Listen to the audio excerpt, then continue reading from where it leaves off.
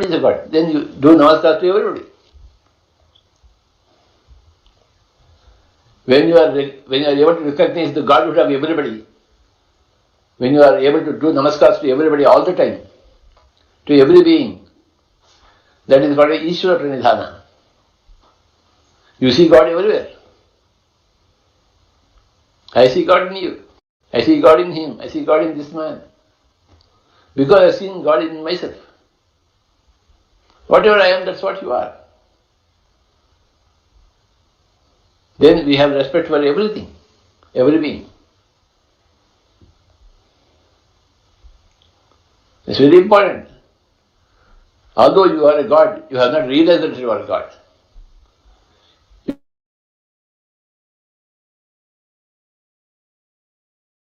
Years back. Only it is since 40 years that I have understood that my own Godhood. That is when I become spiritual. So everybody has to understand their own Godhood. So, what are these sadhus, sannyasis, yogis, rishis working for? They are trying to understand themselves. Why did Gautama Buddha leave his palace and he went into the jungle? Why? He wanted to understand himself. He also wanted to know the source of suffering in this world. Why there is suffering? What is the nature of suffering?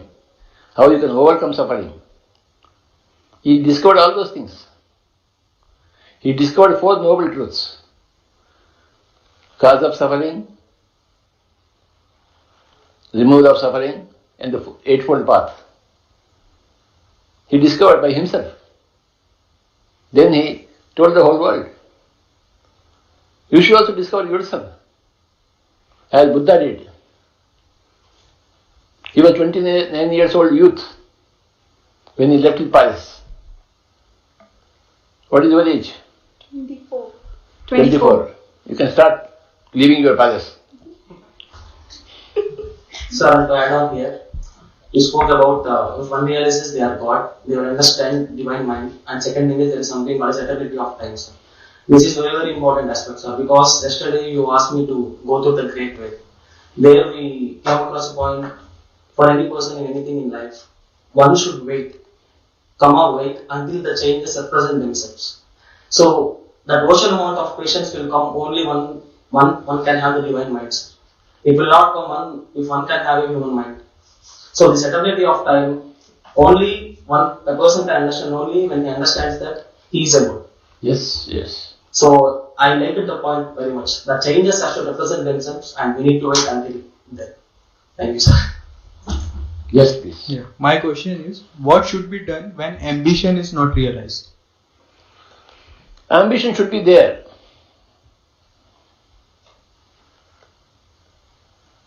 Ambition is a goal. Every person should have a goal. Any goal is better than having no goal. It's keep changing. Right? Yes, from time to time it keeps changing. We have to go with the flow. Like. Go with the flow, go with the nature of the body.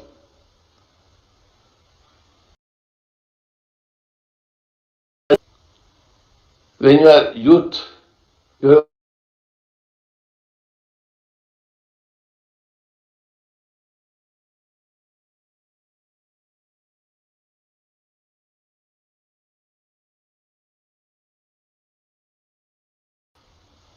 children must play all the time. Youth must always become something valuable in the society. And people who are old, they always must be give back everything to the society before they vacate the body. They have got a responsibility, duty to teach others and give to others. So this ambition of having a goal at every stage in your life, you should have perfect goals. Old age is not for retirement. No. Old age for total service. Youth is for total work. Childhood is for total play.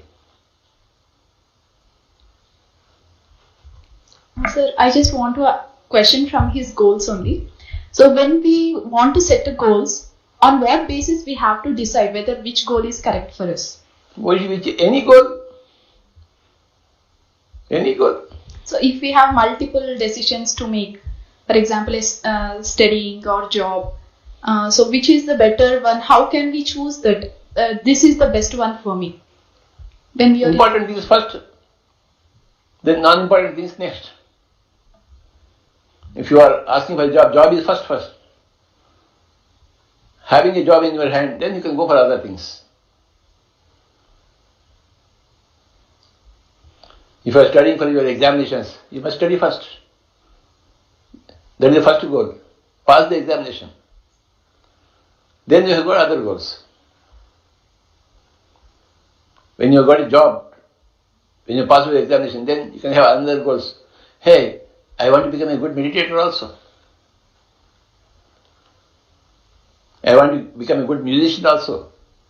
I want to learn swimming also. I want to do social service. I want to start a gardening. I want to cultivate vegetables. I want to do organic farming. There are any number of goals. But after first priority goals are over, then the second priority goals, then the third priority goals. All goals have got different priorities. Number 1 priority, number 2 priority, number 3 priority, number 4 priority, isn't it? All are not having equal priority, no. Some have got more important, some are less important. So you categorize them. So based on priorities, we have to Naturally based on priority. Okay, thank you. Based upon your aptitude also. You are interested in learning music, then you must learn music along with your studies. Sir, one more question, sir. So in youth, we enjoy many benefits of meditation. So is it necessary for exploration of a deeper level of spirituality in young age? It's a choice. Prahlada, Dhruva, they explored meditation at a very young age. Isn't it? Krishna started meditation at the age of 4. Jesus started meditation at the age of 7. Okay. Or Beethoven started at the age of 4, or Mozart started at the age of 4. Their music. They become geniuses. All geniuses in any field, they have started very early, in childhood itself. They are all childhood prodigies. See, if you are a very great master in the past lifetimes, in this lifetime, right from childhood, you will begin that course.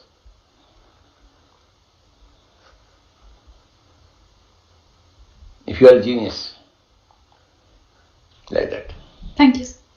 So what is love? Love. I could not understand what was love.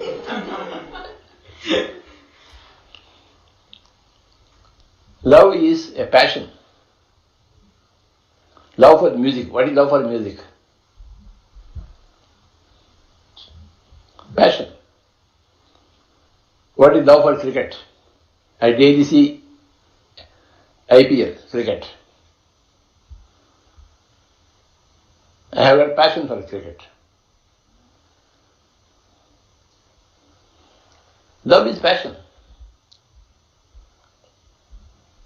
Passion is deep desire. That is passion.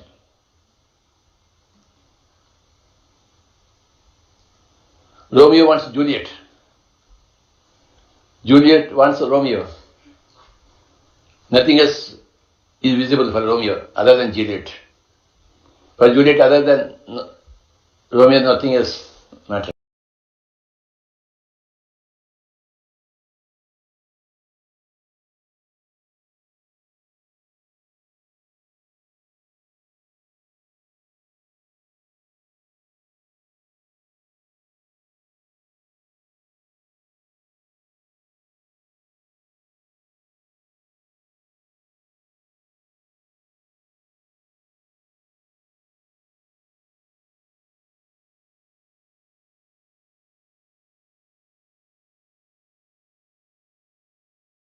What qualities to seek when finding a life partner?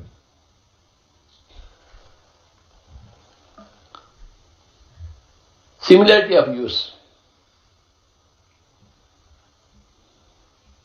That's what is important when you are choosing a life partner.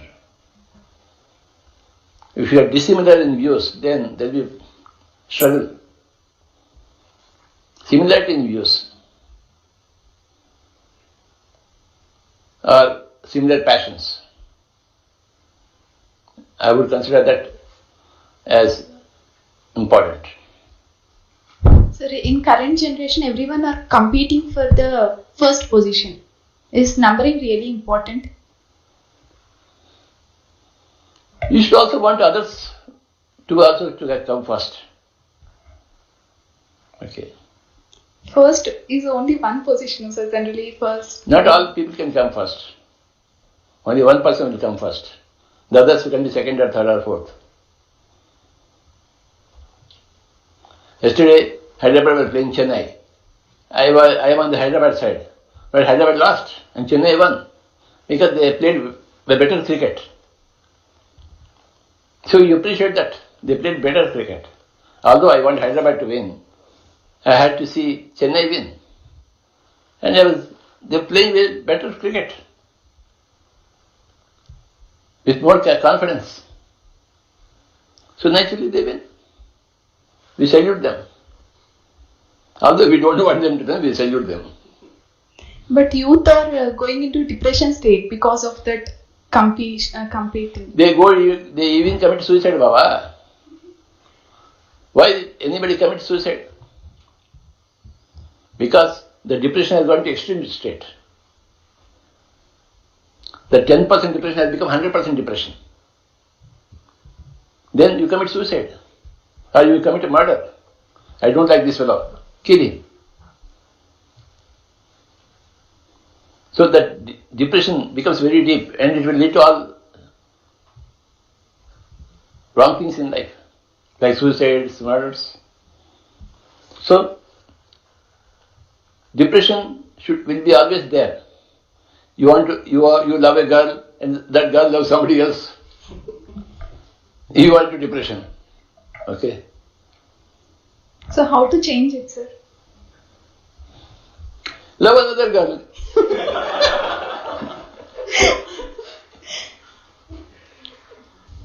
If nothing is going right, then try taking left. Thank you, sir. Sir, do enlightened person get emotions? Full of emotions. You have a classic example in Durvasa. He was full of emotions, but he was a great master. Emotions and wisdom are not antitheses of each other. They can coexist. Emotions and wisdom. This point is very important. Emotions are separate and wisdom is separate. You can have people with no wisdom, no emotions. Stupid people. We can have people with wisdom and with no emotions. Or we can have people with lot of emotions and no wisdom. But we can also have people with lot of wisdom and lot of emotions also. Like Durvasa Mahamuni. Everything possible. All types of people are there. Emotions are not per se bad. Okay. Emotions are good. Emotions are very good from my point of view. And you must always express your emotions. If I find you are stupid, I say, hey, you are stupid. Okay. I express my emotions. Or if I find you very good, hey, you are very good, yaar. How good you are. So I express my emotions. One should be emotional and one should express emotions. And one should respect others' emotions. Respecting only your emotions and not respecting others' emotions is wrong. Emotions must be respected universally. You must express your own emotions. You must allow others to express their emotions. That is your wisdom. If you only express your emotions and not allow others, you are egoistic, not you are wise. You are not wise. When you allow others the same right that you give to yourself, you are wise. You are enlightened. You must become enlightened. When you consider others' needs and desires, you are enlightened. When you want to consider only your needs and your desires, you are selfish. You are not enlightened. When you take into consideration everybody else's needs and desires all the time, you are enlightened. Because an enlightened person takes care of everybody's needs and desires, they are welcome everywhere. Selfish people are not welcome anywhere. Enlightened people are welcome everywhere. Are you enlightened? I don't know. I don't think so. You have to become enlightened. And if you are here in this valley, you are sure to become enlightened in no time. Sure. Yeah, you are in a very perfect place of enlightenment. How can we have balance between family and social responsibilities? Always there should be 50-50. 50% of your time and energy and resources for family, 50% of your time and energy and resources for the society. Sometimes 60-40, 40-60 will go, but overall 50-50. You must never leave your family. And you must never leave the society also. Both are equal considerations. Three things, not only family and society, but first of all yourself, then your family, then your society. Your life, your time, your resources, your energy must be divided into three parts. One part for yourself, one part for the family, and one part for the society. Three parts. In meditation, why do you observe only breath? You can do anything. You can chant a mantra, you can think of Rama and Krishna, you can think of the nature, you can do anything to concentrate your mind. But we have found that the breath is the best. By trial and error method, we have discovered that breath is the best. Therefore, we advocate the best. Have you done any other meditation practices? Before I came to meditation, breath meditation, I did many things. I did transcendental meditation. I went to Brahma Kumaris. Many things I did. But finally I came to Anapanasati. I did Hatha Yogic Pranayama. I did. I explored everything. Then only I came to Anapanasati. So why do we see weird faces in dreams at night? Why should you not see? It's only a dream. Why do people go to horror films? But then we can't sleep now. They see horror films. They read horror books. They want that. Dream is a dream. You can have any mixture in a dream. A comedy dream, or a horror dream, or a tragedy dream. Dream is a dream. But then I can't sleep. See them. It's only a dream, it's only a movie that's happening in front of your mind. Not in front of your eyes. In the front of your mind's eye it is happening. See it. Enjoy the movie. So many dreams come to me every night. Somebody is behind after me. So I am running. I am going into the lanes of the city. Still some people are behind me. So what? You escape them. You run faster. Practice running faster. Every dream is useful. Every dream comes with a message. Okay, you have to understand those dreams. Okay. Dreams are the language of your own subconscious mind to your conscious mind. Our subconscious mind is 9/10 of ourselves. Our conscious mind is only 1/10 of ourselves.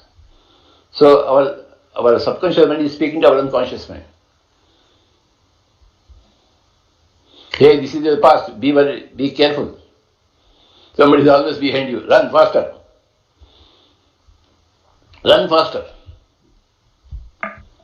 Become P.T. Usha. Oh, so you practice running in the dream. when somebody is behind you. If somebody is not behind you, how can you run? Why should you run? So somebody is always behind you, trying to kill you. So you run. Why? Because you have to practice running. So many things are there. It's not a small subject, dreams. It's a vast subject. As vast as the Himalayas. Vast subject. Dreams is a very vast subject. Better leave that subject without studying it. Just accept your dreams. That would be my advice. You don't have to study. You don't have to go from Bangalore to all the way to Himalayas. You don't have to go. Himalayas are there, very fine. Hi Himalayas. Dreams are there. Hi dreams. You are there, I am here. I am happy with you. You are happy also with me. Bye bye Himalayas. Bye bye dreams. Understand? You don't have to climb Everest. No. What is more important in life, faith or courage? Faith or Courage. both are important. It depends on situation. Depends upon situation. Yes. When you are in a war, courage is important. Okay. When you are in your temple praying, when you are in church, courage is not required. Faith is required in your Jesus Christ. You have to go to the temple and pray for Jesus Christ, where faith is required.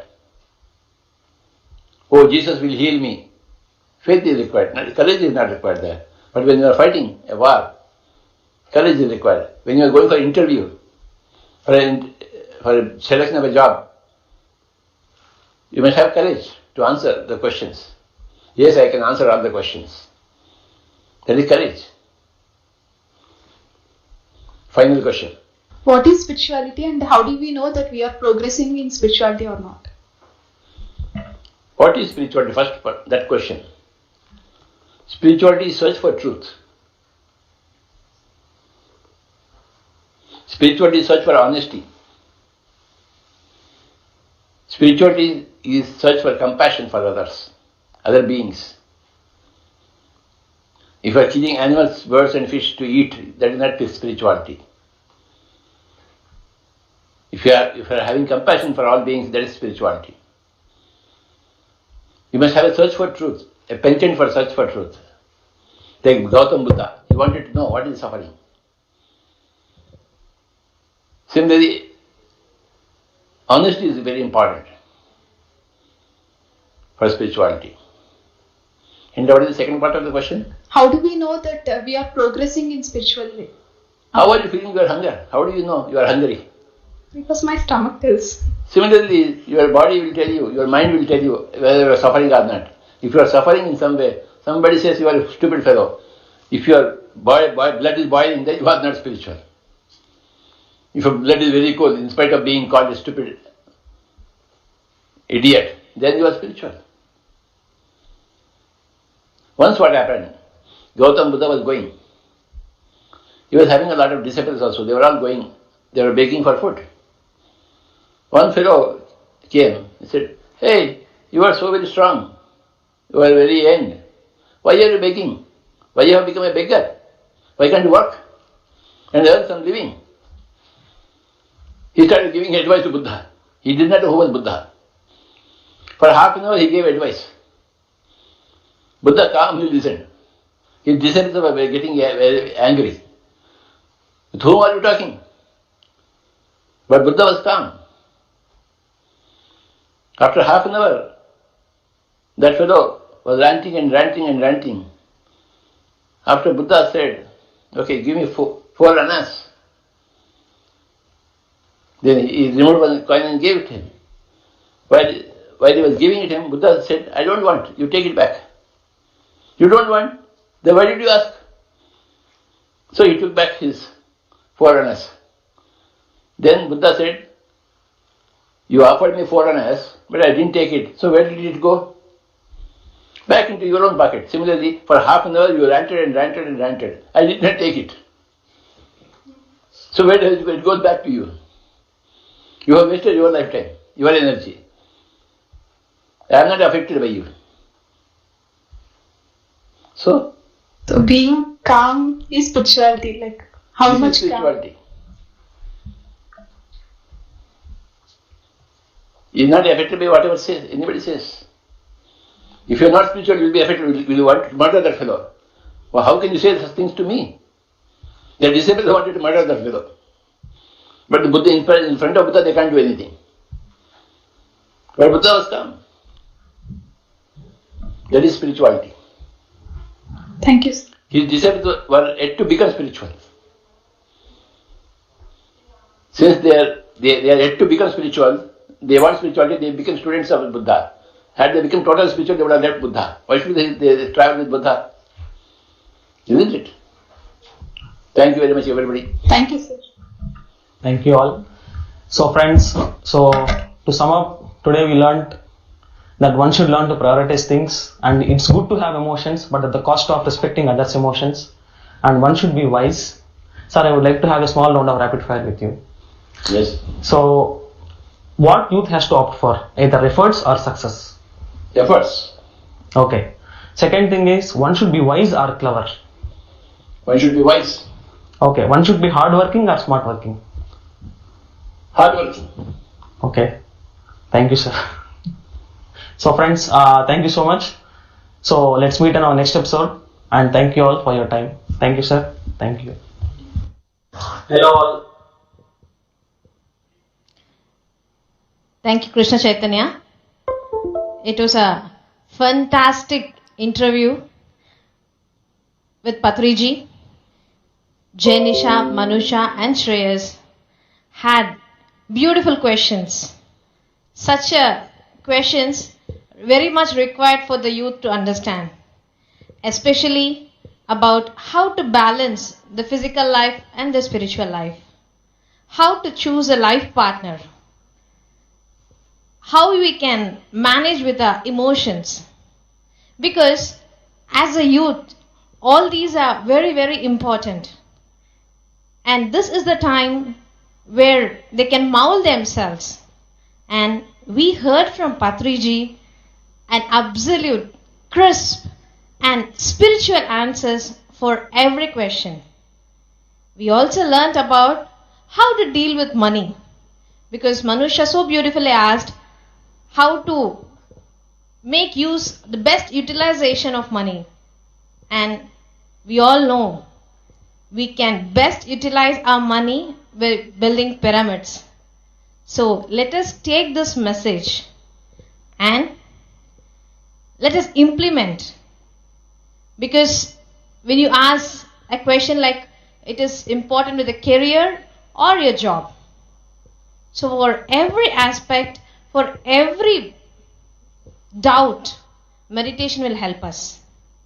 And we also heard from Patriji in a very recent interview that angels are ready to help us. So dear friends, if you have any doubt, just sit in meditation, put down your question, and obviously you can get your answer. Your answers will come from within. There are astral masters and angels to help us out. We have to ask them. Ask, and it shall be given unto you. That is the wonderful message by Esther and Jerry Hicks. And today, we learnt a lot through this Youth with Truth interview. You all see, those 3 young members have come to Pyramid Valley, spent their time with Patriji. They have attended many workshops here, online and offline too. So let us all see another series of Youth with Truth interview tomorrow again. Let us move for the next session. A wisdom session by Paripatri. Many of you know Paripatri. She is the daughter of our beloved Guruji, Brahmarshi Patriji. And she learned meditation at a very young age, at the age of 2, and started teaching meditation from the age of 5. She has moved to US at the age of 22, and her life completely changed. she got very much busy with her studies and with the corporate life. Being still with the spiritual roots in the family at India, she had a lot of choice and a lot of things to be tackled into her life. And with the help of meditation, she completely transformed her life. Now she is a women empowerment coach. She is also awarded as one of the top 20 women for transforming this world. She is now conducting thousands of workshops about the heart math, the crystal energies, orgone pyramids, and whatnot. She is also the founder of PSSM Global, where she is connecting people from different parts of the world and getting them into the meditation. She is also helping to translate Patriji's concepts and the basics of meditation into the most languages possible. Please do stay tuned to hear from her. Now she is going to deliver her message about the law of one, the soul consciousness. Let us all hear from her. Thank you. Hello everyone. Namaste. My name is Patri and welcome to the Buddha Poornima celebrations. I'm very happy to be here among each and every one of you who is participating in this event and meditating with this full moon energies. Full moon is a time where the energies are at its peak, and when we meditate, we amplify that effect. Today I'm here to share with you about the law of one and also about the different densities. Okay, you may have already heard about the dimensions, the different dimensions, but today I'm going to introduce you to a concept called density. Okay, so let's get started. First, I would like to start with actually stating the law. What is the law of one? And we'll discuss the content, and then we'll come back to understanding this law of one. So basically, this law of one is that in truth, there is no right or wrong. There is no polarity. For all will be, as you would say, reconciled at some point in your dance through the mind-body-spirit complex, which you amuse yourself by distorting in various ways at this time. This distortion is not in any case necessary. It is chosen by each of you as an alternative to understanding the complete unity of thought which binds all things. You are speaking of similar or somewhat like entities or things. You are everything, every being, every emotion, every event, every situation. You are unity. You are infinity. You are love, light, love. You are. This is the law of one. How beautiful it is. We will learn about this in the next few minutes. But first I want to talk about what is this, where did this law of one come from? So law of one came from the social memory complex of the sixth density beings called the Ra. They call themselves as Ra, R-A. Okay, and so they have been contacting the beings on earth from a very long time back. In Earth's ancient history, in our history, Ra is known as the Egyptian god of the sun. They state, however, so when they contacted us, so this was these people contacted medium. All this information came through channel information, and is written in the book of the law of one, the law of one, the raw material. So this is really interesting because this collaborates many scientific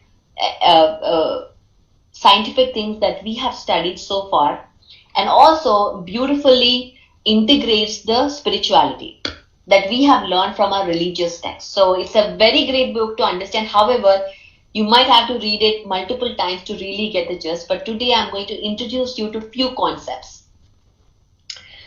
So they state, so these people, so they don't consider them as individuals, like how we considered I am Pari, you are maybe Swapna or Manjula. So we differentiate as two different people. But when we go higher in densities are the different levels of consciousness, of sacred geometry, of awareness. So as the density goes higher, there are no more individuals. It is one memory, one consciousness. It is unity. So and the information that holds by every individual is held in that collective consciousness. Let me give back some history about it. In ancient history, as I mentioned, Ra is known as the Egyptian god. So when we say Ra, we are actually calling upon the sun. And they visited the Egyptians, and they came in as brothers, as sisters, as gods. On earth, we had gods living among the human beings. In all our mythologies, this has been said, gods among the human beings. It can be suras or asuras or whoever.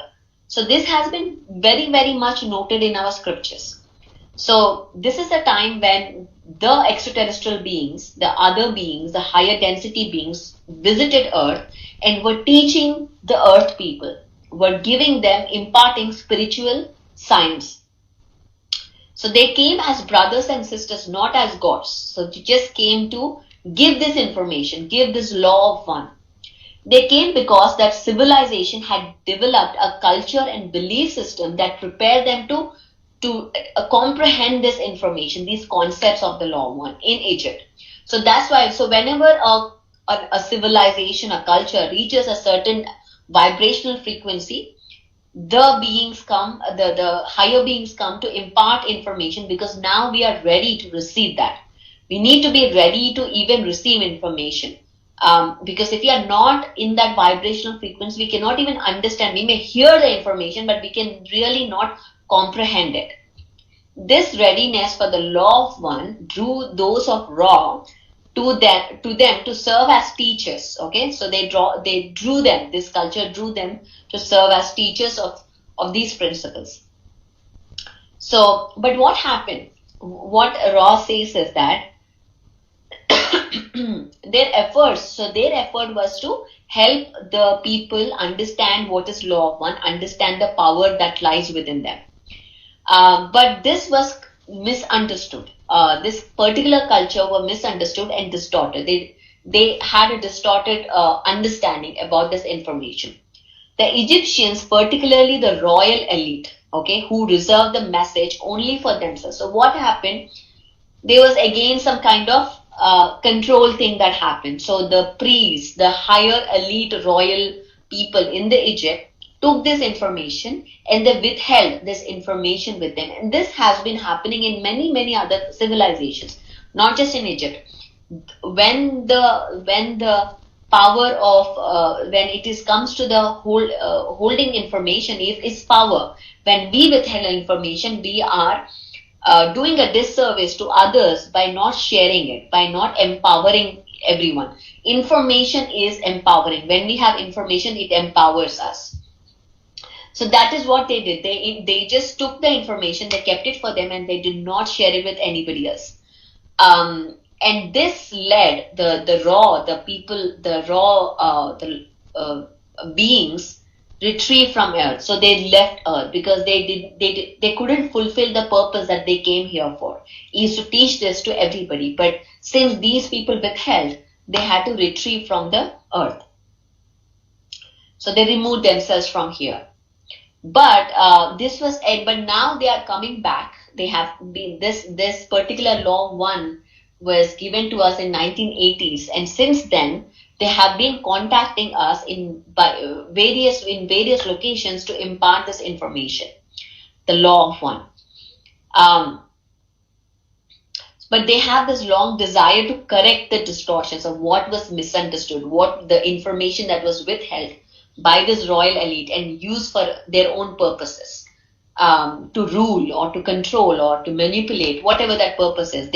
So they are here to clear those distortions.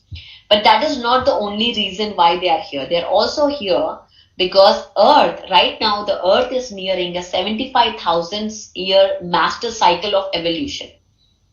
And many of its population, of Earth's population, is ready to graduate to the next evolutionary stage, which they call, the Raw calls it as fourth density. Right now, we are in the third density, where we are now ready to graduate into the fourth density, a certain amount of population, which is a density of love and understanding. The density, the fourth density is the density of love and understanding. I'm going to share with you what is all the different kinds of densities and what do they mean.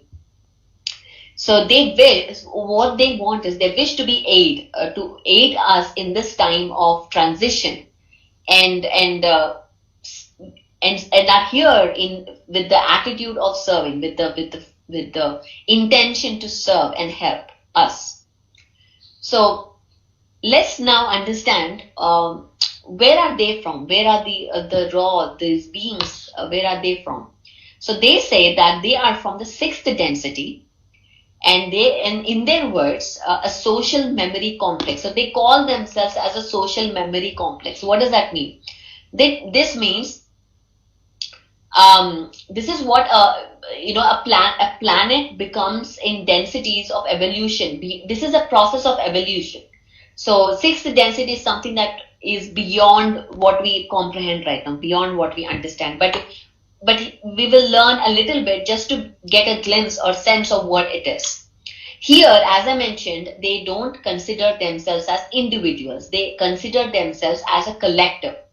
So any information that is brought in by one individual is a part of the whole, which is different from what we see in the third density.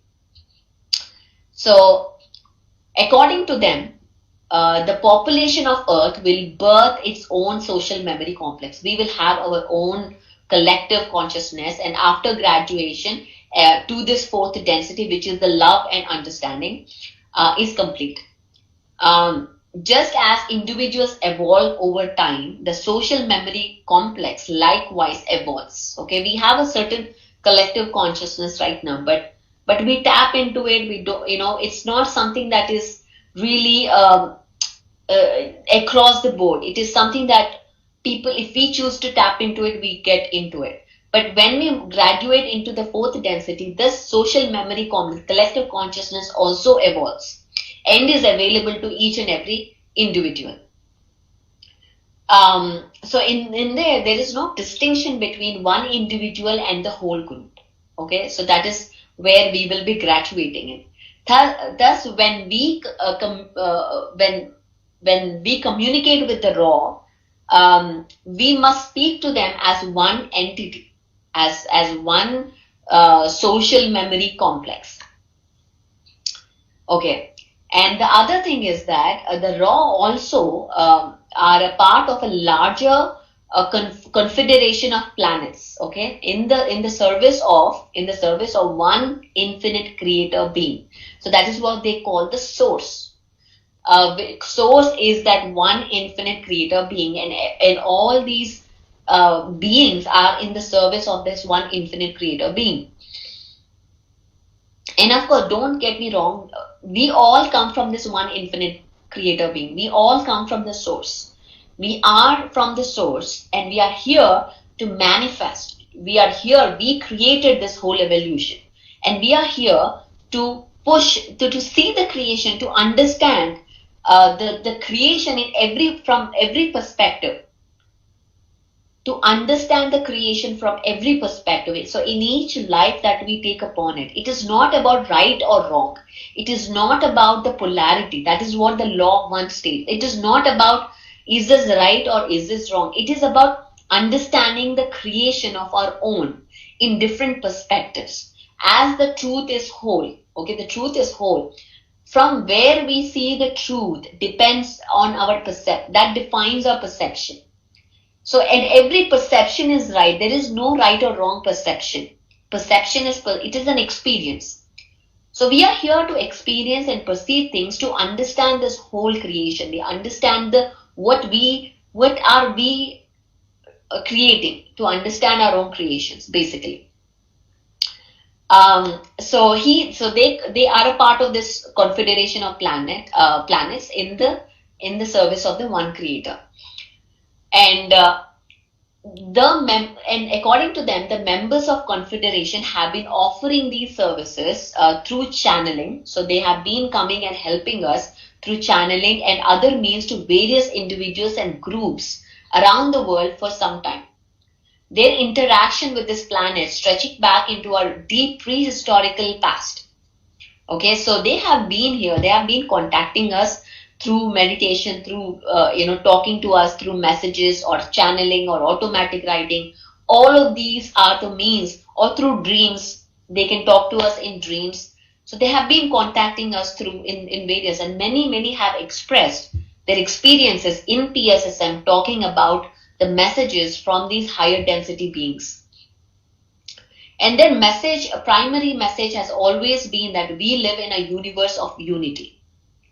We live in a universe of unity, that the world we perceive it is an illusion, that we are here to learn how to give and receive love. The ultimate goal, anything that you have, you may be a musician, you may be a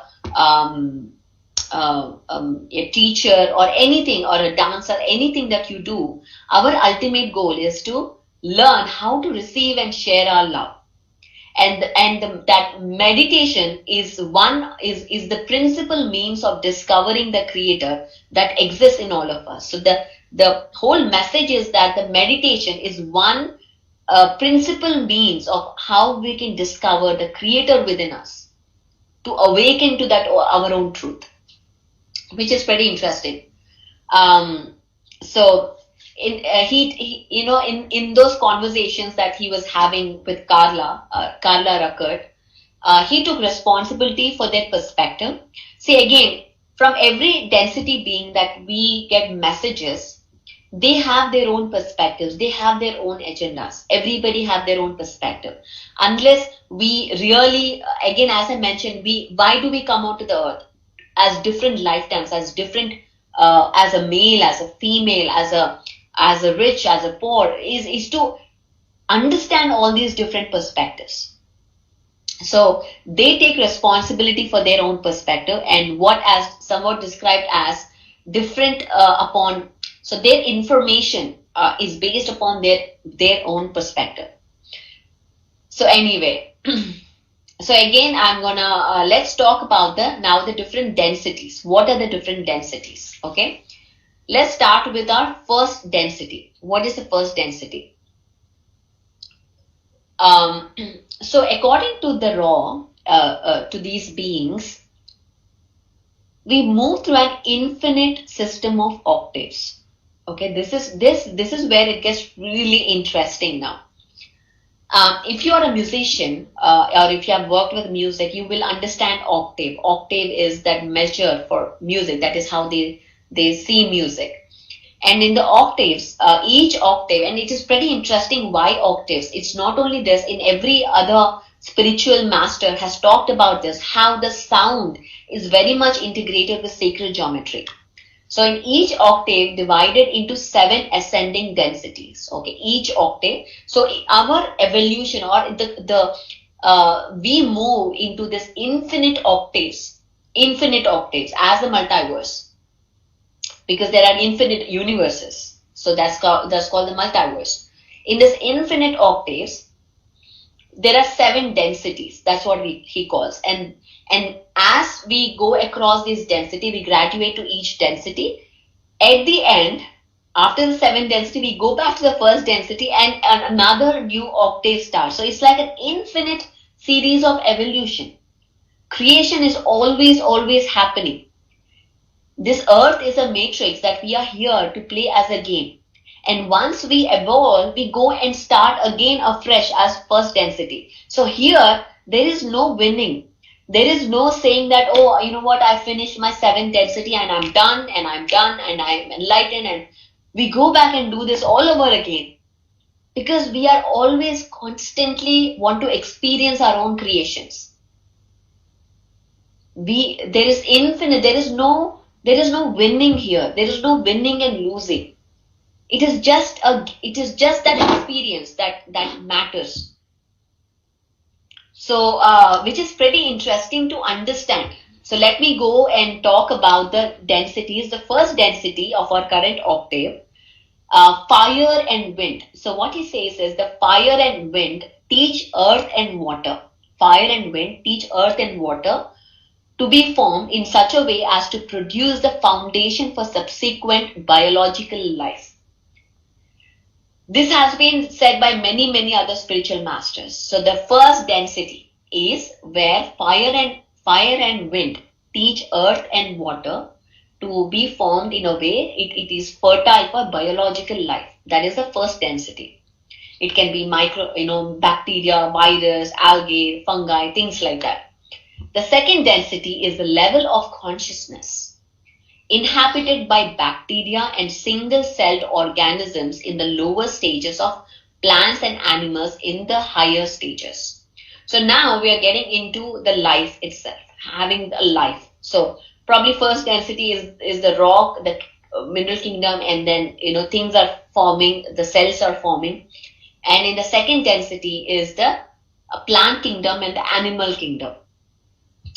The density's lessons involve transforming from the random change of first density to more coherent awareness through that facilitates growth and directed movement. So basically there is movement, there is growth, there is thinking, there's emotions, there's a lot happening in the second density. As entities progress through the second density, they begin to strive toward the next density of self-consciousness. And as the spirit complex becomes awakened, what is spirit complex? It is the collective consciousness becomes awakened, graduation to the third density happens. What is third density? Third density is the density of choice. We have a more highly developed self-awareness that includes the mind, body, and spirit. And for the first time, a fully activated spirit. So we have this complex built down. And we have this choice. It's a density of free will, choice. The function of this density is to polarize our consciousness and to choose our form of love, our form of service. So this is very interesting because here we have the power to choose. We have the power to choose the level of consciousness, and there is polarizing, there is duality in this third density, which is male and female, which is light and dark. So this duality exists in here.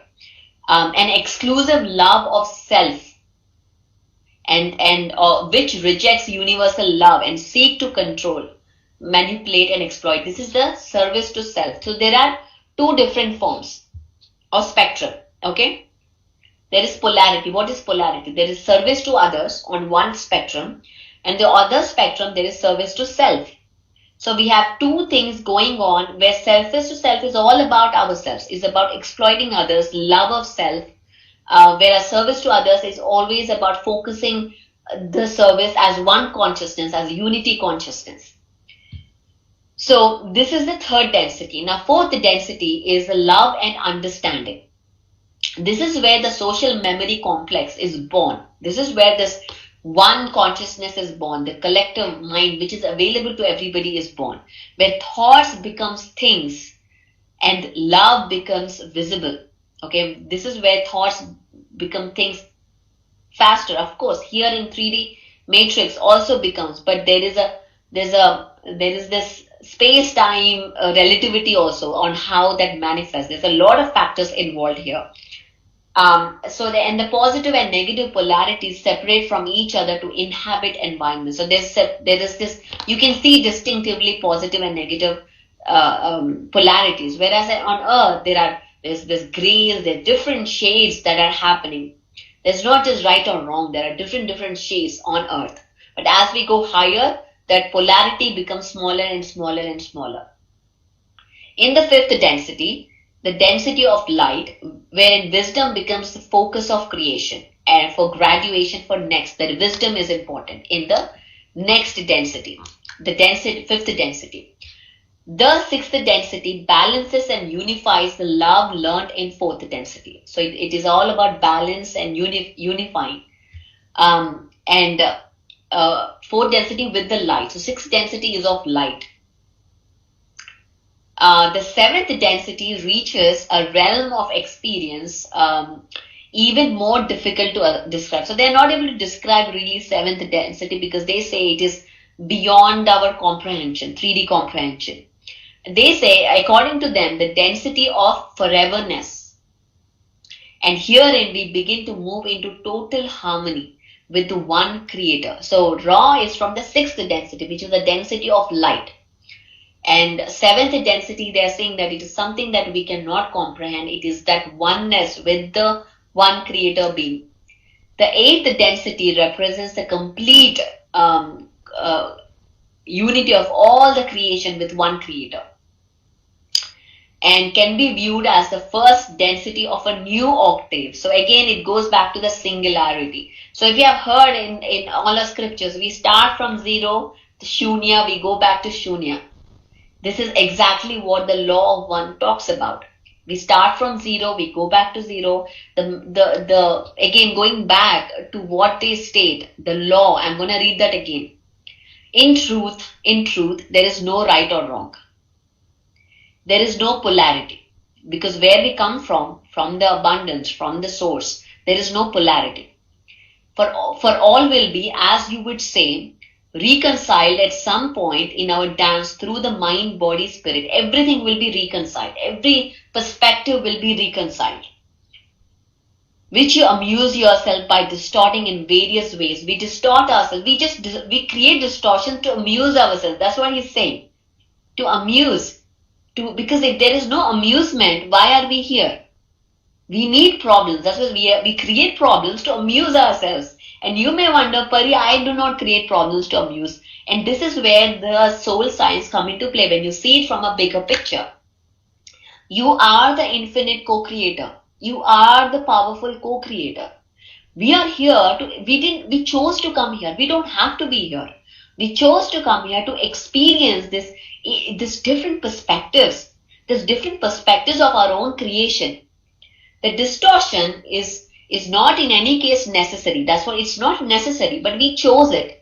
It is chosen by each of you as an alternative to understanding the complete unity of thought, which binds all things. You're not speaking of similar or somewhat like entities. See, it's not about we are similar entities. It is about you are everything, every being, every emotion, every event, every situation. You are unity. You are love, light, love. You are. There is no question, no doubt, no, not even 1%, 0.1% doubt about it. This is the law of one. Understanding that this is the law of unity. There is no right or wrong. There is no fair or unfair. When we understand from this perspective, yes, of course, the 3D matrix has its own laws and rules, but we don't have to get consumed into it because we created it from our own amusement, for our own perspective experience, for our own experiences, vibrational experience. Because when we have a vibrational experience, it comes in and connects to our soul consciousness and makes that complete awareness. The awareness shifts, the awareness expands. And this is what meditation does. Even the law of one says that the extremely important perception is our meditation. Meditation is extremely important to understand this. Thank you very much. I really enjoyed sharing this with you, and I'm so honored to share this information. And there is so much more that we can learn. And I look forward to connecting with you again. Thank you very much, and we'll see you later. Bye-bye.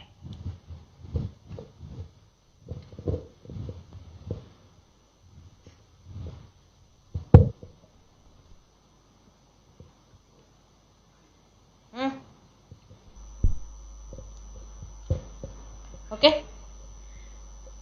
Thank you, Pari. It was a great session from you to know about the soul. We all say from the Sanskrit a great saying, Mamatma Sarvabhutatma, that we are all one. Let it be mineral kingdom, plant kingdom, animal kingdom, and the human kingdom.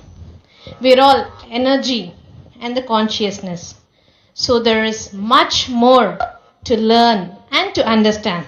And dear friends, this is not a one-time affair. You need to hear it again and again to understand it better.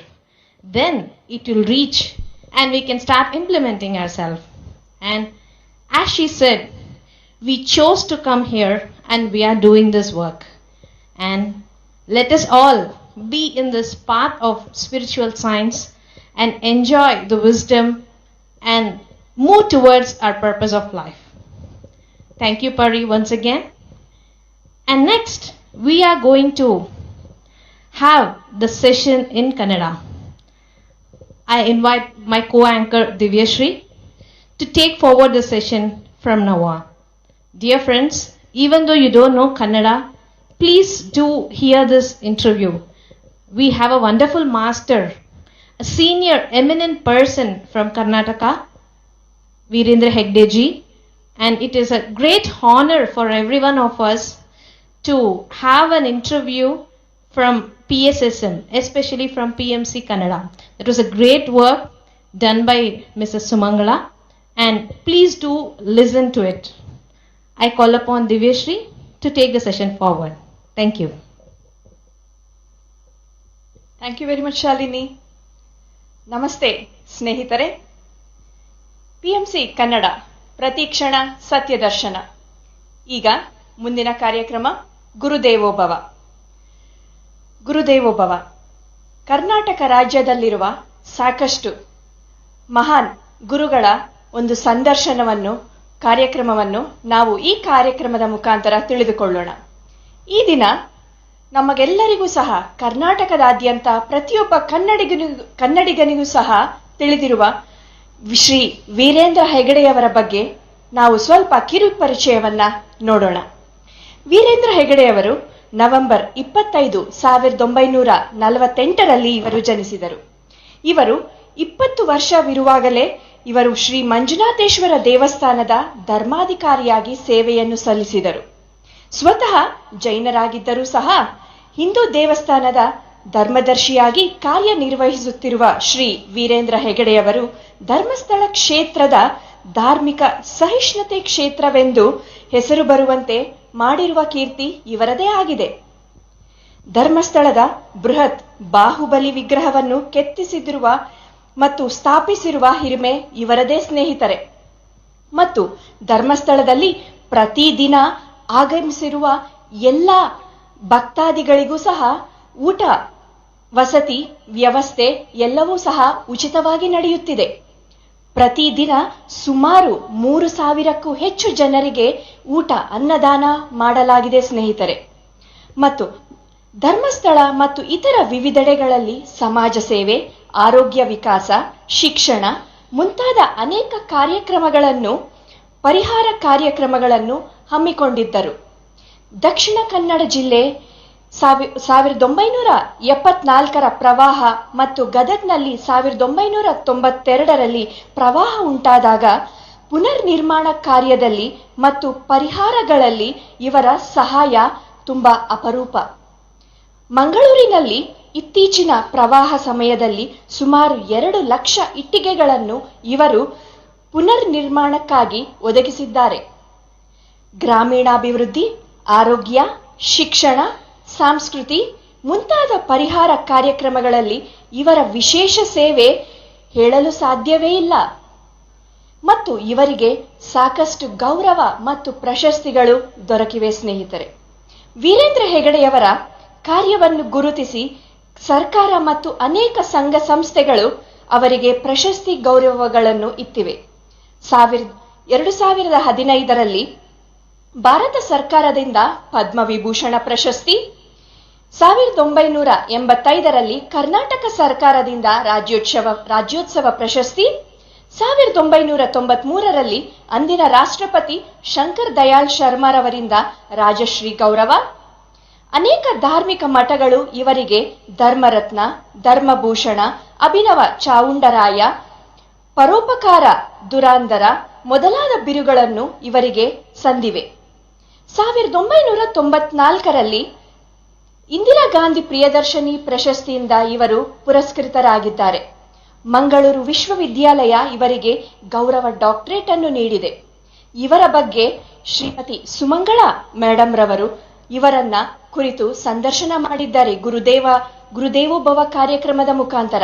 ಈಗ ಈ ಕಾರ್ಯಕ್ರಮವನ್ನು ನಾವು ನೋಡಿ ಅವರ ಮಾತುಗಳಿಂದ ಅವರ ಜ್ಞಾನವನ್ನು, ಅವರ ಜೀವನದ ವಿಧಾನವನ್ನು ನಾವೆಲ್ಲರೂ ತಿಳಿದುಕೊಳ್ಳೋಣ.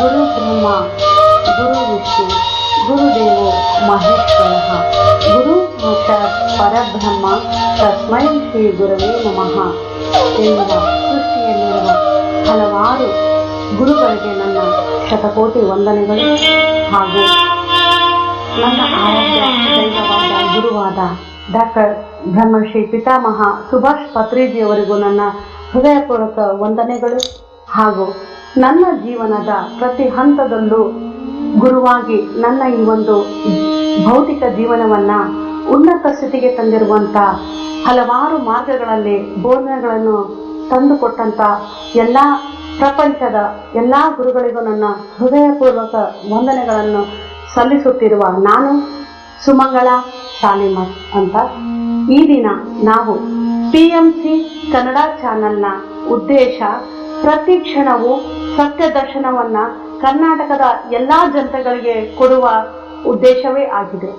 ಅಂತಹ ಒಂದು ಕ್ಷೇತ್ರವಾದ ಅದರ ಜೊತೆಗೆ ಧರ್ಮ ಎಲ್ಲಿದೆ ಅಂದರೆ ಕರ್ನಾಟಕದ ಧರ್ಮಸ್ಥಳದಲ್ಲಿದೆ.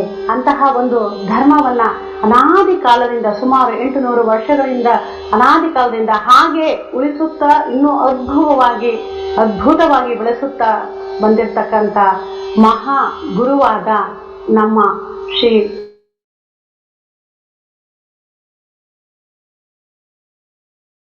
ನಮಸ್ಕಾರಗಳು. ನಾವಿಂದು ನಮ್ಮ PMC ಕನ್ನಡ ಚಾನೆಲ್ನ ಮುಖಾಂತರ ಗುರುದೇವೋಭವ ಅಂದರೆ ಕರ್ನಾಟಕದ ಪ್ರತಿಯೊಬ್ಬ ಗುರುವಿನ ಒಂದು ಸಂದೇಶವನ್ನ ನಾವು ಕರ್ನಾಟಕದ ಈ ಒಂದು PMC ಕನ್ನಡ ಚಾನೆಲ್ನ ಮುಖಾಂತರ ಕರ್ನಾಟಕದಲ್ಲಿರುವ ಪ್ರತಿಯೊಂದು ಮನೆಗೂ ಜನಗಳಿಗೂ ಈ ಒಂದು ಸಂದೇಶವನ್ನ ಪ್ರತಿಯೊಬ್ಬ ಗುರುವಿನ ಸಂದೇಶವನ್ನ ಮನೆಗೂ ಮುಟ್ಟಿಸುವ ಒಂದು ಉದ್ದೇಶದಿಂದಾಗಿ ಪತ್ರಿಜಿಯವರ ಸಂಕಲ್ಪದಂತೆ ಎಲ್ಲರೂ ಜ್ಞಾನವನ್ನು ನಾವು ತೆಗೆದುಕೊಳ್ಳಬೇಕು, ಪ್ರತಿಯೊಬ್ಬ ಮಾನವನು ಮಾಧವರೇ ಸರಿ ಅಂತ ಹೇಳ್ಬಿಟ್ಟು ಆ ಒಂದು ನಿಟ್ಟಿನಲ್ಲಿ ತಮ್ಮ ಒಂದು ಅದ್ಭುತವಾದ ಅಮೋಘವಾದ ಸಂದೇಶ ಇಡೀ ಕರ್ನಾಟಕಕ್ಕೆ ಗೊತ್ತಿರುತ್ತೆ. ಆದರೂ ನಮ್ಮ ಒಂದು PMC ಕನ್ನಡ ಚಾನೆಲ್ನ ಮುಖಾಂತರ ತಾವುಗಳ ಸಂದೇಶವನ್ನ ಮುಟ್ಟಿಸಬೇಕಾಗಿ ತಮ್ಮಲ್ಲಿ ವಿನಂತಿಸಿಕೊಳ್ಳುತ್ತೇನೆ. ಪ್ರಥಮವಾಗಿ ತಮ್ಮ ಒಂದು ಜನನ, ಯಾಕಂದ್ರೆ ಇವತ್ತು ನಾವು ಯಾವುದೇ ಒಂದು ಸ್ಥಿತಿಯಲ್ಲಿ ಇದ್ದೀವಿ ಅಂದ್ರೆ ತಂದೆ ತಾಯಿಗಳು ಕಾರಣ ಸರ್. ಸೊ ಹಾಗಾಗಿ ಅಂತಹ ಒಂದು ಅಮೂಲ್ಯ ರತ್ನವನ್ನ ಈ ಭೂಮಿಗೆ ಕಾಣಿಕೆಯಾಗಿ ಕೊಟ್ಟಿರ್ತಕ್ಕಂಥ ರತ್ನಾಕರ ಸರ್ ರತ್ನಮ್ಮ ಅಮ್ಮನವರ ಒಂದು ಗರ್ಭದಲ್ಲಿ ತಾವು ಜನಿಸಿದ್ದೀರಾ. ಈ ಭೂಮಿಯೇ ಪುಣ್ಯ ಅಂತ ಹೇಳ್ಬೋದು. ಸೊ ಅಂತಹ ಒಂದು ನಿಟ್ಟಿನಲ್ಲಿ ತಮ್ಮ ಜನನ ಆಯಿತು. ಆ ಜನನದ ನಂತರ ತಮ್ಮ ತಂದೆ ತಾಯಿಗಳ ಜೊತೆ ಕೌಟುಂಬಿಕ ಜೀವನ, ಬಾಲ್ಯ ಜೀವನ ಹೇಗಿತ್ತು ಸವಿಸ್ತಾರವಾಗಿ ತಿಳಿಸಿಕೊಡಿ ಸರ್. ನಮ್ಮ ಕ್ಷೇತ್ರ ಅಂದ್ರೆ ನೀವು ಹೇಳಿದ ಹಾಗೆ ಬಹಳ ದೀರ್ಘ ಇತಿಹಾಸ ಉಳ್ಳಂತಹ ಕ್ಷೇತ್ರ. ಅದರಲ್ಲಿ ಹೆಗ್ಗಡೆಯವರ ಪೀಠ ಅನ್ನುವಂಥದ್ದು ಬಹಳ ಪ್ರಮುಖವಾದದ್ದು. ಹಾಗಾಗಿ ನಮ್ಮ ಪೂಜ್ಯ ತಂದೆಯವರು ಈ ಕ್ಷೇತ್ರದಲ್ಲಿ ಪಟ್ಟಾಭಿಷಿಕ್ತರಾಗಿ ರತ್ನವರ್ಮ ಹೆಗ್ಗಡೆಯವರಾಗಿ ಸುಮಾರು 13 ವರ್ಷಗಳ ಕಾಲ ದೀರ್ಘ ಸೇವೆಯನ್ನ ಮಾಡಿದರು. ಈ ಸಂದರ್ಭದಲ್ಲಿ ನಾನು ಬಹಳ ಸಣ್ಣವನಿದ್ದೆ. ಬಹುಶಃ ನನ್ನ ತಂದೆಯವರು ಕಾಲವಾದಾಗ ನನಗೆ 21 ವಯಸ್ಸು. ಹಾಗಾಗಿ ಬಾಲ್ಯ ಎಲ್ಲ ಈ ಕ್ಷೇತ್ರದ ವಾತಾವರಣದಲ್ಲೇ ಬೆಳೀತಾ ಬಂತು. ಸಾಮಾನ್ಯವಾಗಿ ಈ ದೇವಸ್ಥಾನದಲ್ಲಿ ಅನೇಕ ಜಾತ್ರೆಗಳು, ಉತ್ಸವಗಳು, ನೇಮಗಳು ಎಲ್ಲ ನಡೀತಾ ಇರುತ್ತೆ. ಈಗ ಈ ಎಲ್ಲ ಕಾರ್ಯಕ್ರಮಗಳು ನೋಡಿ ನೋಡಿ ನೋಡಿ ನೋಡಿ ಬೆಳೀತಾ ಬಂದವರು ನಾವು. ಅದೇ ರೀತಿಯಲ್ಲಿ ತಮ್ಮ ತಂದೆಯವರು ಬಹಳ ಶಿಸ್ತಿಗೆ ಹೆಸರಾದವರು. ಯಾವುದು ಮಾಡೋದಿದ್ರು ಅದನ್ನು ಶಿಸ್ತಿನಲ್ಲಿ ಸಮಯ ಪ್ರಜ್ಞೆಯಿಂದ ಮತ್ತು ಕಟ್ಟುನಿಟ್ಟಾಗಿ ಮಾಡಬೇಕು ಅನ್ನೋದು ಅವರ ಒಂದು ದೀಕ್ಷೆ. ಹಾಗಾಗಿ ಅವರು ನಮ್ಮ ಶಿಕ್ಷಣವನ್ನು, ನಮ್ಮ ಜೀವನವನ್ನು ಹಾಗೆ ಬೆಳೆಸಿದರು. ನಾವು ಏನು ಮಾಡೋದಾದ್ರೂ ಶಿಸ್ತಿನಿಂದ ಮತ್ತು ವ್ಯವಸ್ಥಿತವಾಗಿ ನಾವು ಮಾಡಬೇಕು ಅಂತ ಅವರದೊಂದು ದೀಕ್ಷೆ ಇತ್ತು. ಹಾಗೆ ನಾನು ಇಲ್ಲಿ ಸ್ವಲ್ಪ ಕಾಲ ಓದಿ ಮತ್ತೆ ಬೆಂಗಳೂರಿಗೆ ಹೋಗಿದ್ದೆ. ಬೆಂಗಳೂರಿನಲ್ಲಿ ನನ್ನ ಕಾಲೇಜು ಶಿಕ್ಷಣ BA ಮುಗಿಯುವವರೆಗೆ ನಾನು ಬೆಂಗಳೂರಿನಲ್ಲಿದ್ದೆ. ಆಮೇಲೆ ನನ್ನ ಕೊನೆಯ ವರ್ಷ BA ಕೊನೆಯ ವರ್ಷದಲ್ಲಿ ಇದ್ದಾಗಲೇ ತಂದೆಯವರ ಅನಾರೋಗ್ಯ ಮತ್ತು ಅವರ ದೇಹಾಂತ್ಯವಾಯಿತು. ಹಾಗಾಗಿ 21 ವಯಸ್ಸಿಗೆ ನಾನು ಇಲ್ಲಿ ಬಂದು ಹೆಗ್ಗಡೆಯವರಾಗಿ ಸೇವೆ ಮಾಡ್ತಾ ಇದ್ದೇನೆ. ಹೀಗಾಗಿ ಬಾಲ್ಯದಲ್ಲಿ ವಾತಾವರಣದಲ್ಲಿ ಬಹಳ ವಿಶೇಷವಾದದ್ದು. ಯಾಕಂದ್ರೆ ಇಲ್ಲಿ ಮಂಜುನಾಥ ಸ್ವಾಮಿಯ ಉತ್ಸವಗಳು ಎಲ್ಲ ನಡೀತಾ ಇದ್ರೆ ಸಾಮಾನ್ಯ ಗ್ರಾಮೀಣ ಜನರಲ್ಲಿ ಮಾತು ಬಿಡ ಮಂಜುನಾಥ ಅನ್ನುವಂಥ ಒಂದು ಮಾತು ಪ್ರಚಲಿತ ಇತ್ತು. ಒಂದು ಮಾತು ಹೇಳಿದ್ರೆ ಆ ಮಾತಿನ ಪ್ರಕಾರವೇ ನಡ್ಕೊಳ್ಬೇಕು, ತಪ್ಪಬಾರದು ಅಂತೇಳಿ. ಹಾಗಾಗಿ ಇಲ್ಲಿ ಈ ಕ್ಷೇತ್ರದಲ್ಲಿ ಪಾವಿತ್ರ್ಯತೆ ಬಹಳ ಇತ್ತು. ಜನ ಬಹಳ, ಈಗ ಬರುವಂತ ಜನರ ಒಂದು 5% 10% ಮಾತ್ರ ಆವಾಗ ಜನ ಬರ್ತಾ ಇದ್ರು. ಹಾಗಾಗಿ ನಾವು ಈ ಕ್ಷೇತ್ರದ ಸುತ್ತಮುತ್ತ ಇರುವಂತಹ ಎಲ್ಲ ಕೃಷಿಗಳು, ಕೃಷಿ ಭೂಮಿ, ಗದ್ದೆ, ಅಡಿಕೆ ತೋಟ, ತೆಂಗಿನ ತೋಟ ಇಂಥವುಗಳು ನೋಡಿ ನೋಡಿ ನಾವು ಬೆಳೆದವರು. ಆಮೇಲೆ ನಾನು ಬೆಂಗಳೂರಿಗೆ ಹೋದ್ಮೇಲೆ ಅಲ್ಲಿ ಡಿಗ್ರಿ ಆದಮೇಲೆ ತಕ್ಷಣ ಇಲ್ಲಿ ಬಂದು ಪಟ್ಟ ಸ್ವೀಕಾರ ಮಾಡಿದೆ. ಹಾಗಾಗಿ ಬಾಲ್ಯದ ಜೀವನ ಒಂದು ರೀತಿಯಲ್ಲಿ ಬಹಳ ಬೇಗನೆ ಮುಗಿದು ಹೋಯಿತು ಅಂತ ಹೇಳ್ಬೋದು. ನನ್ನ ವಿವಾಹ ಶ್ರೀಮತಿ ಹೇಮಾವತಿಯವರ ಜೊತೆಗೆ 72ನೇ ಇಸ್ವಿಯಲ್ಲಿ, ಅಂದರೆ ನನಗೆ ಪಟ್ಟಾಗಿ 4 ವರ್ಷದಲ್ಲಿ ನನ್ನ ವಿವಾಹವಾಯಿತು. ವಿವಾಹದ ಮೇಲೆ ನನಗೆ ಒಬ್ಬಳು ಮಗಳು ಶ್ರದ್ಧಾ ಅಂತಿದ್ದಾಳೆ ಮತ್ತು ಮೊಮ್ಮಗಳು ಮಾನ್ಯ ಅಂತಿದ್ದಾರೆ. ಈಗ ನಮ್ಮದು ಸಣ್ಣ ಸಂಸಾರ. ತದನಂತರ ಅದು ಒಂದು 15 ವರ್ಷದ ಒಳಗಾದರೂ ತಾವು ಆ ಒಂದು ತಂದೆ ತಾಯಿಗಳ ಸಂಸ್ಕಾರ ಹೇಗಿತ್ತು? ಅಂದ್ರೆ ಈಗ ಇಷ್ಟು ಕ್ಷೇತ್ರ ಬೆಳೆದಿರಲಿಲ್ಲ, ಬಹಳ ಪುಟ್ಟ ಕ್ಷೇತ್ರ ಆಗಿತ್ತು ಇದು. ಆದರೆ ಬಹಳ ಪವಿತ್ರ ಮತ್ತು ಬಹಳ ಹೆಸರುವಾಸಿ ಆಗಿತ್ತು. ಈಗಿನ ಹಾಗಿನ ಜನಸಂಖ್ಯೆ ಇಲ್ಲದಿದ್ರೂ ಕೂಡ ಮನೆ ಮನೆಯಲ್ಲಿ ಸ್ವಾಮಿ ಮಂಜುನಾಥ ಸ್ವಾಮಿಯ ಕೀರ್ತಿ ಎಲ್ಲ ಕಡೆ ಇತ್ತು. ಅದರಿಂದ ಎಲ್ಲರೂ ಈ ಕ್ಷೇತ್ರಕ್ಕೆ ಗೌರವ ಕೊಡ್ತಾ ಇದ್ರು. ಮತ್ತು ದಾನ ಧರ್ಮಕ್ಕೆ ಪ್ರಸಿದ್ಧಿಯಾದಂಥ ಕ್ಷೇತ್ರ ಇದು. ಇದು ಚಾತುರ್ದಾನ ಅಂತ ಹೇಳ್ತಾರೆ. ಬಂದವರಿಗೆ ಅನ್ನದಾನ ಇಲ್ಲಿ ದೇವಸ್ಥಾನದಲ್ಲಿ ಆಗಲೂ ಕೂಡ ಯಾರು ಬಂದರೂ ಕೂಡ ಅವರಿಗೆ ಆಹಾರ ದಾನ, ಊಟ ಮಾಡಿಸಿ ಅವರನ್ನು ಸಂತೋಷದಲ್ಲಿ ಕಳಿಸಬೇಕು, ಇದೊಂದಿತ್ತು. ವಿದ್ಯಾದಾನ, ನಮ್ಮ ತಂದೆಯವರು ಕಾಲೇಜು, ಹೈಸ್ಕೂಲು, ಪ್ರಾಥಮಿಕ ಸ್ಕೂಲ್ ಇದೆಲ್ಲ ನಡೆಸ್ತಾ ಇದ್ರು. ಆಮೇಲೆ ದೇವಸ್ಥಾನದಲ್ಲಿ ಮೃತ್ಯುಂಜಯ, ಮಂಜುನಾಥ ಸ್ವಾಮಿಯೇ ಮೃತ್ಯುಂಜಯ. ಹಾಗಾಗಿ ನಾವು ಈ ಔಷಧ ದಾನ ಅಂತಂದ್ರೆ ಔಷಧಿಗಳನ್ನು ಕೊಡುವುದು ಒಂದು ಮಾತ್ರ ಅಲ್ಲ, ಸ್ವಾಮಿಯಲ್ಲಿ ನಿತ್ಯ ಬಂದವರಿಗೆ ಅಭಯವನ್ನು ಕೊಟ್ಟು ಅವರಿಗೆ ಆರೋಗ್ಯ ಕೊಡುವಂತ ಔಷಧಾನ. ಬಹಳ ಮುಖ್ಯವಾದದ್ದು ಅಭಯದಾನ. ಅಭಯದಾನ ಅಂದ್ರೆ ಹೆದರಬೇಡ ಅಂತ. ಯಾರು ಈಗ ಮನಸ್ಸಲ್ಲಿ ನಿಮ್ಮ ಎದುರು ಕೆಲವರು ಬಂದು ಈಗೆಲ್ಲ ಭಕ್ತರು ಮಾತಾಡಿ ಹೋಗಿದ್ದಾರೆ, ಅವರು ನಾನಾ ರೀತಿಯ ಸಂಶಯಗಳಿಂದ, ಭಯದಿಂದ, ಭೀತಿಯಿಂದ ಬರ್ತಾರೆ. ಬಂದು ನಮಗೆ ಅಂತ ಕಷ್ಟ ಇದೆ, ಇಂತಹ ಕಷ್ಟ ಇದೆ, ನಮಗೆ ಶತ್ರುಗಳ ಬಾಧೆ ಇದೆ, ಅಥವಾ ನಮಗೆ ಯಾವುದೋ ಕಾರ್ಯವನ್ನು ನೆನೆಸಿ ಅದು ಆಗ್ತಾ ಇಲ್ಲ, ನಮಗೆ ಮಕ್ಕಳಾಗಲಿಲ್ಲ, ವ್ಯಾಪಾರ ವೃದ್ಧಿ ಆಗಲಿಲ್ಲ, ಈ ಥರ ಎಲ್ಲ ಸಮಸ್ಯೆಗಳು ತಗೊಂಡು ಬಂದಾಗ ಅವರಿಗೆ ಪರಿಹಾರ ಕೊಡುವಂಥದ್ದು ಇಲ್ಲಿ ವಿಶೇಷತೆ. ಅದರಿಂದ ನಾವು ಯಾರು ಬಂದರೂ ಕೂಡ ಅವ್ರನ್ನ ಕೇಳಬೇಕು. ಕೇಳಿ ನಿಮ್ಮ ಸಮಸ್ಯೆ ಏನು, ನಿಮ್ಮ ವಿಷಯ ಏನು, ಯಾಕೆ ಕಷ್ಟಪಡ್ತಾ ಇದ್ದೀರಿ ಅಂತ ಕೇಳಿ ಅವರಿಗೆ ಸಾಂತ್ವನ ಹೇಳುವಂಥದ್ದು, ಪರಿಹಾರ ಹೇಳುವಂಥದ್ದು ಇಲ್ಲಿ ವಿಶೇಷತೆ.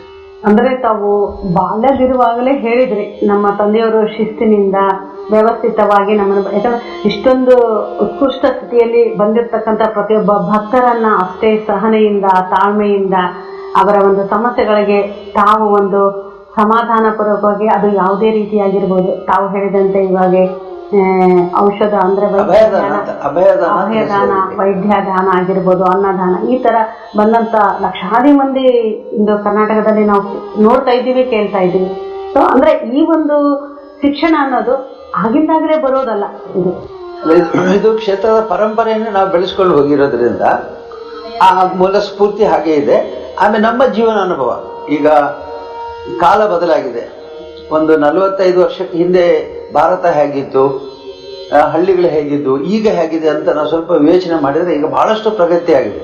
ಆದರೆ ಜನರ ಶ್ರದ್ಧೆಯಲ್ಲಿ ಏನು ಕಡಿಮೆ ಆಗಲಿಲ್ಲ, ಭಕ್ತಿಯಲ್ಲಿ ಏನು ಕಡಿಮೆ ಆಗಲಿಲ್ಲ. ಎಲ್ಲರೂ ಹೇಳ್ತಾರೆ ಕಡಿಮೆ ಆಯಿತು, ಎಲ್ಲೂ ಕಡಿಮೆ ಆಗಲಿಲ್ಲ. ಎಲ್ಲರೂ ಬಹಳ ಅದೇ ಶ್ರದ್ಧೆ, ಭಕ್ತಿ ಮತ್ತು ಪ್ರಾರ್ಥನೆ, ಪೂಜೆ ಎಲ್ಲ ಉಳಿಸ್ಕೊಂಡಿದ್ದಾರೆ.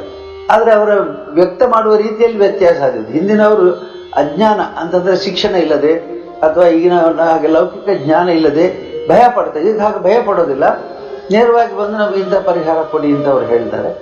ಇದಕ್ಕೆ ಹೆಸರು ಅಭಯದಾನ ಅಂತ. ಹೆದರ್ಬೇಡ ಅಂತ. ಈಗ ಯಾವ ಕ್ಷೇತ್ರಕ್ಕೂ ಜನ ಯಾಕೆ ಹೋಗ್ತಾರೆ ಅಂತಂದ್ರೆ ಊಟ ಮಾಡಕ್ಕೆ ಹೋಗೋದಿಲ್ಲ, ಏನೋ ಸ್ವಲ್ಪ ದುಡ್ಡು ಕೊಡಿ ಅಂತ ಹೇಳಿಕ್ಕೆ ಹೋಗೋದಿಲ್ಲ. ಬದಲಾಗಿ ಅಭಯ, ನಮಗೆ ಏನೋ ಒಂದು ಕ್ಲಿಷ್ಟವಾದ ಸಮಸ್ಯೆಗೆ ಪರಿಹಾರ ಕೊಡಿ ಅಂತ.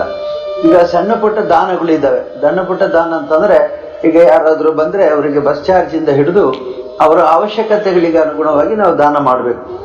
ಹೆಗಡೆಯವರು ಯಾವ್ರಿಗೂ ಇಲ್ಲ ಅಂತ ಹೇಳಬಾರ್ದು, ಕೊಂಚವಾದರೂ ಕೊಟ್ಟು ಕಳಿಸ್ಬೇಕು ಅವರಿಗೆ, ಇಲ್ಲ ಅಂತ ಹೇಳಬಾರ್ದು. ಈಗ ಉದಾಹರಣೆಗೆ ಯಾರ ಬರೆಯ ನಿನಗೆ ಆಗಲ್ಲ ಅಂತ ಹೇಳಬಾರ್ದು. ಅವನಿಗೆ 1000 ರೂಪಾಯಿ ಕೊಡುವಲ್ಲಿ 100 ರೂಪಾಯಿ ಕೊಟ್ಟು ಕಳಿಸ್ಬೋದು, ಆದರೆ ಅವನನ್ನು ಅವಮಾನ ಮಾಡಬಾರ್ದು. ಹಾಗೆ ನಾವು ಇಲ್ಲಿ ಈ ಕಾರ್ಯಕ್ಷೇತ್ರದಲ್ಲಿ ಅನ್ನದಾನವನ್ನ ಮೊದಲಿಂದ ಮಾಡ್ಕೊಂಡು ಬಂದಿದ್ದೇವೆ. ಈ ತರ ಅನೇಕ ಕಾರ್ಯಕ್ರಮಗಳು ಕ್ಷೇತ್ರದ ಸಾಂಪ್ರದಾಯಕ್ಕೆ ಅನುಗುಣವಾಗಿ ಅದನ್ನು ನಡೆಸ್ಕೊಂಡು ಬಂದಿದ್ದೇವೆ.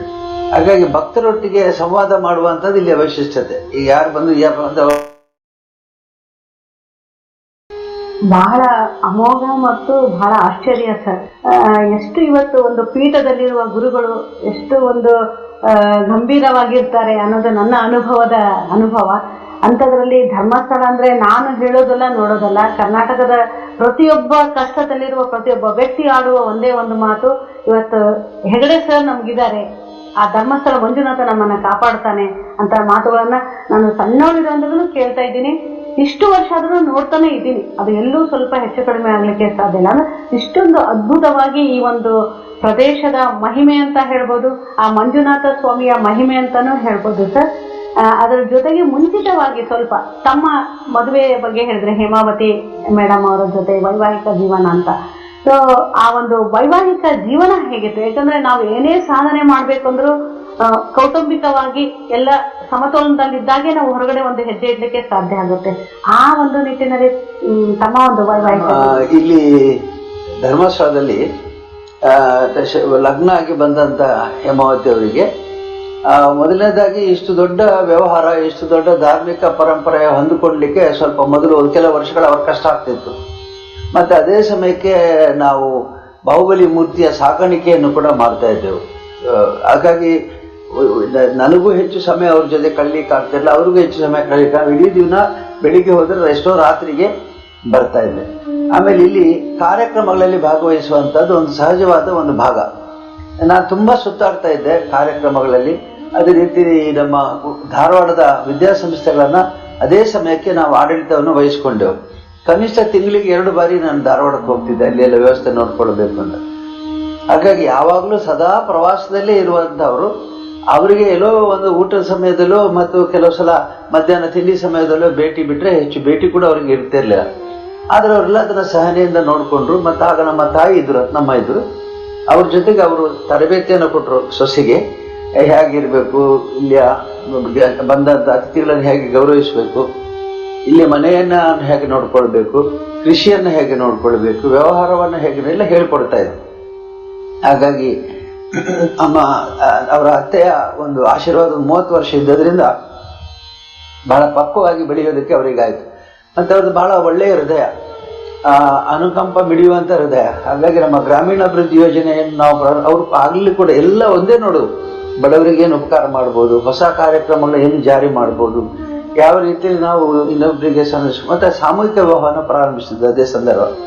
ಸೊ ಶ್ರೀಮತಿ ಹೇಮಾವತಿ ಅವರು ಈ ಸಾಮೂಹಿಕ ಮದುವೆಯ ಸಂದರ್ಭದಲ್ಲಿ ಅನೇಕ ರೀತಿಯಲ್ಲಿ ಬಡವರಿಗೆ ಸಹಾಯ ಮಾಡುವಂಥ ಕಾರ್ಯಕ್ರಮ, ಅವರಿಗೆ ಬಟ್ಟೆ ತಾಳಿ ಎಲ್ಲ ಕೊಡುವ ಇದೆಲ್ಲ ಅವರು ಮಾಡ್ತಾ ಇದ್ದಾರೆ. ಹಾಗಾಗಿ ಒಂದು ರೀತಿಯಲ್ಲಿ ಬೇರೆ ಸಂಸಾರಗಳಿಗಿಂತ ಭಿನ್ನವಾದ ಸಂಸಾರ ನಮ್ಮದು.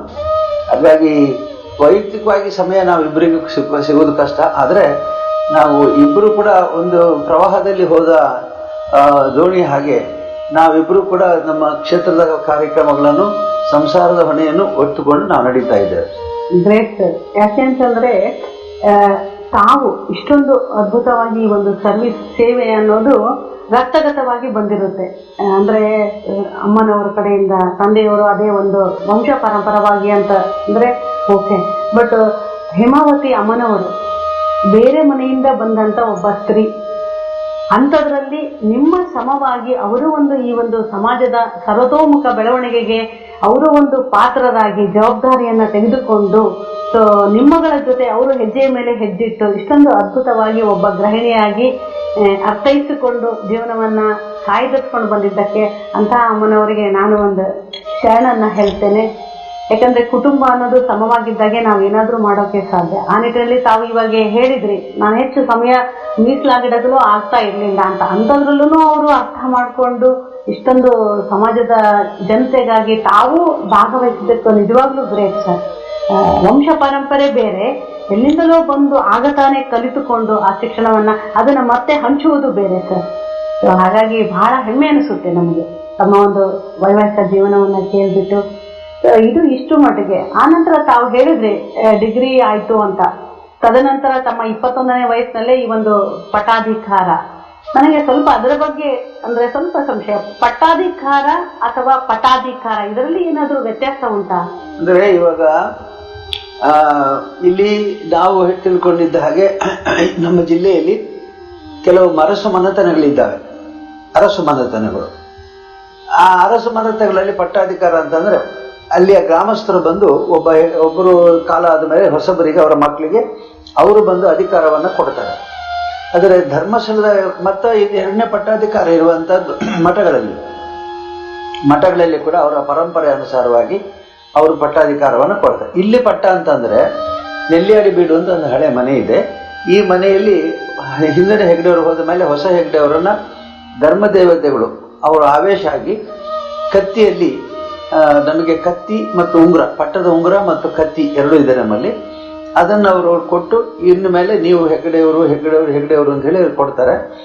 ಆದ್ರಿಂದ ಈ ಪೀಠಾರೋಹಣ ಅಂತಂದ್ರೆ ಧರ್ಮದೇವತೆಗಳು ಆವೇಶ ಆಗಿ ಪೀಠ ಕೊಡುವಂಥದ್ದು. ಹಾಗಾಗಿ ಅಲ್ಲಿ ಈಗ ನಾವು ಇಲ್ಲಿ ಏನಾದರೂ ವಿಶೇಷ ಕಾರ್ಯಕ್ರಮಗಳಾಗೋದಿದ್ರೆ ಅಲ್ಲಿ ಹೋಗಿ ನಾವು ನೆಲ್ಯಾಡಿ ಬೀಡಿಗೆ ಹೋಗಿ ಚಂದ್ರನಾಥ ಸ್ವಾಮಿ ಬಸದಿ ಹೋಗಿ ಅಲ್ಲಿ ನಮಸ್ಕಾರ ಮಾಡಿ ಅಲ್ಲಿ ಪೂಜೆ ಮಾಡಿ ಮತ್ತೆ ಮಂದಿರಕ್ಕೆ ಬರಬೇಕು. ಹಾಗಾಗಿ ಪಟ್ಟಾಧಿಕಾರ ಅಂತಂದ್ರೆ ನೀವು ಹೇಳಿದಾಗೆ ಸ್ವಾಮಿಗಳ ಪಟ್ಟಕ್ಕೂ ನಮ್ಮ ಪಟ್ಟಕ್ಕೂ ವ್ಯತ್ಯಾಸ ಏನದಲ್ಲಿ ಊರವರು ಭಕ್ತರು ಮಾಡ್ತಾರೆ. ಇಲ್ಲಿ ಧರ್ಮದೇವತೆಗಳೇ ಪೀಠಾರೋಹಣ ಹೆಗ್ಡೆಯವರಿಗೆ ಮಾಡಿಸ್ತಾರೆ. ಇದೇ ವಿಶೇಷ. ನನಗೆ ಪಟ್ಟದ ಉಂಗುರ ಇದೆ, ಪಟ್ಟದ ಕತ್ತಿ ಇದೆ. ಈ ವಾಕ್ ಶಕ್ತಿ ಬರುವಂಥದ್ದು ಅದರಿಂದ, ಈ ಪೀಠಾರೋಹಣದಿಂದ.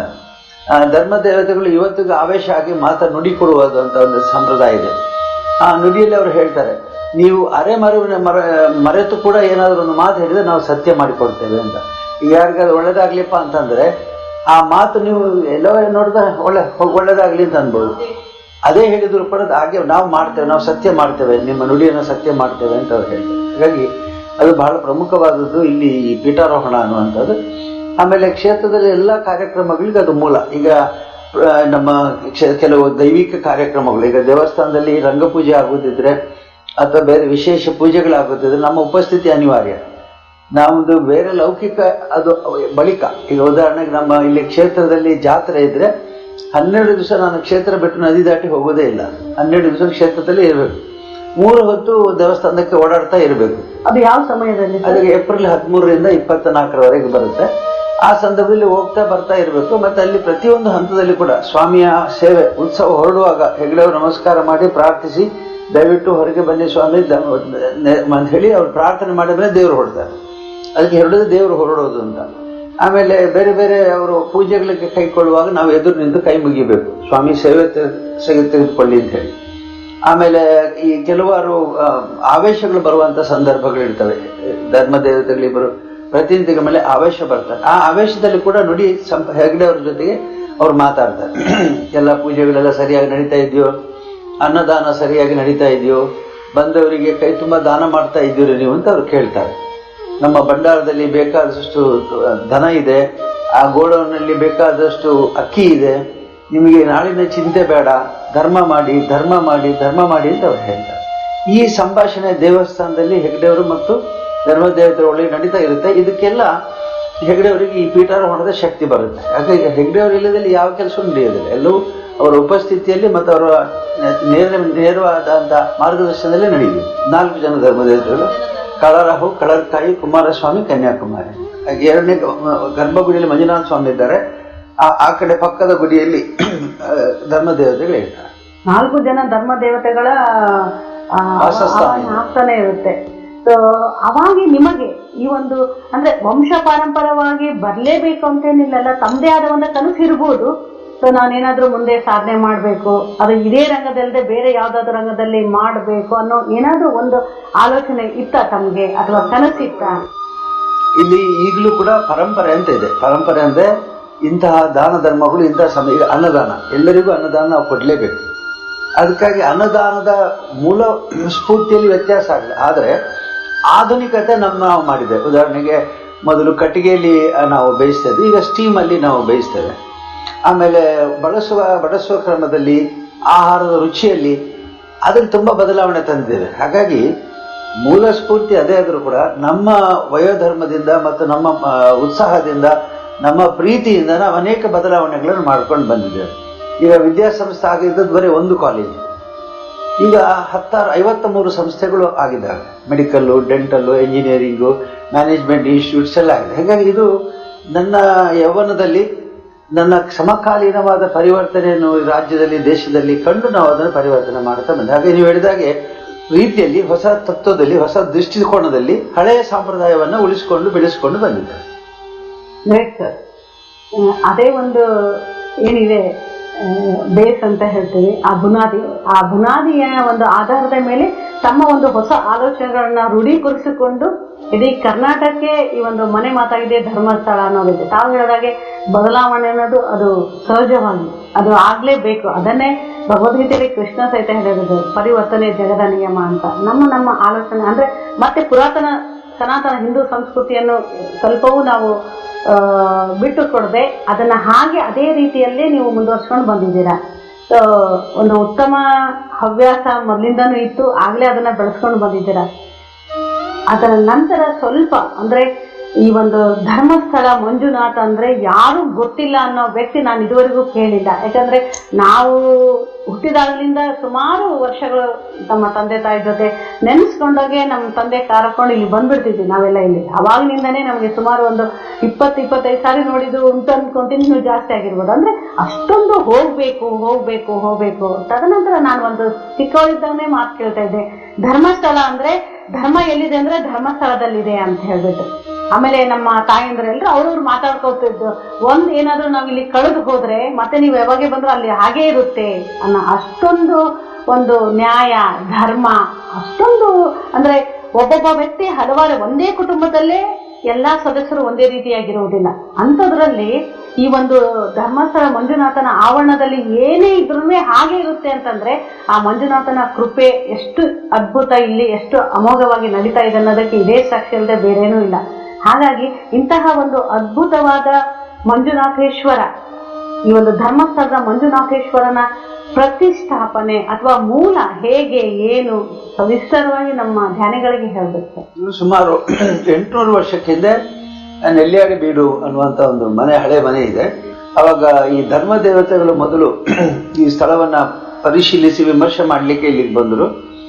ಆಗ ಇದ್ದ ಬಿರ್ಮಣ್ಣ ಹೆಗಡೆ ಮತ್ತು ಅಮ್ಮ ಬಳ್ಳಾಲ್ತಿ ಅನ್ನುವಂಥ ದಂಪತಿಗಳು ಆಗ ಹೆಗಡೆಯವರಾಗಿದ್ದರು. ಅವರನ್ನು ಪರೀಕ್ಷೆ ಮಾಡಿದರು. ಅವರಲ್ಲಿ ನ್ಯಾಯ ಧರ್ಮ ಮತ್ತು ಬಹಳಷ್ಟು ಪರೋಪಕಾರದ ಪ್ರಜ್ಞೆಯನ್ನು ನೋಡಿ ನಿಮ್ಮ ಜೊತೆಗೆ ನಾವು ಇರ್ತೇವೆ ಅಂತ ಹೇಳಿ ಅವರು ಕೆಲವು ಸೂಚನೆಗಳನ್ನು ಕೊಟ್ಟರು. ಹಾಗೆ ಈಗಲೂ ಕೂಡ ಅವರೊಂದು ಮೊದಲು ನಿಮ್ಮ ಮನೆಯನ್ನೇ ನಮಗೆ ಬಿಟ್ಟು ಕೊಡಬೇಕು ಅಂತ ಅವರು ಹೇಳಿದರು. ಹಾಗಾಗಿ ಈಗ ನೆಲ್ಯಾಡಿ ಬೀಡಲ್ಲಿ ಯಾರು ವಾಸವಾಗಿರೋದಿಲ್ಲ, ಅದು ಧರ್ಮದೇವತೆಗಳಿಗೆ ಸಮರ್ಪಿತವಾದ ಕಟ್ಟಡ ಅಂತ ಲೆಕ್ಕ. ಯಾರು ವಸತಿ ಇಲ್ಲ ಅಲ್ಲಿ, ಅದು ಖಾಲಿ ಇರ್ತದೆ. ಅಲ್ಲಿ ಅವರು ಪರೀಕ್ಷೆ ಮಾಡಿ ಧರ್ಮದೇವತೆಗಳು ನಿಮ್ಮ ಜೊತೆಗೆ ನಾವು ಇರ್ತೇವೆ ಅಂತ ಹೇಳಿ ಅವರಲ್ಲಿ ವಾಸವಾಗಿದ್ದರು. ಆಮೇಲೆ ಕೆಲವಾರು ವರ್ಷಗಳ ಮೇಲೆ ನಾವು ಧರ್ಮದೇವತೆಗಳು ಶಿವಗಣಗಳು, ಹಾಗಾಗಿ ನಮಗೆ ಪ್ರತ್ಯಕ್ಷವಾಗಿ ನಿಮಗೇನು ಮಾಡೋಕ್ಕಾಗಲ್ಲ. ಆದರೆ ಮಂಜುನಾಥನ ಶಿವಲಿಂಗವನ್ನು ತಂದು ನೀವು ಸ್ಥಾಪಿಸಬೇಕು, ಆಮೇಲೆ ಶಿವಲಿಂಗವನ್ನು ನಾವು ಇಲ್ಲಿ ಈ ಕ್ಷೇತ್ರವನ್ನು ಬೆಳೆಸ್ತೇವೆ ಅಂತ ಅವರಿಗೆ. ಹಾಗಾಗಿ ಶಿವಲಿಂಗವನ್ನು ಪ್ರತಿಷ್ಠೆ ಮಾಡಿದ ಮೇಲೆ ಈಗ ಧರ್ಮದೇವತೆಗಳು ಅದರ ಪಕ್ಕದಲ್ಲಿಯೇ ಪ್ರತಿಷ್ಠಾಪನೆಗೊಂಡಿದ್ದಾರೆ. ಇದು ಮೂಲಸ್ವಾಮಿ ಶಿವಲಿಂಗ, ಎರಡನೇದು ಧರ್ಮದೇವತೆಗಳು, ಮತ್ತೆ ಮಹಾಗಣಪತಿ. ಅಣ್ಣಪ್ಪ ಸ್ವಾಮಿ ಅಂತಂದ್ರೆ ಕಾವಲು ಶಕ್ತಿ, ಕ್ಷೇತ್ರದ ಎಲ್ಲ ವ್ಯವಹಾರಗಳನ್ನ ಕಾವಲು ರಕ್ಷಣೆ ಮಾಡತಕ್ಕಂಥ, ಅಧರ್ಮಿಗಳನ್ನು ಶಿಕ್ಷಿಸುವಂತ, ಧರ್ಮಿಷ್ಠರನ್ನು ರಕ್ಷಿಸುವಂತ ಇವರು ಅಣ್ಣಪ್ಪ ಸ್ವಾಮಿ ಅಂತ ಹೇಳಿ. ಹಾಗಾಗಿ ಅವರ ಬಂಟ ಮಂಜುನಾಥ ಧರ್ಮದೇವತೆಗಳ ಬಂಟ ಅಣ್ಣಪ್ಪ ಸ್ವಾಮಿ. ಹಾಗೆ ಈಗಿನ ಕಾಲದಲ್ಲಿ ಮಂಜುನಾಥ ಸ್ವಾಮಿ, ಧರ್ಮದೇವತೆಗಳು ಮತ್ತು ಅಣ್ಣಪ್ಪ ಸ್ವಾಮಿ ಈ ಮೂರು ಜನರ ನೆನಪಲ್ಲಿ ಮಂಜುನಾಥ ಸ್ವಾಮಿ ಯಾವಾಗಲೂ ಅನುಗ್ರಹ ಮಾಡ್ತಾರೆ. ಅವರಿಗೆ ಎಂದು ಸಿಟ್ಟು ಬರುವುದಿಲ್ಲ, ಅವರಿಗೆ ಕೋಪನೂ ಬರುವುದಿಲ್ಲ. ಈಗ ಒಬ್ಬ ನಂದು ಸಾಮಾನು ವಸ್ತು ಕಳೆದು ಹೋಯಿತು ಅಂತಂದ್ರೆ ಅವನಿಗೆ ಎಷ್ಟು ಶಿಕ್ಷೆ ಕೊಡಬೇಕು, ನನಗೆ ₹1,00,00,000 ಕಳವಾಯಿತು ಅಂತ ಅವನಿಗೆ ಎಷ್ಟು ಶಿಕ್ಷೆ ಕೊಡಬೇಕು. ಈ ವ್ಯತ್ಯಾಸಗಳಲ್ಲಿ ಭಗವಂತ ಸಾಕ್ಷಿಯಾಗಿರ್ತಾನೆ. ಈ ಲೋಕದ ಎಲ್ಲ ವ್ಯವಹಾರಕ್ಕೂ ಭಗವಂತ ಸಾಕ್ಷಿ. ಆದರೆ ಅಣ್ಣಪ್ಪ ಭೂತ ಅನ್ನೋನು ಬಹಳ ಶೀಘ್ರವಾಗಿ ಸ್ಪಂದಿಸ್ತಾನೆ ಅಂತ. ಈಗ ಯಾರಾದರೂ ನನಗೆ ಅನ್ಯಾಯ ಆಗಿದೆ, ನನಗೆ ವಂಚನೆ ಆಗಿದೆ, ನನಗೆ ಮೋಸ ಆಗಿದೆ, ನನಗೆ ಪಾಲು ಸಿಗಲಿಲ್ಲ, ಯಾರು ನನಗೆ ದುಡ್ಡು ತಗೊಂಡು ನನಗೆ ಕೊಟ್ಟಿಲ್ಲ ಅಂತ ಬಂದು ಮಂಜುನಾಥ ಸ್ವಾಮಿಗೆ ದೂರು ಕೊಟ್ಟರೆ ದೂರು ಸ್ವಾಮಿಗೆ ಕೊಡುವಂಥದ್ದು. ಆದರೆ ಸ್ವಾಮಿಯ ಅಣ್ಣಪ್ಪನಿಂದ ಅದೆಲ್ಲ ಶಿಕ್ಷೆ ಕೊಟ್ಟು ಅವರನ್ನು ಪರಿಹಾರ ಕೊಡುವಂಥ ಕಾರ್ಯ ನಡೀತದೆ ಅಂತ ಹೇಳ್ತಾರೆ. ಹಾಗಾಗಿ ಒಂದು ಬಳಕೆಯ ಮಾತಿದೆ, ಮಂಜುನಾಥ ಸ್ವಾಮಿಯಲ್ಲಿ ಭಕ್ತಿ ಶಕ್ತಿ, ಅಣ್ಣಪ್ಪನಲ್ಲಿ ಭಯ ಅಂತ. ಹಾಗಾದ್ರೆ ಹೇಳಿದ್ರಿ ಇವಾಗ ಅಣ್ಣಪ್ಪ ಸ್ವಾಮಿಯವರು ಆ ಒಂದು ಭಯ ಅಂದ್ರೆ ಏನೇ ಹೋದ್ರೂ ಆ ಒಂದು ಕೆಲಸ ಅವ್ರು ನಿರ್ವಹಿಸ್ತಾರ ಅಂತಹ ಪ್ರಸಂಗಗಳು ಉಂಟಾ? ಯಾರಾದ್ರೂ ಏನಾದ್ರು ಕಳೆದುಕೊಂಡು ಈ ತರ ಬಂದು ಕೆಡ್ಡ ಸುಮಾರು ದಿವಸ 106 ಇರ್ತದೆ, ಒಂದೆರಡಲ್ಲ 106. ಯಾರೋ ಬರ್ತಾರೆ, ಬಂದು ನಮಗೆ ಆಸ್ತಿಯ ಪಾಲು ಸಿಗಲಿಲ್ಲ. ಈಗ ಒಬ್ಬ 40 ವರ್ಷಕ್ಕೆ ಹಿಂದೆ ಯಾವುದೋ ವಂಚನೆ ಆಯಿತು ಅಂತ ಈಗ ಬಂದು ಮುಂದೆನೇ ಹೇಳಿ ಹೋದ. 40 ವರ್ಷಕ್ಕೆ ಹಿಂದೆ ಬೇರೆ ಎಲ್ಲೂ ನ್ಯಾಯ ಸಿಗೋದಿಲ್ಲ ಅವನಿಗೆ. ಯಾವ ಕಾನೂನು ಪ್ರಕಾರ ಯಾವ ಕೋರ್ಟು ಕಚೇರಿ ಹೋದ್ರೂ ಕೂಡ ಅವನಿಗೆ ನ್ಯಾಯ ಸಿಗೋದು. ಆದರೆ ಅವನ ಹೇಳಿಕೆಯಲ್ಲಿ ನ್ಯಾಯ ಇದ್ರೆ ಮಂಜುನಾಥ ಸ್ವಾಮಿಗೆ ಅದನ್ನು ಪ್ರಾರ್ಥಿಸಿಕೊಂಡ್ರೆ ಅವನಿಗೆ ನ್ಯಾಯ ಸಿಗ್ಬೋದು. ಹಾಗಾಗಿ ಈ ರೀತಿಯ ದಿನ 100 ಸಾವಿರಾರು ಬರುತ್ತೆ. ಎಲ್ಲರೂ ಹೇಳ್ಕೊಳ್ಳೋದಿಲ್ಲ, ಮನಸ್ಸಿನಲ್ಲಿಯೂ ಪ್ರಾರ್ಥನೆ ಮಾಡ್ಕೊಂಡು ಹೋಗ್ತಾರೆ, ಭಕ್ತಿಯಿಂದ ಶ್ರದ್ಧೆಯಿಂದ ಹೇಳಿಕೆ ಮಾಡ್ಕೊಂಡು ಹೋಗ್ತಾರೆ. ಹಾಗೆ ಅವರವರಿಗೆ ಅವರ ಶ್ರದ್ಧೆ ನ್ಯಾಯವಾಗಿ. ಈಗ ಒಬ್ಬ ಸುಳ್ಳು ಆರೋಪ ಕೊಟ್ಟರೆ ಅವನಿಗೆ ಶಿಕ್ಷೆ ಸಿಗುತ್ತೆ. ಈಗ ಯಾರೋ ಒಬ್ಬ ಬಂದು ನನಗೆ ಅವರು ತೊಂದರೆ ಮಾಡಿದ್ದಾರೆ ಅಂತ ಕೂಡ ಅವನಿಗೆ ಶಿಕ್ಷೆ ಸಿಗುವುದಿಲ್ಲ. ಇಲ್ಲಿ ಧರ್ಮಸ್ಥಳದ ವಿಶೇಷತೆ ಏನು ಅಂತಂದ್ರೆ ನ್ಯಾಯದ ತಕ್ಕಡಿ ಇದೆ. ಯಾರು ತಪ್ಪು ಮಾಡಿದರೆ ಅವರಿಗೆ ಶಿಕ್ಷೆ ಸಿಗುತ್ತೆ, ತಪ್ಪು ಮಾಡಿದವರಿಗೆ ರಕ್ಷಣೆ ಸಿಗುತ್ತೆ. ಅದಕ್ಕೆ ಧರ್ಮಸ್ಥಳ ಅದಕ್ಕೆ ಧರ್ಮಸ್ಥಳ ಅಂತ ಹೆಸರು. ಈಗ ಯಾವುದೇ ದೇವಸ್ಥಾನಕ್ಕೆ ಹೋಗಿ ಅಲ್ಲಿ ಒಂದು ಸಾನ್ನಿಧ್ಯ ಅಂತ ಇರುತ್ತೆ. ಆ ಸಾನ್ನಿಧ್ಯದ ಎಷ್ಟು ನಾವು ರಕ್ಷಣೆ ಮಾಡ್ಕೊಂಡು ಬರ್ತೀವಿ. ನಾವೇನಂತಂದ್ರೆ ನನ್ನ ಮೊದಲನೇ ಕೆಲಸ ಸ್ವಾಮಿಯ ಸೇವೆ ಮಾಡುವಂಥದ್ದು. ಅಂದರೆ ಅವರ ನಿತ್ಯ ವಿಧಿಗಳು, ಪೂಜೆಗಳು ಮತ್ತು ಸೇವೆಗಳೆಲ್ಲ ಸರಿಯಾದ ಸಮಯಕ್ಕೆ ಸರಿಯಾಗಿ ಸರಿಯಾಗಿ ಆಗುವಂಥದ್ದು, ಅದನ್ನು ಮೊದಲನೇ ಕರ್ತವ್ಯ. ಹಾಗಾಗಿ ಸ್ವಾಮಿ ಎಷ್ಟು ಪ್ರಸನ್ನರಾಗಿರ್ತಾರೆ ಅಷ್ಟು ಭಕ್ತರಿಗೆ ಅವರ ಅನುಗ್ರಹ ಸಿಗುತ್ತೆ. ಹಾಗಾಗಿ ತ್ರಿಕಾಲ ಪೂಜೆಗಳು, ಉತ್ಸವಗಳು ಎಲ್ಲ ಸರಿಯಾಗಿ ನೋಡ್ಕೊಳ್ತಾ ನಾವು ಅವ್ರ ಮಾರ್ಗದರ್ಶನ ಕೊಡ್ತಾ ಶಿಸ್ತಿನಿಂದ ಇಟ್ಕೊಂಡ್ರೆ ಕ್ಷೇತ್ರ ಬಂದ ಭಕ್ತಾದಿಗಳಿಗೆ ಬೇಗ ಪ್ರತಿಕ್ರಿಯೆ ಸಿಗುತ್ತೆ. ಹಾಗಾಗಿ ಯಾವಾಗಲೂ ಸ್ವಾಮಿಯ ಸ್ಥಳದಲ್ಲಿ ನಾವು ಬಹಳ ಗಂಭೀರವಾಗಿ ಸ್ವಾಮಿಯ ಸೇವೆಯನ್ನು ಮಾಡ್ತೇವೆ. ಯಾಕಂದ್ರೆ ಸಾಕ್ಷಾತ್ ಇಲ್ಲಿ ಇದ್ದಾರೆ ಅಂತ ನಾವು ಮಾಡೋದು. ಯಾರೋ ಮೂರ್ತಿ ಇದೆ, ಶಿವಲಿಂಗ ಇದೆ, ಸ್ವಾಮಿ ನಮ್ಮ ಮುಂದೆ ಇದ್ರೆ ಏನು ಅವರನ್ನು ಉಪಚಾರ ಮಾಡಿ ಹಾಗೆ ಉಪಚಾರವನ್ನು ಮಾಡ್ತಾರೆ. ತದನಂತರ ಇಲ್ಲಿಯ ಇನ್ನೊಂದು ವೈಶಿಷ್ಟ್ಯತೆ ಅಂತಂದ್ರೆ ಯಾತ್ರಿಕರಿಗೆಲ್ಲ ಭಕ್ತರಿಗೆಲ್ಲ ಆಗಿರ್ಬೋದು, ಬಾಹುಬಲಿಯ ಅಷ್ಟೊಂದು ಅದ್ಭುತವಾದ ಬಾಹುಬಲಿಯ ಪ್ರತ್ಯೇಕವಾಗಿ ಬಾಹುಬಲಿ ಮೂರ್ತಿಯ ಸ್ಥಾಪನೆ ಮಾಡುವ ಉದ್ದೇಶ ಅದು ಈಗ ನಮ್ಮ ಇಲ್ಲಿ ಹೆಗಡೆಯವರು ಜೈನರಾಗಿರೋದ್ರಿಂದ ನಮ್ಮ ಎಲ್ಲ ವ್ಯವಹಾರಗಳು ಜೈನ ಧರ್ಮದ ಅನುಸಾರವಾಗಿ ಆಗುತ್ತೆ. ಹಾಗಾಗಿ ವೃಷಭ ತೀರ್ಥಂಕರು ಮೊದಲನೇ ತೀರ್ಥಂಕರರು ಇಲ್ಲಿ ವೃಷಭ ತೀರ್ಥಂಕರ್ ಅವರ ಪುತ್ರರ ಇಬ್ಬರಲ್ಲಿ ಭರತ ಬಾಹುಬಲಿ ಇರುವಂತ ಇಬ್ಬರು ಮಕ್ಕಳು. ಹಾಗಾಗಿ ವೃಷಭನಾಥರ ಲಾಂಛನವು ನಂದಿ, ಮಂಜುನಾಥ ಸ್ವಾಮಿಯ ಲಾಂಛನವು ನಂದಿ. ಹಾಗಾಗಿ ಇಲ್ಲಿಗೆ ಇವರು ಸ್ಥಾಪಿಸಬೇಕು ಅಂತ ಹೇಳಿ ತಂದೆಯವರಿಗೆ ರತ್ನವರ್ಮ ಹೆಗಡೆಯವರಿಗೆ ಒಂದು ಪ್ರೇರಣೆ ಆಯಿತು, ರತ್ನಮ್ಮನವರಿಗೆ ಪ್ರೇರಣೆ ಆಯಿತು. ಅವರು ಈ ಮೂರ್ತಿಯನ್ನ ತಯಾರಿ ಮಾಡಿದ್ರು. ನಾವು ಅದನ್ನು ಇಲ್ಲಿಗೆ ಸಾಗಾಟ ಮಾಡಿ ಇಲ್ಲಿ ಪ್ರತಿಷ್ಠೆ ಮಾಡಿ 1982ನೇ ಇಸ್ವಿಯಿಂದ ಅದನ್ನು ನಂಬಿಕೊಂಡು ಬರ್ತಾ ಇದ್ದೇವೆ. ಹಾಗಾಗಿ ಇದು ಒಂದು ಇಲ್ಲಿ ಲೌಕಿಕವಾದ ವ್ಯವಹಾರಗಳು ಮಂಜುನಾಥ ಸ್ವಾಮಿಯ ಸನ್ನಿಧಿಯಲ್ಲಿ ನಡೆದ್ರೆ ಈ ಧಾರ್ಮಿಕ ಮತ್ತು ಪಾರಮಾರ್ಥಿಕವಾದಂತಹ ವ್ಯವಸ್ಥೆಗಳನ್ನು ತ್ಯಾಗಿ ಬಾಹುಬಲಿ ನೋಡ್ತಾನೆ ಅಂತ. ಈಗ ಎಲ್ಲರೂ ನಾನು ಗೆಲ್ಲಬೇಕು ಅಂತಲೇ ವಿಚಾರ ಮಾಡ್ತಾರೆ. ಕೋರ್ಟಿಗೆ ಹೋಗೋದು ಯಾಕೆ, ನಾನು ಗೆಲ್ಲಬೇಕು. ಹೊಡೆದಾಟ ಬಡದಾಟ ಯಾಕೆ, ನಾನು ಗೆಲ್ಲಬೇಕು. ಈ ಯಾವ ನೀವು ಕಾರ್ಯಕ್ರಮ ನೋಡಿದ್ರು ಕೂಡ ಎಲ್ಲರೂ ಕೂಡ ನಾನು ಗೆಲ್ಲಬೇಕು ಅಂತ ಹೇಳ್ತಾ ಇರೋದೇ. ನಾನು ಬದುಕಬೇಕು, ಇನ್ನೊಬ್ಬರು ಬದುಕುಗಳು, ಲೀವ್ ಅಂಡ್ ಲೆಟ್ ಲೀವ್, ಬದುಕೊಡು ತತ್ವ ಇಲ್ಲ. ಆದರೆ ಧರ್ಮಸ್ಥಳದಲ್ಲಿ ಯಾರು ಸೋಲೋದಿಲ್ಲ, ಯಾರು ಗೆಲ್ಲೋದಿಲ್ಲ. ಈಗ ಒಬ್ಬ ಬಂದು ನಾನು ಅವರಿಗೆ ಕೊಡ್ತಕ್ಕಂಥದ್ದು ಕೊಟ್ಟಿದ್ದೇನೆ ಅಂತಂದ್ರೆ ಕೊಟ್ಟವನು ಸೋಲಿಲ್ಲ, ಗೆದ್ದವನು ತಗೊಂಡವನು ಸೋಲಿಲ್ಲ. ಆದರೆ ನ್ಯಾಯ ಸಿಕ್ಕಿದೆ ಅವರಿಗೆ. ಇದಕ್ಕೆ ನ್ಯಾಯದ ವಿಮರ್ಶೆ ಕೋರ್ಟಲ್ಲಿ ಆದ ತಕ್ಷಣ ಒಬ್ಬ ಗೆದ್ದೆ ಅಂತ ಹೆಮ್ಮೆ ಪಡ್ತಾನೆ, ಇನ್ನೊಬ್ಬ ಕಣ್ಣೀರು ಹಾಕ್ತಾನೆ ಸೋತೆ. ಇಲ್ಲಿ ಆ ರೀತಿ ಇಲ್ಲ. ಇದು ನ್ಯಾಯ. ಈಗ ಬಾಹುಬಲ್ಯ ಸಂದೇಶವಿದೆ, ತ್ಯಾಗ ಮಾಡು. ನಿನಗೆ ಏನಿದೆ ಅದು ನೀನು ಇಟ್ಕೋ, ನಿನ್ನ ವ್ಯವಹಾರ ಎಲ್ಲ ಚೆನ್ನಾಗಿ ನಡ್ಕೋ, ಸಂಸಾರ ಚೆನ್ನಾಗಿ. ಆದರೆ ಹೊಂದಾಣಿಕೆ ಎಲ್ಲಿ ಇರಬೇಕು ಅಂದರೆ ಇನ್ನೊಬ್ಬರಿಗೆ ಹಿಂಸೆ ಆಗುತ್ತಾದರೆ ನಾವು ಅದನ್ನು ಹೊಂದಾಣಿಕೆ ಮಾಡ್ಕೋಬೇಕು. ಅದನ್ನು ಇದು ಒಂದು ತ್ಯಾಗಿ ಬಾಹುಬಲಿ. ಇಲ್ಲಿ ನಮ್ಮ ಶ್ರದ್ಧೆಯ ಮಂಜುನಾಥ ಸ್ವಾಮಿ ಎರಡು ಕೂಡ ಇಲ್ಲಿ. ಇವಾಗ ತಾವು ಹೇಳಿದ್ರೆ ಇನ್ನೊಬ್ಬರಿಗೆ ಹಿಂಸೆ ಕೊಡುವುದು ಬೇಡ ಅಂತ, ಆ ನಿಟ್ಟಿನಲ್ಲಿ ಕೇವಲ ಮನುಷ್ಯರಿಗಷ್ಟೇನೆ ಹಿಂಸೆನ ಅಥವಾ ನಮ್ಮ ಚರಾಚರ ಸೃಷ್ಟಿಯಲ್ಲಿ ನಮ್ಮ ಸಹಜೀವಿಗಳಾದ ಪ್ರಾಣಿ ಪಕ್ಷಿಗಳು ಎಲ್ಲವುಗಳನ್ನು ನಾವು? ಜೈನ ಧರ್ಮದ ಮೂಲ ಸಂದೇಶ ಇರುವುದು ಮನುಷ್ಯರಿಗಾಗಿ ಅಲ್ಲ, ಈ ಪ್ರಪಂಚ ಎಲ್ಲರಿಗೂ ಕೂಡ ಹಿಂಸೆ ಆಗಬಾರ್ದು. ಅಹಿಂಸೆಯ ಸಂದೇಶವನ್ನ ಬಾಹುಬಲಿ ಕೊಡ್ತಾರೆ. ಅಹಿಂಸೆ ಅಂತಂದ್ರೆ ಹಿಂಸಾತೀತವಾದಂಥದ್ದು. ಅದು ಮಾನಸಿಕ ಹಿಂಸೆ ಆಗ್ಬೋದು, ದೈಹಿಕ ಹಿಂಸೆ ಆಗ್ಬೋದು, ವ್ಯಾವಹಾರಿಕ ಹಿಂಸೆ ಆಗ್ಬೋದು. ಮಾನಸಿಕ ಹಿಂಸೆ ಅಂತಂದ್ರೆ ನಾನು ಇನ್ನೊಬ್ಬರಿಗೆ ಹಿಂಸೆ ಮಾಡಬೇಕು ಅಂತ ಚಿಂತನೆ ಮಾಡಿದ್ರೆ ನನಗೆ ಆ ಪಾಪ ಪ್ರಜ್ಞೆ ಬಂತು. ಲೌಕಿಕವಾಗಿ ಅಂತೂ ನಾನು ಅವರಿಗೆ ಏನಾದರೂ ಅವರಿಗೆ ಶಿಕ್ಷೆ ಕೊಟ್ಟರೆ ಅಥವಾ ಹಿಂಸೆ ಮಾಡಿದ ದೋಷ ಬರುತ್ತೆ.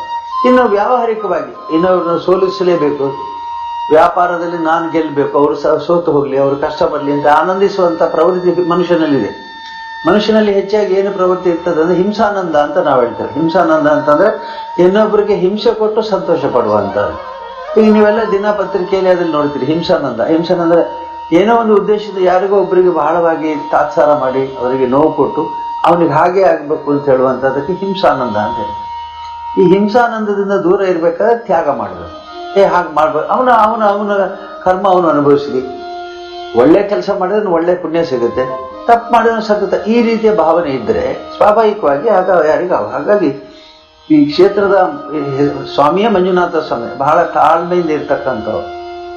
ರುದ್ರನ ಒಂದು ಮುಖವೂ ಹೌದು, ಮತ್ತೆ ಸಹಸ್ರನಾಮದ ಎಲ್ಲ ಹೆಸರುಗಳ ಮುಖವೂ ಹೌದು. ಆದರೆ ಇಲ್ಲಿ ಇರುವಂತಹ ಸ್ವಾಮಿ ಬಹಳ ಶಾಂತ ಮೂರ್ತಿ. ಮಂಜುನಾಥ ಯಾವಾಗಲೂ ಶಾಂತ ಮೂರ್ತಿ, ಯಾವುದನ್ನು ಕೂಡ ಸಹಿಸಿಕೊಂಡು ಇನ್ನೊಬ್ಬರಿಗೆ ಒಳ್ಳೇದಾಗ್ಲಿ ಅಂತ ಹೇಳುವಂತಾರೆ. ಹಾಗಾಗಿ ಮಂಜುನಾಥ, ಮಂಜು ಅಂದ್ರೆ ನಾವು ಗೊತ್ತಿದ್ದ ಹಾಗೆ ಬಹಳ ಶೀತಲವಾದಂಥ.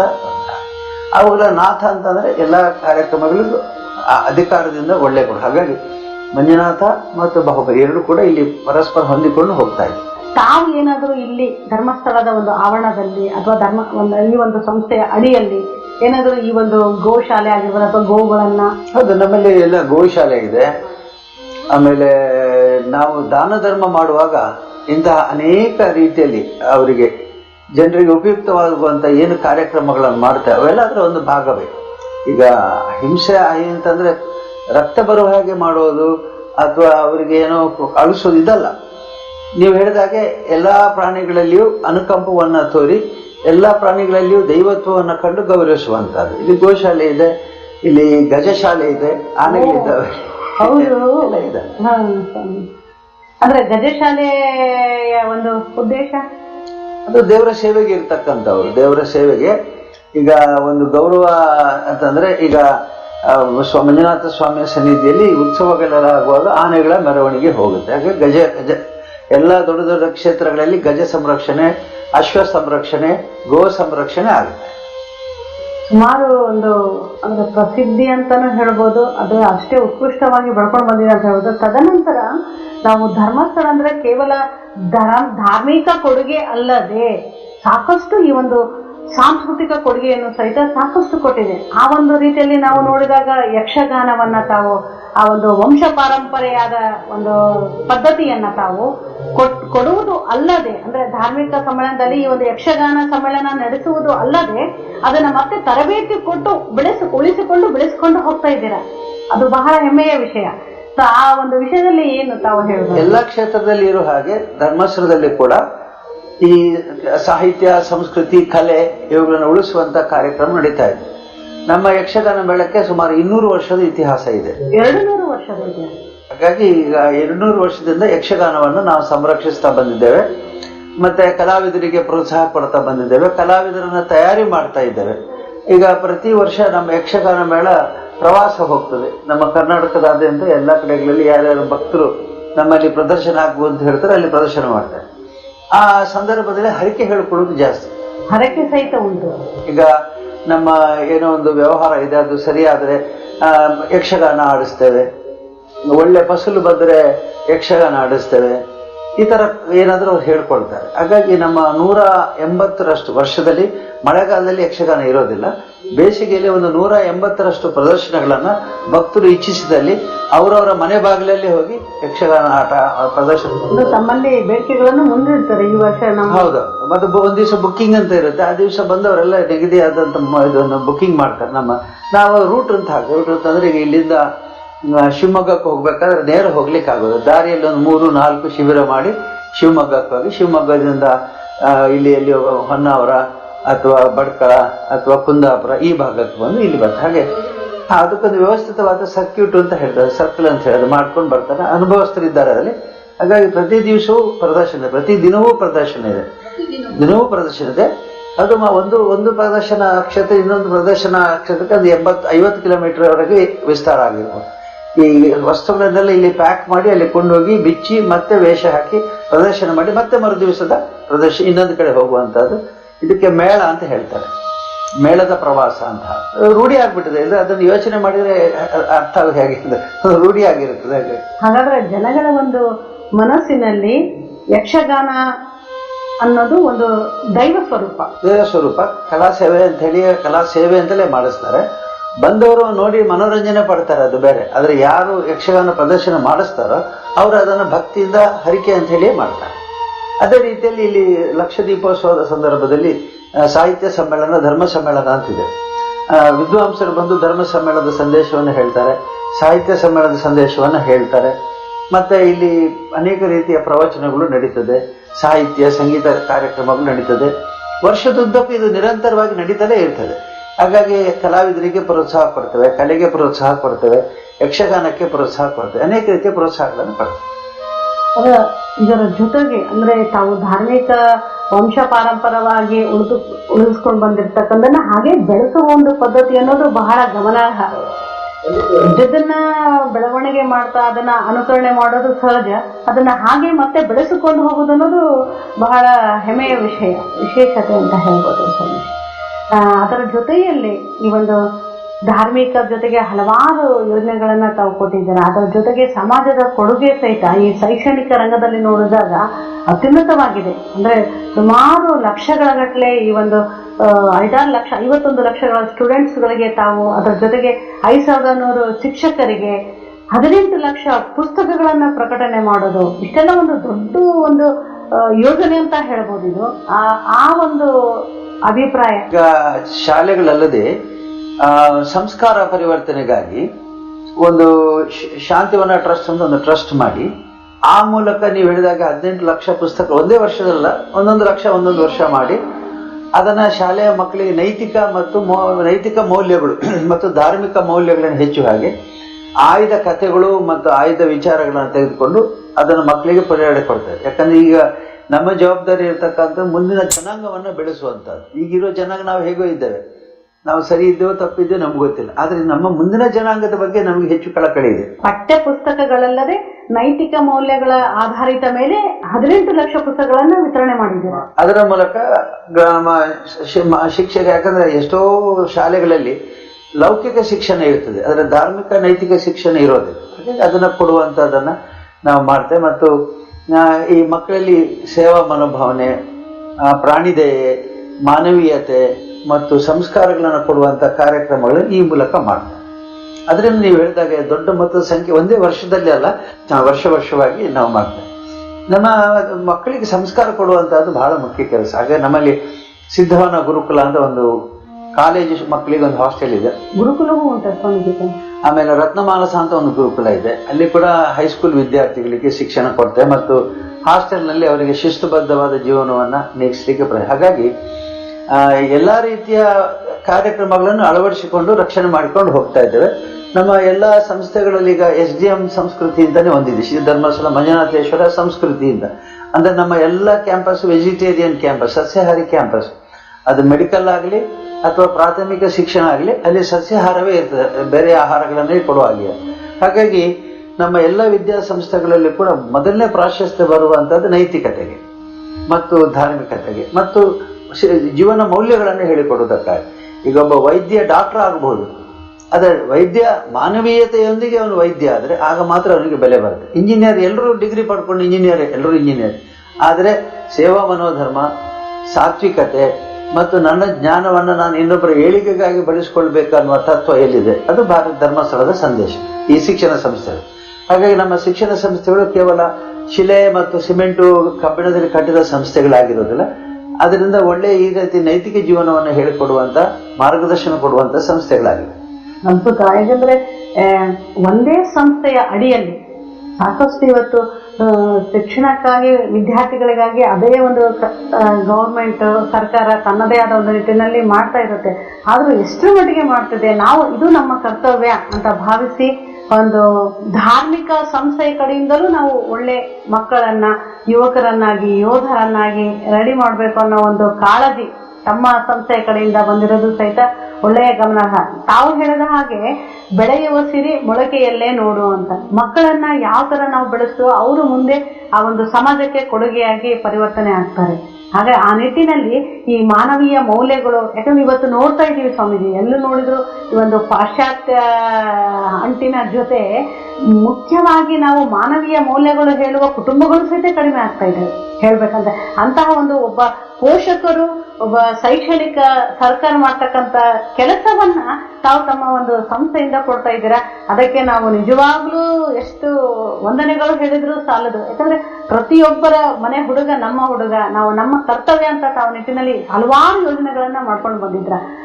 ಅಷ್ಟೇ ಅಲ್ಲದೆ ಯುವಕರಿಗಾಗಿ ಸಹಿತ ತಾವು ಉದ್ಯೋಗಾವಕಾಶವನ್ನು ಕೊಟ್ಟಿದ್ದೀರಾ. ಬೆಳೆಸುವುದು ಒಂದು ಮಟ್ಟ, ತದನಂತರ ಮತ್ತೆ ಅದನ್ನ ಉಳಿಸಿಕೊಡುತ್ತಾ ಹಾಗೆ ಮತ್ತೆ ಬೆಳೆಸುವುದು. ಅಂದ್ರೆ ಸಾಕಷ್ಟು ಯುವತೆಗೆ ತಾವು ಉದ್ಯೋಗಾವಕಾಶ ಕೊಡುವ ಒಂದು ಯೋಜನೆಯಲ್ಲಿ ರೂಟ್ ಸೆಟ್ ಅಂತ ಒಂದು ಕೇಳಿದೆ ನಾನು. ಸೊ ಅದರ ಬಗ್ಗೆ ಏನು ರೂಟ್ ಸೆಟ್ ಯೋಜನೆ? ಈ ಸ್ವಾವಲಂಬಿಗಳನ್ನಾಗಿ ಮಾಡಬೇಕು ಅಂತ, ಸೆಲ್ಫ್ ಡಿಪೆಂಡೆಂಟ್ ಅಂತ, ಸ್ವಾವಲಂಬಿಗಳು ಅಂತ. ನಾವು ಯಾವಾಗಲೂ ಪರಾವಲಂಬಿಗಳು. ಬಾಲ್ಯದಲ್ಲಿ ತಂದೆ ತಾಯಿಗಳ ಮೇಲೆ ಇರ್ತೇವೆ, ಮಧ್ಯಮ ವಯಸ್ಸಿನಲ್ಲಿ ಹಿರಿಯರ ಮೇಲೆ ಇರ್ತೇವೆ, ಸಂಸಾರ ಆದಮೇಲೆ ಅವರು ಹೆಂಡತಿ ನೋಡ್ಕೋಬೇಕು, ಹೆಂಡತಿನ ಗಂಡ ನೋಡ್ಕೋಬೇಕು, ಈ ಥರ ಪರಾವಲಂಬಿಗಳು ನಾವು ಯಾವಾಗಲೂ.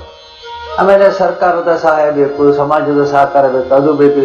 ಎಲ್ಲೂ ನಾವು ಮಾತಾಡುವಾಗ ಇನ್ನೊಬ್ಬರಿಂದ ನಮಗೆ ಸಹಾಯ ಬೇಕು. ಆದರೆ ಸ್ವಾವಲಂಬಿಗಳಾಗುವಂಥದ್ದು ಹೇಗೆ ಅಂತಂದ್ರೆ ಈ ಸ್ವ ಉದ್ಯೋಗ ತರಬೇತಿ ಕೇಂದ್ರ, ಸೆಲ್ಫ್ ಎಂಪ್ಲಾಯ್ಮೆಂಟ್ ಟ್ರೈನಿಂಗ್ ಸೆಂಟರ್. ಅದರಲ್ಲಿ 30 ದಿವಸಕ್ಕಿಂತ ವಿಸ್ತಾರವಾದ ಕಾರ್ಯಕ್ರಮಗಳೇ ಇಲ್ಲ.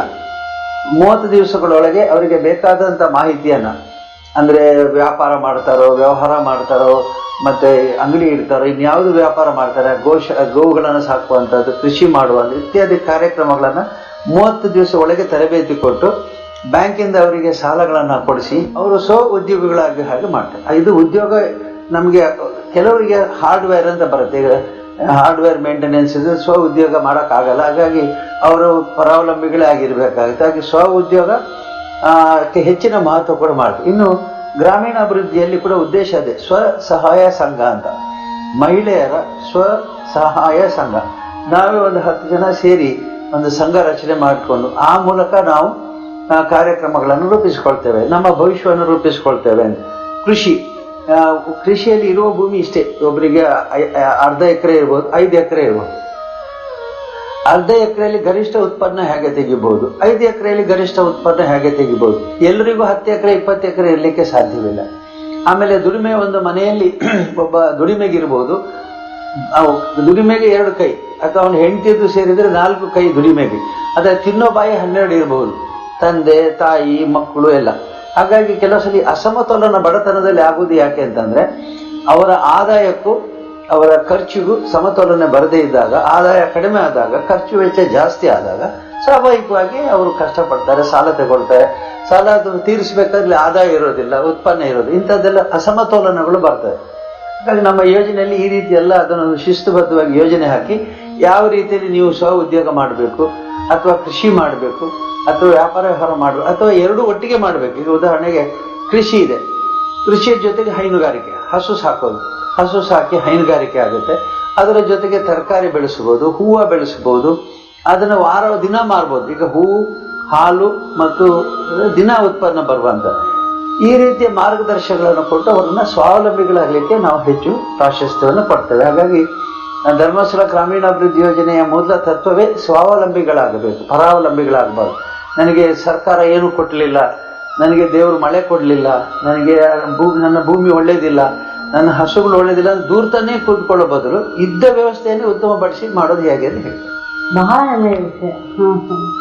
ಅಂದ್ರೆ ಒಬ್ಬರ ಮೇಲೆ ಅವಲಂಬನೆ ಆಗದೆ ಸ್ವತಃ ತನ್ನಲ್ಲಿರೋ ಒಂದು ಶಕ್ತಿಗೆ ತಾವು ಪೂರಕರಾಗಿ ಅವರಿಗೆ ನಾನಿದ್ದೇನೆ ಎನ್ನುವ ಒಂದು ಬೆಂಬಲ, ಅಭಯ ಅಂತ ಹೇಳ್ಬೋದು.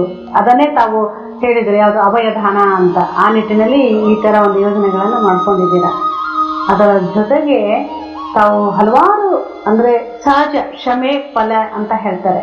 ತಾವು ಇಷ್ಟೊಂದು ಚಿಕ್ಕ ವಯಸ್ಸಿನಿರೋದರೆ ಜೊತೆಗೆ ವಂಶ ಪಾರಂಪರವಾಗಿ ತಮ್ಮ ಒಂದು ಕುಟುಂಬದ ಸೇವನೆ ತಮ್ಮ ಕುಟುಂಬದ ಒಂದು ಮುಖ್ಯ ಉದ್ದೇಶ, ಜೀವನದ ಗುರಿ ಗಮ್ಯ ಅಂತಾನೂ ಹೇಳ್ಬೋದು. ಅಂತಹ ನಿಟ್ಟಿನಲ್ಲಿ ಹಲವಾರು ಪ್ರಶಸ್ತಿಗಳನ್ನ ಸಹಿತ ಪಡೆದಿದ್ದೀರಾ. ಸೊ ಅದರಲ್ಲಿ ತಾವು ಯಾವ ತರ ಈ ಒಂದು ಪ್ರಶಸ್ತಿಗಳನ್ನ ತೆಗೆದುಕೊಳ್ತಾ, ಅಂದ್ರೆ ಯಾವ್ಯಾವ ಸೇವೆಗೆ ತಮ್ಮಲ್ಲಿ ಈ ಡಾಕ್ಟರೇಟ್ ಪದವಿ ಆಗಿರ್ಬೋದು? ನಾವು ಪ್ರಶಸ್ತಿಗಾಗಿ ಸೇವೆ ಮಾಡೋದಿಲ್ಲ, ಆದರೆ ಪ್ರಶಸ್ತಿಗಳು ಸೇವೆಯನ್ನ ಹುಡುಕಿಕೊಂಡು ಬರಬೇಕು. ಹಾಗಾಗಿ ಈ ಇದ್ದಕ್ಕಿದ್ದಂತೆ ಎಲ್ಲೋ ಒಂದು ಪ್ರಶಸ್ತಿ ಬಂದು ಬಿಡುತ್ತದೆ, ಆದರೆ ನಾವು ಅದನ್ನು ಗಮನಿಸೋದಿಲ್ಲ, ಅವರೇ ಅದನ್ನು ಗುರುತಿಸಿ ಸಹಾಯ ಕೊಡ್ತಾರೆ. ಹಾಗಾಗಿ ಭಾರತದ 2ನೇ ಅತಿ ಶ್ರೇಷ್ಠ ಪ್ರಶಸ್ತಿಯಾದ ಪದ್ಮವಿಭೂಷಣ ಪ್ರಶಸ್ತಿ ಮತ್ತು ಪದ್ಮಭೂಷಣ ಪ್ರಶಸ್ತಿ ಎರಡೂ ಕೂಡ ನನಗೆ ಬಂದಿದೆ. ಇದು ಮೊದಲನೇದಾಗಿ ಗ್ರಾಮೀಣಾಭಿವೃದ್ಧಿ ಯೋಜನೆಯ ಕಾರ್ಯಕ್ರಮಕ್ಕೆ ಬಂದಿದೆ. ಆಮೇಲೆ ಈಗ ಇಲ್ಲಿ ನಮ್ಮ ಕ್ಷೇತ್ರದಲ್ಲಿ ಸುತ್ತ ಅನೇಕ ಸಣ್ಣ ಪುಟ್ಟ ಎಲ್ಲ ಪ್ರಶಸ್ತಿಗಳು ಬರ್ತಾ ಇರ್ತವೆ. ರಾಜ್ಯ ಪ್ರಶಸ್ತಿ ಬಂದಿದೆ, ಯೂನಿವರ್ಸಿಟಿಯಿಂದ ಡಾಕ್ಟರೇಟ್ ಬಂದಿದೆ. ಈ ಥರ ಎಲ್ಲ ಅವರು ಗುರುತಿಸಿ ಕೆಲವು ಶಿಕ್ಷಣಕ್ಕೆ ಬಂದಿದೆ, ಕೆಲವು ಈ ಗ್ರಾಮೀಣಾಭಿವೃದ್ಧಿ ಬಂದಿದೆ, ಸ್ವಉದ್ಯೋಗಕ್ಕೆ ಬಂದಿದೆ. ಈ ಥರ ಅನೇಕ ಪ್ರಶಸ್ತಿಗಳು ಹುಡುಕಿಕೊಂಡು ಬರ್ತಾರೆ. ಇದು ನನಗೆ ನಾನು ಯಾವಾಗಲೂ ಹೇಳ್ತೇನೆ, ಒಬ್ಬ ಕೊಳಲು ಬಾರಿಸೋನಿದ್ರೆ ಅಥವಾ ಒಬ್ಬ ಸಂಗೀತ ಹಾಡುವನಿದ್ರೆ ಪ್ರಶಸ್ತಿ ಬಂದರೆ ಅದು ಅವನಿಗೆ ಹೋಗುತ್ತೆ. ಆದರೆ ಧರ್ಮಸ್ಥಳದಲ್ಲಿ ಹೆಗ್ಡೆಯವರಿಗೆ ಪ್ರಶಸ್ತಿ ಬಂದರೆ ಅವರಿಗೆ ಮಾತ್ರ ಅಲ್ಲ, ನಮ್ಮ ಜೊತೆ ಕೆಲಸ ಮಾಡ್ತಕ್ಕಂಥ ವಿಭಾಗ ಎಲ್ಲರಿಗೂ ಹೋಗುತ್ತೆ ಅಂತ. ಈಗ ನಮ್ಮಲ್ಲಿ ಸುಮಾರು 20,000 ಮಂದಿ ಗ್ರಾಮೀಣಾಭಿವೃದ್ಧಿ ಯೋಜನೆಯಲ್ಲಿ ಕೆಲಸ ಮಾಡ್ತಾರೆ. ಹಾಗಾಗಿ ಗ್ರಾಮೀಣಾಭಿವೃದ್ಧಿ ಯೋಜನೆಯ ಪ್ರಶಸ್ತಿ ಬಂದರೆ ಹೆಗ್ಡೆಯವರು ಪ್ರಶಸ್ತಿ ಫಲಕವನ್ನ ಮನೆಯಲ್ಲಿ ಇಟ್ಕೊಳ್ಬಹುದು, ಆದರೆ ಪಾಲುದಾರರು 20,000 ಮಂದಿ ಇರ್ತಾರೆ ಅಂತ ಹೇಳೋದಿದೆ ನಾನು. ಹಾಗಾಗಿ ಈ ರೀತಿಯ ಸೇವೆಗಳನ್ನ, ಇದು ಪ್ರಶಸ್ತಿ ಯಾಕೆ ಬೇಕು ಅಂದ್ರೆ ಪ್ರೇರಣೆ ಕೊಡೋದಕ್ಕೆ. ಈಗ ನಮ್ಮ ಕಾರ್ಯಕ್ರಮ ನೋಡಿ ಒಂದು ಪ್ರಶಸ್ತಿ ಬಂದ್ರೆ ತಕ್ಷಣ ಅದು ಪ್ರಚಾರ ಆಗತ್ತೆ, ಇಂಥ ಕಾರ್ಯಕ್ರಮಗಳೆಲ್ಲ ಆಗ್ತಾ ಇದೆ ಅಂತೇಳಿ. ಹಾಗಾಗಿ ಈ ಪ್ರಶಸ್ತಿಯಿಂದಾಗಿ ಕಾರ್ಯಕ್ರಮಗಳು ವಿಜೃಂಭಿಸ್ತವೆ. ಆಮೇಲೆ ಸ್ವಉದ್ಯೋಗ ತರಬೇತಿ ಕೇಂದ್ರ, ಈಗ ನಮ್ದು ಬರೀ 27 ಕೇಂದ್ರ ಇದೆ. ಕೇಂದ್ರ ಸರ್ಕಾರ ಇದನ್ನ ಮೆಚ್ಚಿ ಇದು ನಮ್ಮ ಜೊತೆಗೆ ಅವರು ಕೂಡ ಪಾಲ್ದಾರರಾಗಿ ಇವತ್ತು 560 ಸಂಸ್ಥೆಗಳು ಭಾರತ ದೇಶದ ರಾಷ್ಟ್ರ ಮಟ್ಟದ ಎಲ್ಲ ಜಿಲ್ಲೆಗಳಲ್ಲಿ ಕೂಡ ಗ್ರಾಮೀಣಾಭಿವೃದ್ಧಿ ಯೋಜನೆಯ ಒಂದು ಖಾತೆ ಇದೆ. ಅದನ್ನ ಬ್ಯಾಂಕಿನವರು ಸ್ಪಾನ್ಸರ್ ಮಾಡ್ತಾರೆ. ಅದರ ಖರ್ಚು ವೆಚ್ಚಗಳೆಲ್ಲ ಮಿನಿಸ್ಟ್ರಿ ಆಫ್ ರೂರಲ್ ಡೆವಲಪ್ಮೆಂಟ್ ಕೊಡ್ತಾರೆ. ಹಾಗಾಗಿ ಇವತ್ತು ಇಡೀ ದೇಶದಲ್ಲಿ ಒಂದು ಆದರ್ಶ ಕಾರ್ಯಕ್ರಮ ಅಂತಂದ್ರೆ ಧರ್ಮಸ್ಥಳದಿಂದ ಪ್ರೇರಿತವಾದಂಥ ಗ್ರಾಮಾಭಿವೃದ್ಧಿ ಮತ್ತು ಸ್ವಉದ್ಯೋಗ ತರಬೇತಿ ಕಾರ್ಯಕ್ರಮ. ಅದರಿಂದ ಇವತ್ತು 26 ಲಕ್ಷ ಮಂದಿ ಇವತ್ತು ತರಬೇತಿಯನ್ನು ಹೊಂದಿ ಸ್ವಉದ್ಯೋಗಿಗಳಾಗಿದ್ದಾರೆ. ಅದು ಈ ತಾಳೆ ಮರದಲ್ಲಿ ಹಿಂದೆ ಕಾಗದ ಪ್ರಚಲಿತವಾಗಿರಲಿಲ್ಲ, ಪೇಪರ್ ಬಳಕೆ ಬರಲಿಲ್ಲ. ಪೇಪರ್ ಬಳಕೆ ಬರುವ ಹಿಂದೆ ತಾಳೆ ಮರದ ಗರಿಯನ್ನು ತೆಗೆದು ಅದನ್ನು ವಿಶಿಷ್ಟವಾಗಿ ಒಣಗಿಸಿ ಅದರಲ್ಲಿ ಬರೀತಾ ಇದ್ರು. ಹಾಗಾಗಿ ನಮ್ಮದ ಸುಮಾರು 5,000 ತಾಳೆಗರಿ ಗ್ರಂಥಗಳ ಸಂಗ್ರಹ ಮಾಡಿದೆ. ಇದು ಯಾಕೆ ಅಂತಂದ್ರೆ ಅದರಲ್ಲಿ ಇರ್ತಕ್ಕಂಥ ಅಮೂಲ್ಯವಾದ ಜ್ಞಾನ ಮತ್ತೆ ಸಂಶೋಧನೆಗೊಳಪಟ್ಟು ಉಪಯೋಗಕ್ಕೆ ಬೀಳಬೇಕು ಅಂತ. ಅದರಲ್ಲಿ ಸಾಹಿತ್ಯ, ಆಯುರ್ವೇದ, ಆಮೇಲೆ ಕೆಲವಾರು ತರ್ಕಗಳು, ಅನೇಕ ರೀತಿಯ ವಿಷಯಗಳಾದರೆ ತಾಳೆಗರಿ ಗ್ರಂಥಗಳನ್ನು ಮೊದಲು ಸಂಗ್ರಹಿಸುವಂತಹದ್ದು, ಅದನ್ನು ರಕ್ಷಿಸುವಂತಹದ್ದು 2ನೇದು. 3ನೇದು ಉಪಯುಕ್ತವಾಗಿ ಯಾರಿಗಾದ್ರೂ ಬೇಕಾದ್ರೆ ಅದನ್ನು ಕೊಟ್ಟು ಜ್ಞಾನ. ಹೀಗಾಗಿ ಸಂಶೋಧನೆ ಕೂಡ ಅದರ ಮೇಲೆ ಆಗ್ತಾ ಇದೆ. 10 ಜನ ಸಂಶೋಧನೆ ಮಾಡ್ತಾ ಇದ್ದಾರೆ. ಇದಕ್ಕೆ ಹೆಸರು ಸಂಶೋಧನಾ ಪ್ರತಿಷ್ಠಾನ ಅಂತಂದ್ರೆ ಒಂದು ರಕ್ಷಣೆ, ಒಂದು ಸಂಶೋಧನೆ ಮತ್ತು ಇನ್ನೊಂದು ಅದರ ಉಪಯೋಗವನ್ನು ಜನರಿಗೆ ಕೊಡುವಂಥದ್ದು. ಆಮೇಲೆ ಬಂದಂತ ಕಾಗದದ ಪ್ರತಿಗಳು ನಮ್ಮಲ್ಲಿದೆ. ಹ್ಯಾಂಡ್ ಮೇಡ್ ಪೇಪರ್ ಅಂತ, ಕೈಯಿಂದ ಮಾಡಿದ ಪೇಪರ್. ಅದು ಇಂಡಸ್ಟ್ರೀಸ್, ಕಾರ್ಖಾನೆಗಳು ತಯಾರಾಗುವ ಮುಂದೆ ಸ್ವಲ್ಪ ದಪ್ಪ ಇರುತ್ತದು, ಆದರೆ ಅದನ್ನು ವಿಶಿಷ್ಟ ರೀತಿಯಲ್ಲಿ ಪೇಪರ್ ತಯಾರಿ ಮಾಡ್ತಿದ್ದು ಆ ಕಾಗದದಲ್ಲಿ ಬರೀತಾ ಇದ್ರು. ಅದರಲ್ಲಿ ಅನೇಕ ಪುರಾಣಗಳು ಮತ್ತು ಧಾರ್ಮಿಕ ಸಾಹಿತ್ಯ ಇತ್ಯಾದಿ ಅನೇಕ ಸಾಹಿತ್ಯಗಳು ಕೂಡ ಅದರಲ್ಲಿದೆ. ಅನ್ನದಾನ ಮಾಡಿದಷ್ಟು ಸ್ವಾಮಿ ಸಂತೃಪ್ತರಾಗ್ತಾರೆ ಅಂತೇಳಿ. ಹಾಗಾಗಿ ಯಾರು ಬಂದ್ರು ನಮ್ಮ ಅತಿಥಿಗಳು. ಧರ್ಮಸ್ಥಳಕ್ಕೆ ಯಾರು ಬಂದ್ರು ಅವರು ನಮ್ಮ ಅತಿಥಿಗಳು. ಅವರಿಗೆ ವಸತಿ ವ್ಯವಸ್ಥೆ, ದರ್ಶನದ ವ್ಯವಸ್ಥೆ, ಊಟದ ವ್ಯವಸ್ಥೆಯನ್ನು ಮಾಡಿ ಸಂತೃಪ್ತರಾಗಿ ಮಾಡಿ ಕಳಿಸುವಂಥದ್ದು ನಮ್ಮ ಜವಾಬ್ದಾರಿ. ಹಾಗಾಗಿ ಇದು ಅನ್ನದಾನ ಅಂತ ಹೇಳುವಂಥದ್ದು ಅದು ದಾಸೋಹ. ಇದಕ್ಕೆ ಸರಿಯಾದ ಶಬ್ದ ಇದ್ರೆ ದಾಸೋಹ. ದಾಸೋಹ ಅಂತಂದ್ರೆ ಭಕ್ತರಿಗೆ ದಾಸೋಹ ಅಲ್ಲದೆ ಬಡವರಿಗೆ ದಾಸೋಹ ಅಲ್ಲ. ಇಲ್ಲಿ ಬಂದವರು ಬಡವರಿಗೆ ನಾವು ಭಿಕ್ಷುಕರಿಗೆ ಕೊಟ್ಟಾಗಿ ಆಹಾರ ದಾನ ಮಾಡೋದಲ್ಲ. ದಾಸೋಹ, ಅವರನ್ನು ಕುಳ್ಳಿರಿಸಿ ಅವರಿಗೆ ಊಟ ಹಾಕಿ ಅವರು ತೃಪ್ತರಾದರೆ ಸ್ವಾಮಿಗೆ ತೃಪ್ತಿ ಆಯಿತು ಅಂತ ಆ ಗೌರವದಿಂದ ನಾವು ಮಾಡ್ತೇವೆ. ಮೊದಲೇ ಬಂದವ್ರು ಹೇಳಬೇಕು, ಇಂಥ ದಿವಸದಲ್ಲಿ ಇಂತಹ ದಾನವನ್ನು ನಾವು ಮಾಡ್ತೇವೆ, ಇದು ಸಾಮೂಹಿಕ ಮದುವೆ ದಿವಸ ಅಂತ ಅನೌನ್ಸ್ ಮಾಡ್ತೇವೆ ನಾವು. ಆ ತಾರೀಕಿಗೆ ಅವರು ಮೊದಲೇ ಬಂದು ರಿಜಿಸ್ಟರ್ ಮಾಡಿಸಿರ್ಬೇಕು. ಯಾಕೆಂದ್ರೆ ಅವರವರ ಊರ ಪಂಚಾಯತಿಯಿಂದ ಅವ್ರ ಪರಿಚಯ ಪತ್ರ ತಗೊಂಡು ಬಂದಿರಬೇಕು. ಅವ್ರು ಯಾವ ಅಲ್ಲೇ ಗ್ರಾಮವಾಸಿಗಳು ಅಂತ ಹೇಳಿ ಪುರಾವೆ ಇರಬೇಕು. ಅವರಿಗೆ ಮೊದಲನೇ ಮದುವೆ ಆಗಿರೋದಿಲ್ಲ ಅಂತ ಅನ್ನೋದು ಪುರಾವೆ ಆಗಬೇಕು. ಅದೆಲ್ಲ ಖಾತೆ ತೆಗೆದುಕೊಂಡು ಶಿಸ್ತುಬದ್ಧವಾಗಿ ಮದುವೆ ಆದ ದಿವಸ ರಿಜಿಸ್ಟ್ರೇಷನ್ ಕೂಡ ಮಾಡ್ತೇವೆ. ರಿಜಿಸ್ಟರ್ ನಮ್ಮ ಬೆಳ್ತಂಗಡಿಯ ರಿಜಿಸ್ಟರ್ ಕಚೇರಿಯವರು ನೀವು ಬರಮಾಡಿಸಿ ಮದುವೆಗಳೆಲ್ಲ ರಿಜಿಸ್ಟರ್ ಆಗಿ ಅವರಿಗೆ ದಾಖಲಾತಿಯನ್ನು ಕೂಡ ಕೊಡ್ತಾರೆ. ಹಾಗಾಗಿ ಈಗ ವಿದ್ಯಾಸಂಸ್ಥೆಗಳಲ್ಲಿ ಪರಿವರ್ತನೆ, ಬದಲಾವಣೆ, ಏಳಿಗೆ, ದಾನ ಧರ್ಮಗಳಲ್ಲಿ ಹೊಸತನ, ಆಮೇಲೆ ನಮ್ಮ ಅನೇಕ ಈಗ ಪ್ರಕೃತಿ ಚಿಕಿತ್ಸೆ ಮತ್ತು ಯೋಗಕ್ಕೆ ನಾವು ಹೆಚ್ಚಿನ ಪ್ರಾಶಸ್ತ್ಯವನ್ನು ಕೊಡ್ತೇವೆ, ಧ್ಯಾನಕ್ಕೆ ಹೆಚ್ಚಿನ ಪ್ರಾಶಸ್ತ್ಯವನ್ನು ಕೊಡ್ತೇವೆ. ಹಾಗಾಗಿ ಹೊಸ ಹೊಸ ರೀತಿಯಿಂದ ಕಾರ್ಯಕ್ರಮಗಳ ಅನುಷ್ಠಾನ ನಿತ್ಯವೂ ಆಗ್ತಾ ಇದೆ. ಹೊಸ ರೀತಿಯಿಂದ ಎಲ್ಲ ನಿತ್ಯವೂ ಎಲ್ಲ ಕಾರ್ಯಕ್ರಮಗಳು ಅನುಷ್ಠಾನ ಆಗ್ತಾ ಇರ್ತದೆ. ಅದು ಕೆಲವು ಹೊಸದೇ ಇರಬಹುದು. ಈಗ ಶಾಲೆಗಳಿಗೆ ಬೆಂಚ್ ಡೆಸ್ಕ್ ಕೊಡುವಂಥದ್ದು, ಶಾಲೆಗಳಿಗೆ ಕ್ಲಾಸ್ ರೂಮ್ ಕೊಡುವಂಥದ್ದು, ಅಧ್ಯಾಪಕರಿಲ್ಲದಲ್ಲಿಗೆ ಅಧ್ಯಾಪಕರನ್ನ ಕೊಡುವಂಥದ್ದು, ಈ ಥರ ಆಗ್ತಾ ಏನೋ ಹೊಸ ಯೋಚನೆ ಬರ್ಬೋದು. ಆ ರೀತಿ ನಿತ್ಯವೂ ಏನಾದ್ರೂ ಹೊಸತನ, ಹೊಸ ಪ್ರಯೋಗ, ಹೊಸ ರೀತಿಯ ದಾನ, ಹೊಸ ರೀತಿಯ ಪರಿಣಾಮಕಾರಿ ಕಾರ್ಯಕ್ರಮಗಳು ಆಗ್ತವೆ. ಈಗ ವಸ್ತು ಸಂಗ್ರಹಾಲಯ ಇದೆ, ಅನೇಕ ಸಾವಿರಾರು ವಸ್ತುಗಳನ್ನು ನಾವು ಸಂಗ್ರಹಿಸಿ ಮುಂದಿನ ತಲೆಮಾರಿಗೆ ಅವರಿಗೆ ವೀಕ್ಷಣೆಗೆ ಅದನ್ನು ಕೊಟ್ಟಿದ್ದೇವೆ. ಈ ರೀತಿ ಅನೇಕ ಕಾರ್ಯಕ್ರಮಗಳು ನಿತ್ಯ ನೂತನವಾಗಿ ಸೃಷ್ಟಿ ಆಗ್ತಾ ಹೋಗ್ತವೆ. ಈ ಶಾಂತಿವನ ಟ್ರಸ್ಟ್ನ ಉದ್ದೇಶ ಅಂದ್ರೆ ಉಚಿತವಾಗಿ ಅದು ಶಾಂತಿವನ ಟ್ರಸ್ಟ್ ಮೂಲಕ ಪ್ರಕೃತಿ ಮತ್ತು ಯೋಗ ಚಿಕಿತ್ಸೆಯನ್ನು ನಾವು ಕೊಡ್ತೇವೆ. ಯಾರು ಜನರಿಗೆ ಆರೋಗ್ಯ ಬೇಕು ಅವರಿಗೆ ಯೋಗ ಪ್ರಚಾರ, ಅದೇ ರೀತಿಯಲ್ಲಿ ಪ್ರಕೃತಿ ಚಿಕಿತ್ಸಾ ಆಲಯದಲ್ಲಿ ಅವರಿಗೆ ಔಷಧಿ ಇಲ್ಲದ ಚಿಕಿತ್ಸೆಯನ್ನು ಕೊಟ್ಟು ಬೆಳೆಸುವಂತ ಕಾರ್ಯಕ್ರಮ. ಅದರಿಂದ ಪ್ರಕೃತಿ ಚಿಕಿತ್ಸೆ ಮತ್ತು ಯೋಗ ಕೇಂದ್ರ ಈಗ ನಿಮ್ಮ ಮೂಲಸ್ವಾಮಿಯಲ್ಲಿ ಏನ್ ಮಾಡ್ತಾರೆ ಅದೇ ರೀತಿ ಇಲ್ಲಿ ಕೂಡ ನಡೀತಾ ಇದೆ. ಬಹಳ ಉತ್ತಮವಾಗಿ ಆ ಕಾರ್ಯಕ್ರಮ ನಡೀತಾ ಇದೆ. ಸ್ವಾಮೀಜಿ ನಮಸ್ತೆ. ತಮಗೂ ತಾವು ಇದುವರೆಗೂ ಸವಿಸ್ತಾರವಾಗಿ ನಮ್ಮ ಕನ್ನಡ PMC ಚಾನೆಲ್ನ ಧ್ಯಾನಗಳಿಗೆಲ್ಲ ಈ ಒಂದು ಧರ್ಮಸ್ಥಳದ ಮಂಜುನಾಥನ ಮಹಿಮೆಯಾಗಿರಬಹುದು, ಅದರ ಜೊತೆಗೆ ಆ ಮಹಿಮೆಯ ಜೊತೆಗೆ ತಮ್ಮ ಒಂದು ಕರ್ತವ್ಯ ನಿಷ್ಠೆ ಆಗಿರಬಹುದು, ಎಷ್ಟೊಂದು ಉನ್ನತವಾಗಿ ಇಡೀ ಕರ್ನಾಟಕದ ಮನೆಗೂ ಈ ಒಂದು ಧರ್ಮಸ್ಥಳ ಮಂಜುನಾಥ ಹಾಗೂ ವೀರೇಂದ್ರ ಸರ್ ಹೆಗಡೆಯವರ ಉತ್ಕೃಷ್ಟ ಕರ್ತವ್ಯ, ಅದು ಸೇವೆ ಅಂತಾನೂ ಅವರು ಹೇಳ್ಕೊಳ್ಳಕ್ಕೆ ಇಷ್ಟಪಡಲಿಲ್ಲ, ಇದು ನನ್ನ ಕರ್ತವ್ಯ ಅಂತ ಹೇಳಿದ್ರು. ಅದಕ್ಕೆ ಇವತ್ತು ಒಂದು ಧರ್ಮಸ್ಥಳ ಧರ್ಮದ ಸ್ಥಳ ಅಂತ ಪ್ರಸಿದ್ಧಿಯಾಗಿದೆ. ಅಂತಹ ಒಂದು ಅದ್ಭುತವಾದ ಅಮೋಘವಾದ ಗುರುವಿನ ಸಾಂಗತ್ಯ ನಮಗೆ ಇಂದು ಈ ಒಂದು ಗುರುದೇವೋ ಭವ ಎನ್ನುವ ಕಾರ್ಯಕ್ರಮದ ಮೂಲಕ ತಾವೆಲ್ಲ ಈವರೆಗೆ ತಾವು ವೀಕ್ಷಿಸಿದ್ದೀರಾ. ಅಂತಹ ಒಬ್ಬ ಮಹಾಗುರುವಿನ ಜ್ಞಾನವನ್ನ ನಮ್ಮ ಜೀವನದಲ್ಲಿ ಅಳವಡಿಸಿಕೊಂಡು ಗುರೂಜಿ ಹೇಳಿದ್ರು, ಸೊ ಇದು ನನ್ನ ಕರ್ತವ್ಯ, ನಾನು ಚೆನ್ನಾಗಿರ್ಬೇಕು, ಜೊತೆಗೆ ಈ ಒಂದು ಸಮಸ್ತ ಜೀವಕೋಟಿಯೂ ಚೆನ್ನಾಗಿರ್ಬೇಕು, ಕೇವಲ ಮಾನವರಷ್ಟೇ ಅಲ್ಲದೆ ನನ್ನ ಜೊತೆ ಜೀವಿಸುವ ಪ್ರತಿಯೊಂದು ಸಹಜೀವಿಯೂ ಆನಂದವಾಗಿರ್ಬೇಕು ಅಂತ ಅವರು ಹೇಳುವ ಒಂದು ಸಂದೇಶ ನಾವು ಆಲೋಚನೆ ಮಾಡುವ ವಿಷಯ. ಇಂದಿನ ವರ್ತಮಾನ ಕಾಲದಲ್ಲಿ ನಾನು ಬೆಳೆಯಬೇಕು ಎನ್ನುವ ಮನೋಭಾವನೆಯುಳ್ಳ ಪ್ರತಿಯೊಬ್ಬರಿಗೂ ಇದು ಒಂದು ಉತ್ತಮ ಸಂದೇಶ ಅಂತ ಹೇಳಿರ್ಬೋದು.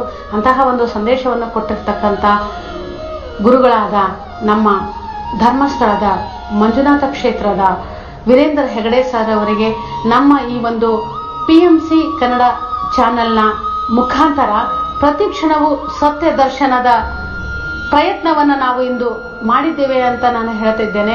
ಹಾಗಾಗಿ ನಮ್ಮ ಚಾನೆಲ್ನ ಮೂಲಕ ಈ ಮಹಾ ಗುರುವಿಗೆ ವಂದನೆಗಳನ್ನು ತಿಳಿಸುತ್ತೇನೆ. ಇಷ್ಟೊತ್ತಿನವರೆಗೂ ಒಬ್ಬ ಮಹಾ ಗುರುವಿನ ಮಹಾ ಸೇವಾ ತತ್ಪರ ಮಹಾ ಕರ್ತವ್ಯನಿಷ್ಠ ಗುರುವಿನ ಸಾಂಗತ್ಯವನ್ನ ಗುರುದೇವ ಭವ ಮೂಲಕ ತಾವು ವೀಕ್ಷಿಸಿದ್ರಿ. ಹಾಗಾಗಿ ಇಂತಹ ಒಂದು ಅದ್ಭುತವಾದ ಸಂದೇಶವನ್ನು ಕೊಡುವ ಚಾನಲ್ ನಮ್ಮದಾಗಿದೆ, PMC ಕನ್ನಡ ಚಾನಲ್. ಅಂತಹ ಚಾನಲ್ಗೆ ತಾವು ಸಬ್ಸ್ಕ್ರೈಬ್ ಮಾಡಿಕೊಳ್ಳಿ ಅಂತ ನಾನು ವಿನಂತಿಸಿಕೊಳ್ಳುತ್ತೇನೆ. Thank you master. ತುಂಬ ಧನ್ಯವಾದಗಳು ಸುಮಂಗಳಾ ಮೇಡಮ್ ರವರಿಗೆ. ಯಾಕೆಂದರೆ ಶ್ರೀ ಗುರುಗಳಾದ ವೀರೇಂದ್ರ ಹೆಗಡೆರವರನ್ನ ಅವರು ಸಂದರ್ಶನ ಮಾಡಿ ಅವರ ಜ್ಞಾನವನ್ನ, ಅವರ ಸೇವೆಯನ್ನ ಅವರಿಂದಲೇ ನಮ್ಮ ಪಿರಮಿಡ್ ಸ್ಪಿರಿಚುವಲ್ ಸೊಸೈಟಿ ಮೂವ್ಮೆಂಟ್ನ ಎಲ್ಲ ವೀಕ್ಷಕರಿಗೆ, ಧ್ಯಾನಿಗಳಿಗೆ ತಿಳಿಸಿಕೊಟ್ಟಿದ್ದಾರೆ. ಸೇವೆಯ ಒಂದು ಶಕ್ತಿ, ಸೇವೆ ಮಾಡುವುದರಿಂದ ಅದರಿಂದ ಬರುವ ಲಾಭಗಳು, ಯಾವ ರೀತಿ ನಾವು ನಿಸ್ವಾರ್ಥವಾಗಿ ಸೇವೆಯನ್ನು ಮಾಡಬೇಕೆಂದು ಶ್ರೀ ವೀರೇಂದ್ರ ಹೆಗಡೆರವರು ಎಲ್ಲರಿಗೂ ಸಹ ತಿಳಿಸಿದ್ದಾರೆ. ಧನ್ಯವಾದಗಳು ಮತ್ತೊಮ್ಮೆ. ಸ್ನೇಹಿತರೆ, ಈಗ ಎಲ್ಲರೂ ಎದುರು ನೋಡುತ್ತಿರುವ ಸಾಂಸ್ಕೃತಿಕ ಕಾರ್ಯಕ್ರಮಗಳು. 2ನೇ ದಿನದ ಬುದ್ಧ ಪೌರ್ಣಮಿ ಸಂಭ್ರಮಾಚರಣೆಯ ಸಾಂಸ್ಕೃತಿಕ ಕಾರ್ಯಕ್ರಮಗಳಿಗೆ ಮತ್ತೊಮ್ಮೆ ಎಲ್ಲರಿಗೂ ಸಹ ಆತ್ಮಪೂರ್ವಕ ಸ್ವಾಗತ, ಸುಸ್ವಾಗತ. ಪತ್ರಿಜಿರವರು ಯಾವಾಗಲೂ ಹೇಳುತ್ತಿರುತ್ತಾರೆ, ನೃತ್ಯ ಸಂಗೀತ್ ಔರ್ ಧ್ಯಾನ್. ನೃತ್ಯದಿಂದ ನಮಗೆ ಆತ್ಮಾನಂದ, ಧ್ಯಾನದಿಂದ ಆತ್ಮಾನಂದ ಮತ್ತು ಹಾಡುಗಳಿಂದ ನಮಗೆ ಮಾನಸಿಕವಾದ ಆನಂದ ನಮಗೆ ಲಭಿಸುತ್ತದೆ. ಹಾಗಾಗಿ ನೃತ್ಯ, ಸಂಗೀತ ಮತ್ತು ಧ್ಯಾನ ಪ್ರತಿಯೊಬ್ಬರ ಜೀವನದಲ್ಲೂ ಇರಲೇಬೇಕು. ಈಗ ಮೊಟ್ಟ ಮೊದಲಿಗೆ ಮೇಧಾ ರವರ ಒಂದು ಕೊಳಲು ನಾದವನ್ನ ಈಗ ನಾವು ಕೇಳೋಣ. ಮೇಧಾರವರು, ಇವರ ಗುರುಗಳು ಶ್ರೀಮತಿ ಶಾಂತನಾ ಸುಬ್ರಹ್ಮಣ್ಯಂ. ಮೇಧಾರವರಿಗೆ ಚಿಕ್ಕ ವಯಸ್ಸಿನಿಂದಲೇ ಅವರಿಗೆ ಸಂಗೀತದ ಆಸಕ್ತಿ ಇತ್ತು. 6 ವರ್ಷ ಇದ್ದಾಗಲಿಂದಲೇ ಅವರು ಕೊಳಲನ್ನು ಅವರು ಅಭ್ಯಾಸ ಮಾಡುತ್ತಿದ್ದಾರೆ. ಈಗ ಅವರ ಕೊಳಲು ನಾದವನ್ನು ಈಗ ನಾವೆಲ್ಲರೂ ಸಹ ಕೇಳಿ ಆನಂದಿಸೋಣ. ನಮಸ್ತೆ, I am Medha Udupa from Mangalore.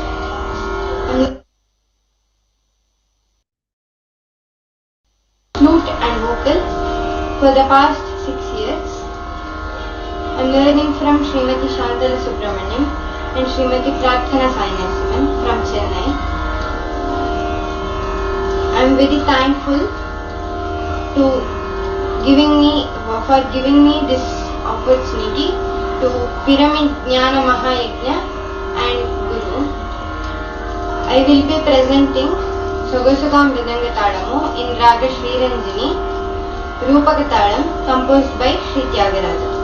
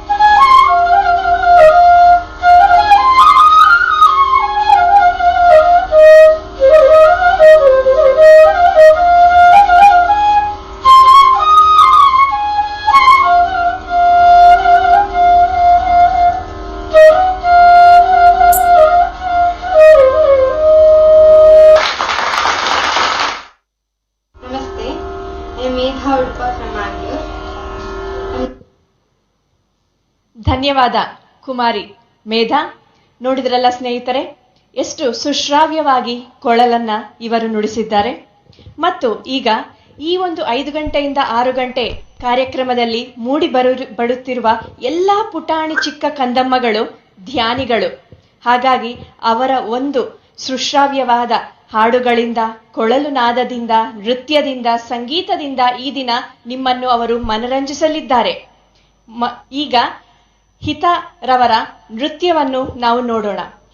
ಕುಮಾರಿ, ಈ ಪುಟಾಣಿ ಚಿಕ್ಕ ಕಂದಮ್ಮ ಹಿತ ಚಿಕ್ಕ ವಯಸ್ಸಿನಿಂದಲೇ ಅವರು ಅವರ ತಂದೆ ತಾಯಿಯಿಂದ ಧ್ಯಾನವನ್ನು ಕಲಿತಿದ್ದಾರೆ. ಅದೇ ರೀತಿ ನೃತ್ಯದಲ್ಲೂ ಅವರು ಅವರ ಆಸಕ್ತಿಯನ್ನು ತೋರಿಸಿದ್ದಾರೆ.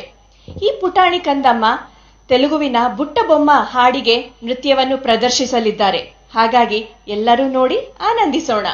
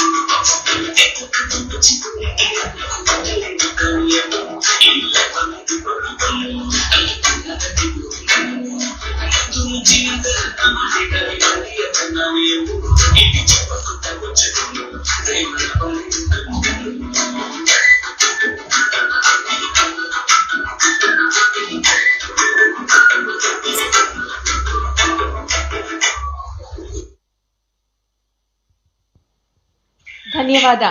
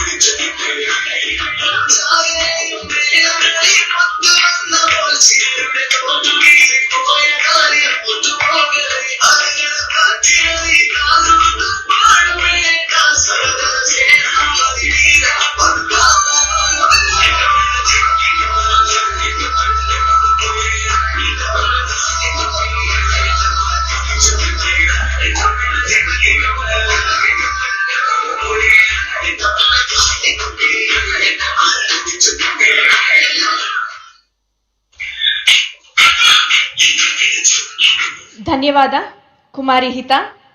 ನೋಡಿದ್ರಲ್ಲ ಸ್ನೇಹಿತರೆ, ಎಷ್ಟು ಸೊಗಸಾಗಿ ಅಚ್ಚುಮೆಚ್ಚಾಗಿ ನೃತ್ಯವನ್ನ ಇವರು ಪ್ರದರ್ಶಿಸಿದ್ದಾರೆ, ಈ ಧ್ಯಾನ ಬಾಲಕಿ.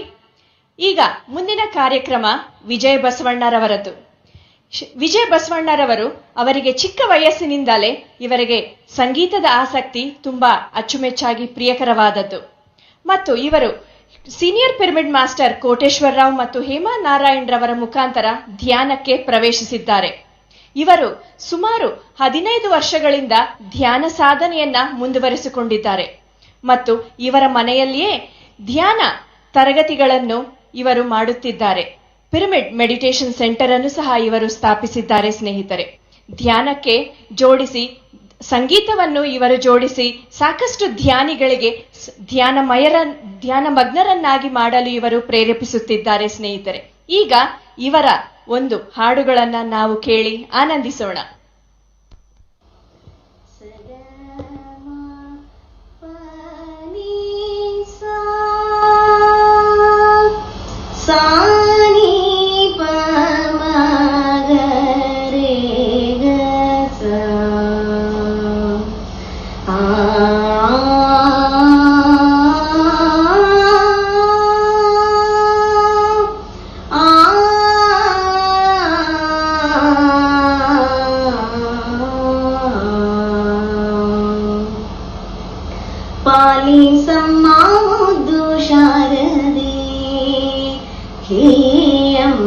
ಪಾಲಿಸಮ್ಮ ಮುದ್ದು ಶಾರದೆ, ಹೇ ಅಮ್ಮ ನಾಲಿಗೆಯಲ್ಲಿ ನಿಲ್ಲಬಾರದೆ,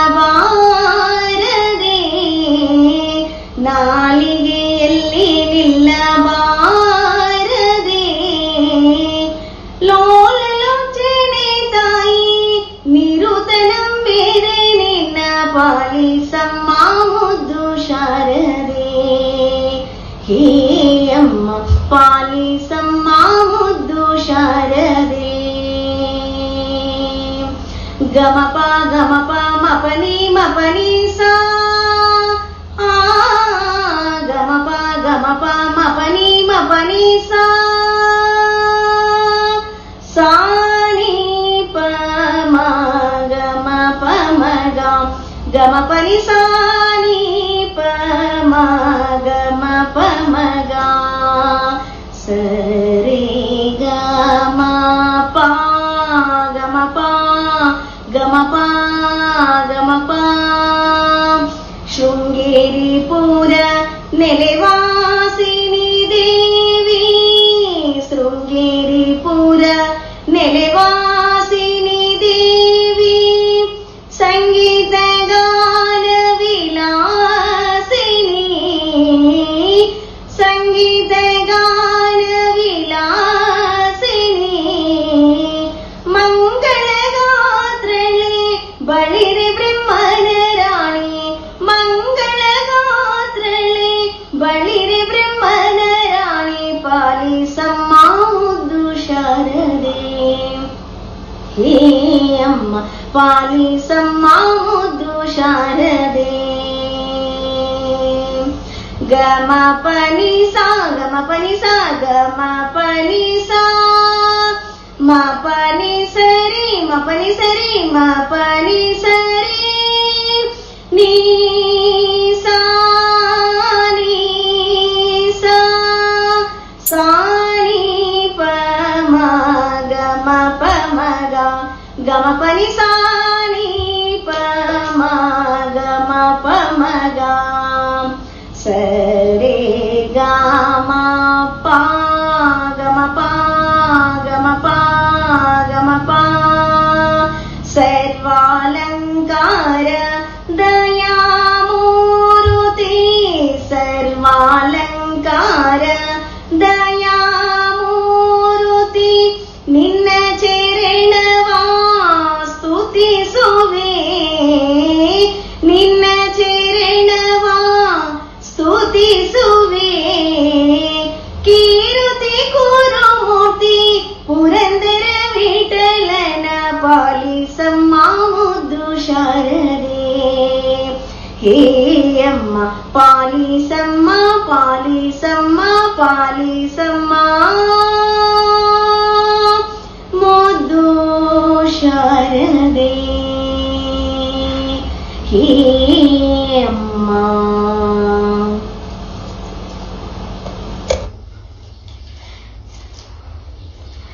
ಧರ್ಮ ವಿಜಯವೆಂಬ ದಿವ್ಯ ಮಂತ್ರ, ಧರ್ಮ ವಿಜಯವೆಂಬ ದಿವ್ಯ ಮಂತ್ರ, ಮರ್ಮವನರಿತು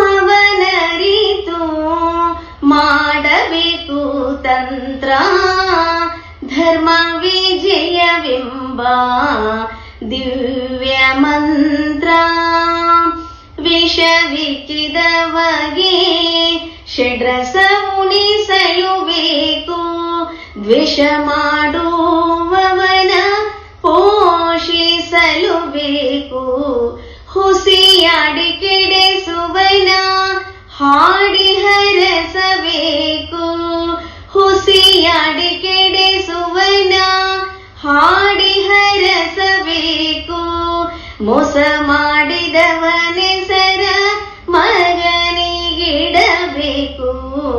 ಧರ್ಮ ವಿಜಯವೆಂಬ ದಿವ್ಯ ಮಂತ್ರ, ಮರ್ಮವನರಿತು ಮಾಡಬೇಕು ತಂತ್ರ, ಧರ್ಮ ವಿಜಯವೆಂಬ ದಿವ್ಯ ಮಂತ್ರ, ಹಿಂದೆ ನಿಂದಿಪರನ್ನು ವಂದಿಸುತ್ತಿರಬೇಕು, ಹಿಂದೆ ನಿಂದಿಪರನ್ನು ವಂದಿಸುತ್ತಿರಬೇಕು,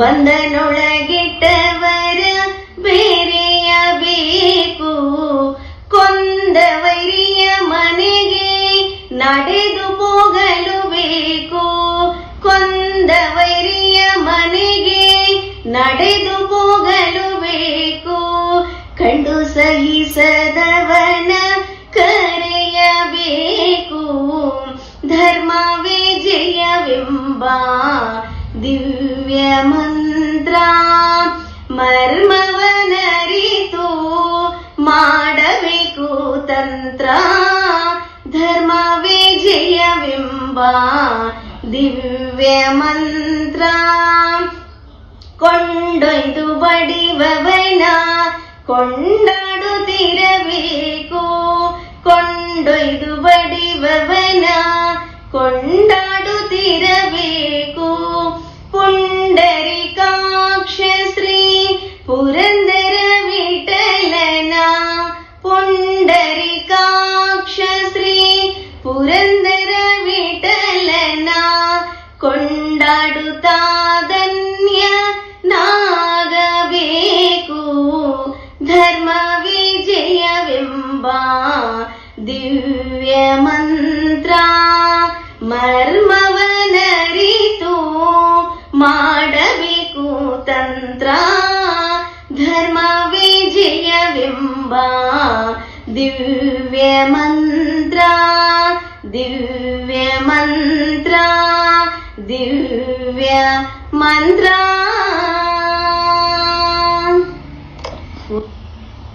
ಮುರಳಿನಾದ ಕೇಳೆ ಶ್ರೀಕೃಷ್ಣನ ಮುರಳಿನಾದ ಕೇಳೆ, ಸರಸರಾಗ ಸಂಗೀತದಿಂದಲೇ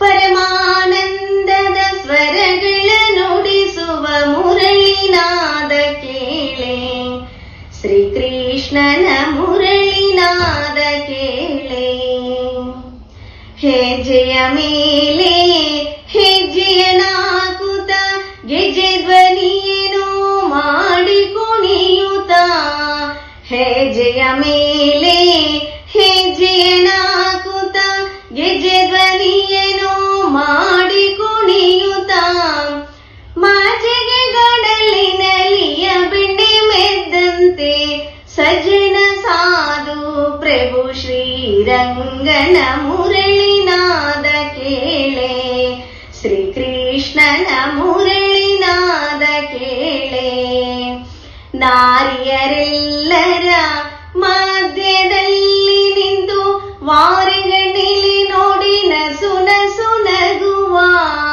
ನಾರಿಯರೆಲ್ಲರ ಮಧ್ಯದಲ್ಲಿ ನಿಂತು ವಾರೆಗಣ್ಣಿಲಿ ನೋಡಿ ನಸು ನಸು ನಗುವ ಪಾರಾಪರವದ ಲೀಲಿಯ ತೋರಿದ ಪರಮ ಸುಂದರ ಗಿರಿಧರ ಗೋಪಾಲನ ಮುರಳಿನಾದ ಕೇಳೆ ಶ್ರೀಕೃಷ್ಣನ ಮುರಳಿನಾದ ಕೇಳೆ ಸರಸರಾಗ ಸಂಗೀತದಿಂದಲೇ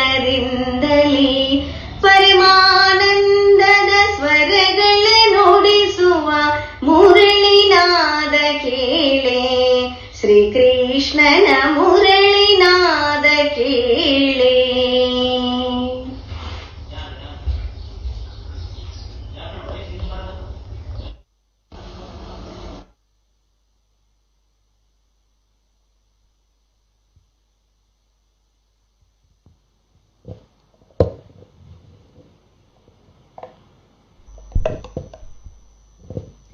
ಧನ್ಯವಾದ ವಿಜಯ ಬಸವಣ್ಣ ಮೇಡಮ್ ರವರಿಗೆ. ಇಷ್ಟು ಸುಶ್ರಾವ್ಯವಾಗಿ ಹಾಡಿದ್ದಾರೆ. ಮತ್ತು ಈಗ ಮುಂದಿನ ಕಾರ್ಯಕ್ರಮ ಚಿಕ್ಕ ಪುಟಾಣಿ ರಿಷಿತಾ ಅವಳ 4 ವರ್ಷದ ವಯಸ್ಸಿನಿಂದಲೇ ಅವಳು ಧ್ಯಾನವನ್ನ ಅಭ್ಯಾಸ ಮಾಡುತ್ತಿದ್ದಾಳೆ. ಮತ್ತು ಈ ಹುಡುಗಿ ಏಕಸಂತಾಗ್ರಾಹಿ. ಯಾವುದೇ ಒಂದು ಕಲೆಯನ್ನ ಅಥವಾ ಯಾವುದೇ ಒಂದು ಆಟವನ್ನ ಅಥವಾ ಓದನ್ನ ಒಂದು ಸಾರಿ ಹೇಳಿಕೊಟ್ರೆ ಸಾಕು, ಅದೇ ರೀತಿ ಅವಳು ಗ್ರಹಿಸಿ ಅದನ್ನ ಆಚರಣೆಯಲ್ಲಿ ಇಡುತ್ತಾಳೆ. ಈ ಹುಡುಗಿ ತುಂಬಾ ಪುಟಾಣಿಯಾಗಿದ್ದರೂ ಸಹ ಸಾಕಷ್ಟು ಇವಳಿಗೆ ಆಸಕ್ತಿ ಇದೆ ನೃತ್ಯದಲ್ಲಿ ಮತ್ತು ಸಂಗೀತದಲ್ಲಿ ಸ್ನೇಹಿತರೆ. ಈಗ ಈ ಹುಡುಗಿಯ ಹಾಡನ್ನು, ಸುಶ್ರಾವ್ಯವಾದ ಹಾಡನ್ನು ನಾವೆಲ್ಲರೂ ಕೇಳಿ ಆನಂದಿಸಿ ಮೈ ಮರೆಯೋಣ.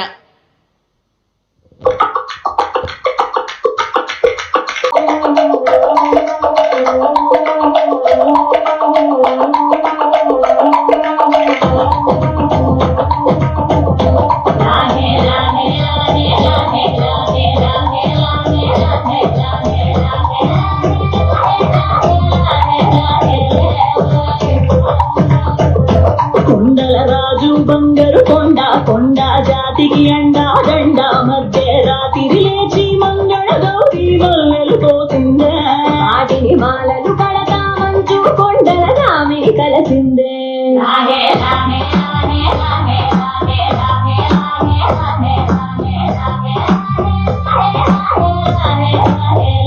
నెల్లో మెలికల నాగుల దండ కలుపుల వేడికి ఎగిరి పడంగా ఉంటి విభూతి గలగల రాలి పడంగా సాంబడు కదిలిండే అమ్మ పిలుపుకు స్వామి ఎత్తరు సెగలై విలవిల నలిగిండే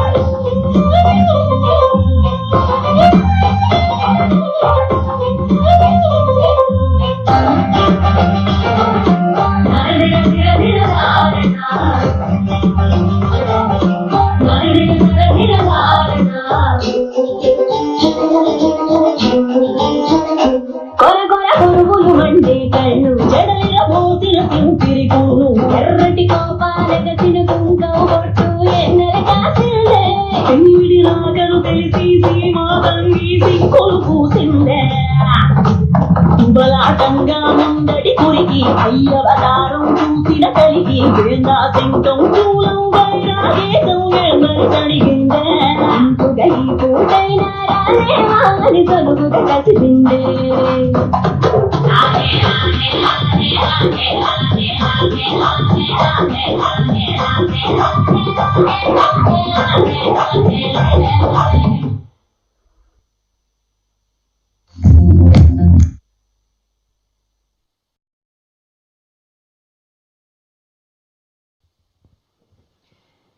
ಕುಮಾರಿ ಲಾಸ್ಯಪ್ರಿಯ ಈಗ ನೃತ್ಯವನ್ನು ಮಾಡಿದ್ದಾರೆ ಸ್ನೇಹಿತರೆ.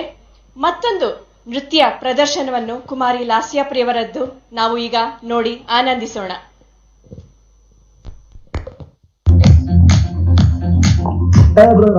ఈ పిచ్చి పిచ్చి కాకుండా మన మ్యూజిక్ ఏమన్నా అబ్బా కడుపు నిండిపోయింది బంగారం. ఎవరు మాట్లాడదాం? రెడ్డి గారు లైఫ్ స్పైస్ ఉండవు. శేఖర్ సార్ అబ్బో ఇది బాగా ఏ సర్టిఫికెట్ వద్దులే. ఆర్మీ వద్దబ్బా, మన ముచ్చటే చెప్పుకున్నాం. 1-2 గానికి 22 బస్తిలో మస్తు కట్అవుట్ బచ్చా గాలిలో బ్యాచ్ ఉండేదే వచ్చినమంటే సుట్టు కిక్కే సాలక ఓ నైటు ఎక్కి డొక్కు బుల్లెట్ సందుల మందు కోసం ఎటుకుతాంటే రోడ్డు సిక్కు చీరగట్టుకోని చెడు వీరు మెరిసినట్టు పొట్లం గట్టిన బిర్యానీకి బొట్టు బిల్ల పెట్టినట్టు బంగ్లా మీద నిలుసోనుందిరో ఓ సందమామ సుఖదాగక చక్కరొచ్చెర్రు మావ లెక్క దుంకుతుంటెరో ఆ సందమావ చుట్టి జారి చిక్కుతుందిరో నా దిల్లుకు మావ రాములో రాములా నన్నాగం చేసిందిరో రాములో రాములా నా పానం తీసిందిరో రాములో రాములా నన్నాగం చేసిందిరో రాములో రాములా నా పానం తీసిందిరో రాములో రాములా నన్నాగం చేసిందిరో రాములో రాములా నా పానం తీసిందిరో.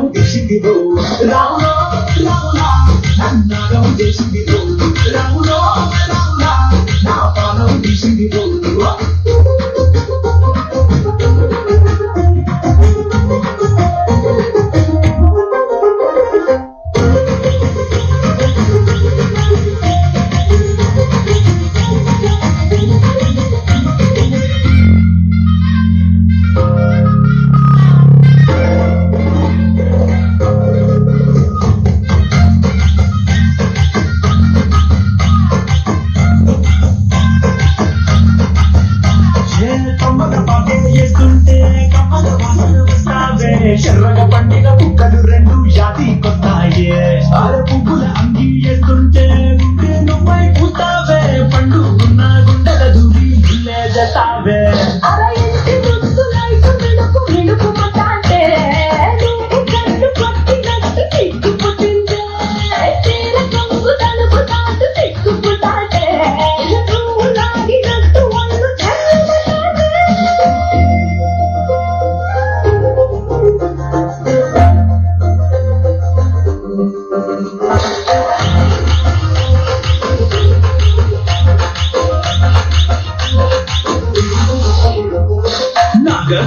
ఊదుతుంటే నాకు పాముగినట్టు ఎట్టాబడి వస్తున్నా నీ పట్ట గొలుసు కూడింటూ పట్టనట్టే తిరుగుతున్నవే ఓ సందమావ పక్కకు పోయి తొంగి చూస్తవే ఎంటే కురమావా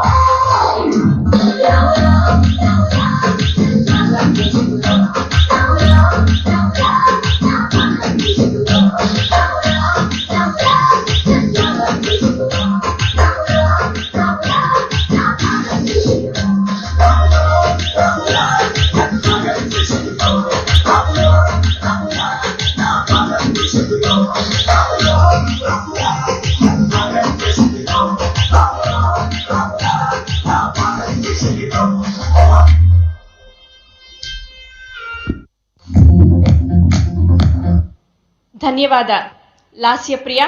2 ಹಾಡುಗಳಿಗೆ ಸೊಗಸಾಗಿ ಅಚ್ಚುಕಟ್ಟಾಗಿ ನೃತ್ಯವನ್ನು ಪ್ರದರ್ಶಿಸಿದ್ದಾರೆ. ಧನ್ಯವಾದಗಳು ಮತ್ತೊಮ್ಮೆ. ಈಗ ನಮ್ಮ ಮುಂದೆ ಬರಲಿದ್ದಾರೆ ರಿಷಿತಾ. ಈ ಪುಟಾಣಿಯ ಕಂದಮ್ಮ 7 ವರ್ಷ ವಯಸ್ಸು. ಆದರೆ ಈ ಪುಟಾಣಿ ಕಂದಮ್ಮ ಇವಳ 4 ವರ್ಷ ವಯಸ್ಸಿನಿಂದಲೇ ಧ್ಯಾನವನ್ನು ಅಭ್ಯಾಸ ಮಾಡುತ್ತಿದ್ದಳು. ಇವಳು 3 ವರ್ಷ ವಯಸ್ಸಿನಿಂದ ಇದ್ದಾಗ ಒಂದು ಸಂಘಟನೆಯನ್ನು ನಡೆಯಿತು. ಅದನ್ನು ನಿಮ್ಮ ಜೊತೆ ಹಂಚಿಕೊಳ್ಳುವುದಕ್ಕೆ ನನಗೆ ತುಂಬ ಇಷ್ಟವಾಗುತ್ತೆ ಸ್ನೇಹಿತರೆ. ಈ ಹುಡುಗಿಗೆ ಯಾವುದೇ ರೀತಿಯಾದಂತಹ ಅನಾರೋಗ್ಯದ ಸಮಸ್ಯೆ ಅಂದರೆ ನಗಡಿ ಇರ್ಬೋದು, ಈ ರೀತಿ ಯಾವುದೇ ಬಂದರೂ ಸಹ ಯಾವುದೇ ಔಷಧಿಯನ್ನು ತೆಗೆದುಕೊಳ್ಳದೆ ಕೇವಲ ಪಿರಮಿಡ್ ಸಹಾಯದಿಂದ ಅವಳನ್ನು ಅವಳೇ ಹೀಲ್ ಮಾಡ್ಕೊಳ್ತಾ ಇದ್ರು, ಗುಣಮುಖ ಮಾಡಿಕೊಳ್ಳುತ್ತಿದ್ದಳು.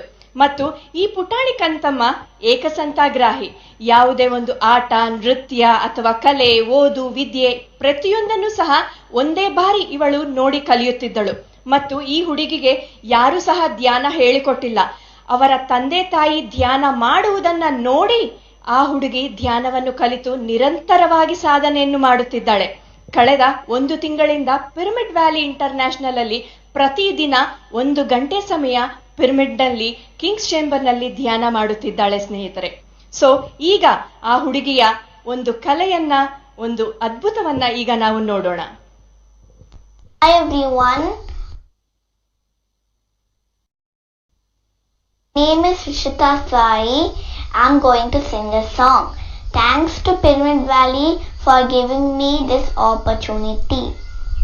మెరుపులు పువ్వులు దండగా, మబ్బులు మెత్తని దిండుగా, గగనమ వెచ్చని సయ్యగా, హాయిగా నుండవి తారగా, హాయిగా నుండవి తారగా, మెరుపులు పువ్వులు దండగా, మబ్బులు మెత్తని దిండుగా, గగనమ వెచ్చని సయ్యగా, హాయిగా నుండవి తారగా, హాయిగా నుండవి తారగా, జాబిలితోనే ఆడనా, వెన్నెలలోనే పాడనా, జాబిలితోనే ఆడనా, వెన్నెలలోనే పాడనా, తొగలంటేనే కోరిక, జగతికి రావే తారగా, తొగలంటేనే కోరిక, జగతికి రావే తారగా, మెరుపులు పువ్వులు దండగా, మబ్బులు మెత్తని దిండుగా, గగనమ వెచ్చని సయ్యగా, హాయిగా నుండవి తారగా, హాయిగా నుండవి తారగా, తెల్ల తామరల మాలతో, నల్ల కలువ చీలాలతో, తెల్ల తామరల మాలతో, నల్ల కలువ చీలాలతో, సరసీ సౌదము చేరగా, రావే రంగుల తారగా, సరసీ సౌదము చేరగా, రావే రంగుల తారగా, మెరుపులు పువ్వులు దండగా, మబ్బులు మెత్తని దిండుగా, గగనమ వెచ్చని సయ్యగా, హాయిగా నుండవి తారగా, హాయిగా నుండవి తారగా, మెరుపులు పువ్వులు దండగా, మబ్బులు మెత్తని దిండుగా, గగనమ వెచ్చని సయ్యగా,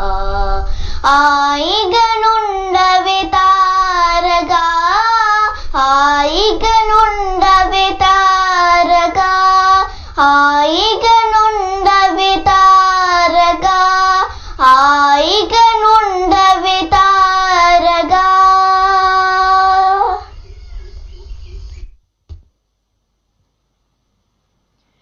ಸುಶ್ರಾವ್ಯವಾದ ಈ ಹಾಡಿನ ಮೂಲಕ ಎಲ್ಲರನ್ನೂ ಮನರಂಜಿಸಿದ ರಿಷಿತಾರವರಿಗೆ ಹೃತ್ಪೂರ್ವಕ ಧನ್ಯವಾದಗಳು.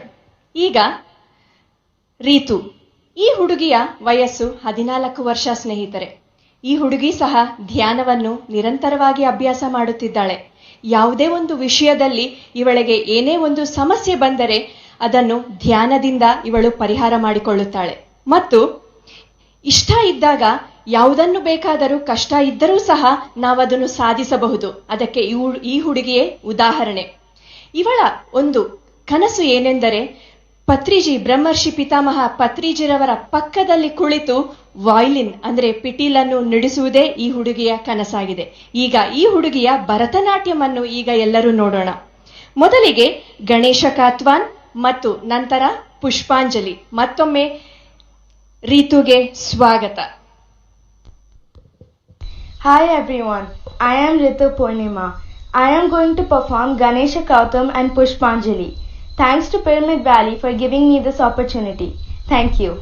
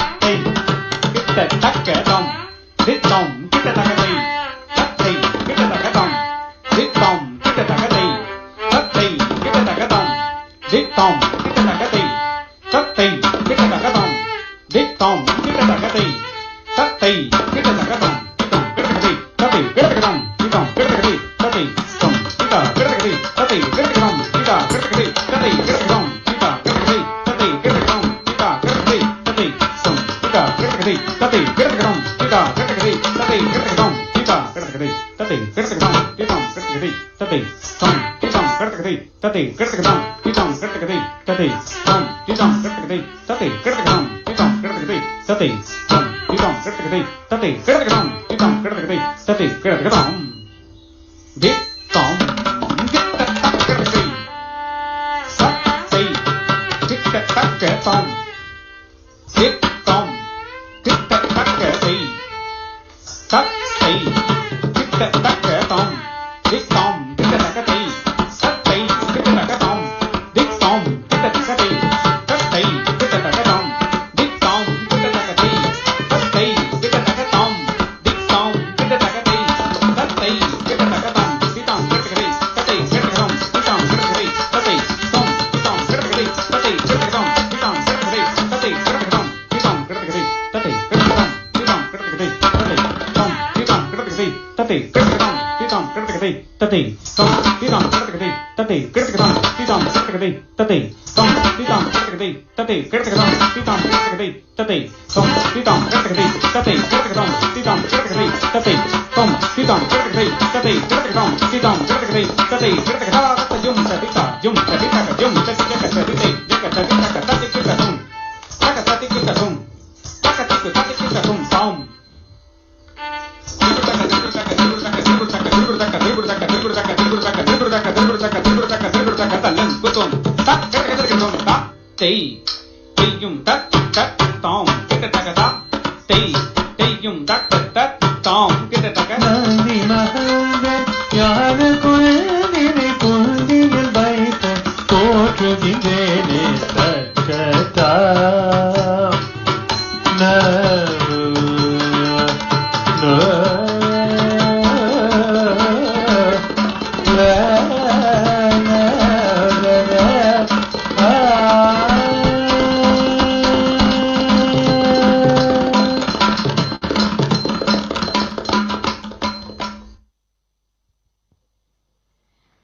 ಧನ್ಯವಾದ Ritu.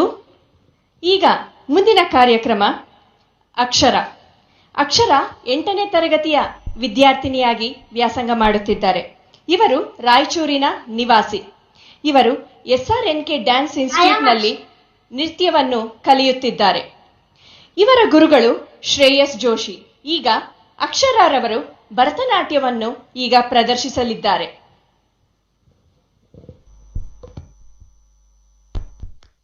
In 8th standard from Raichur. My institute name is SRNK Dance Institute. My guru name is Shreyas Joshi. I am performing Bharatanatyam dance on occasion of Buddha Poornima.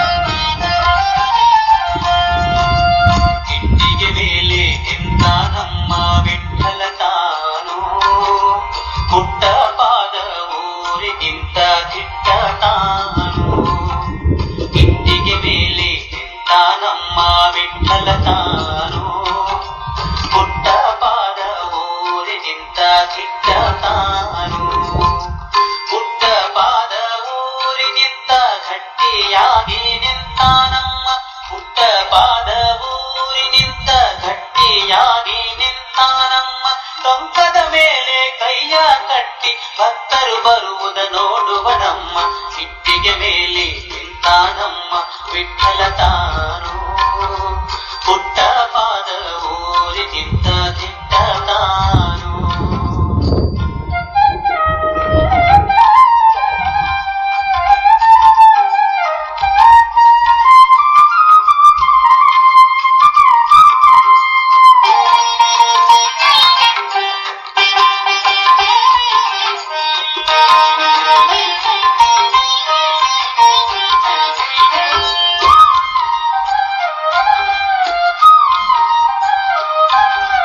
ಪಂಢರಪುರದಲ್ಲಿರುವನಂತೆ Panduranga ಎಂಬುವನಂತೆ, ಪಂಢರಪುರದಲ್ಲಿರುವನಂತೆ Panduranga ಎಂಬುವನಂತೆ, Chandrabhaga ಪಿತ ಇವನಂತೆ.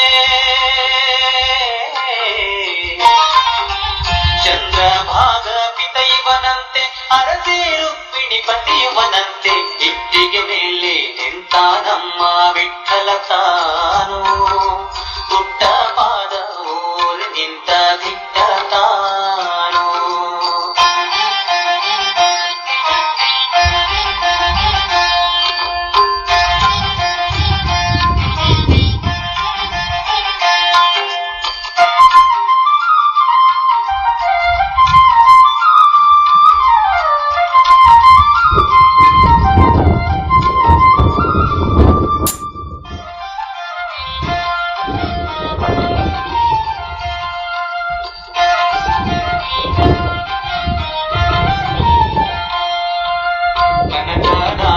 ಇವಗಿಲ್ಲವಮ್ಮ ಹಣದ ಆಸೆ ಬೇಕಿಲ್ಲವಮ್ಮ ಕನಕದ ಆಸೆ ಇವಗಿಲ್ಲವಮ್ಮ ಹಣದ ಆಸೆ ಬೇಕಿಲ್ಲವಮ್ಮ ನಾದ ಬ್ರಹ್ಮ ಎಂಬುವನಮ್ಮ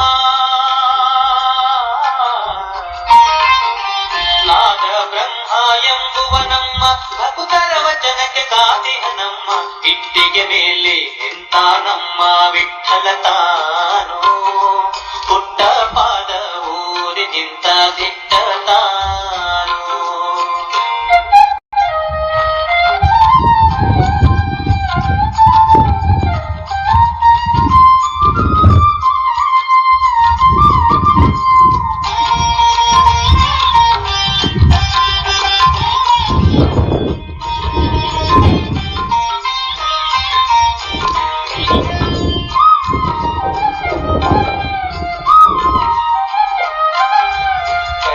ಕಂಬಳಿ ಹೊತ್ತಿಹನಮ್ಮ ಹಣಗೆ ನಾಮ ಹಚ್ಚಿಹನಮ್ಮ ಕರಿಯ ಕಂಬಳಿ ಹೊತ್ತಿಹನಮ್ಮ ಹಣಗೆ ನಾಮ ಹಚ್ಚಿಹನಮ್ಮ ತುಳಸಿ ಮಾಲೆ ಹಾಕ್ಯಾನಮ್ಮ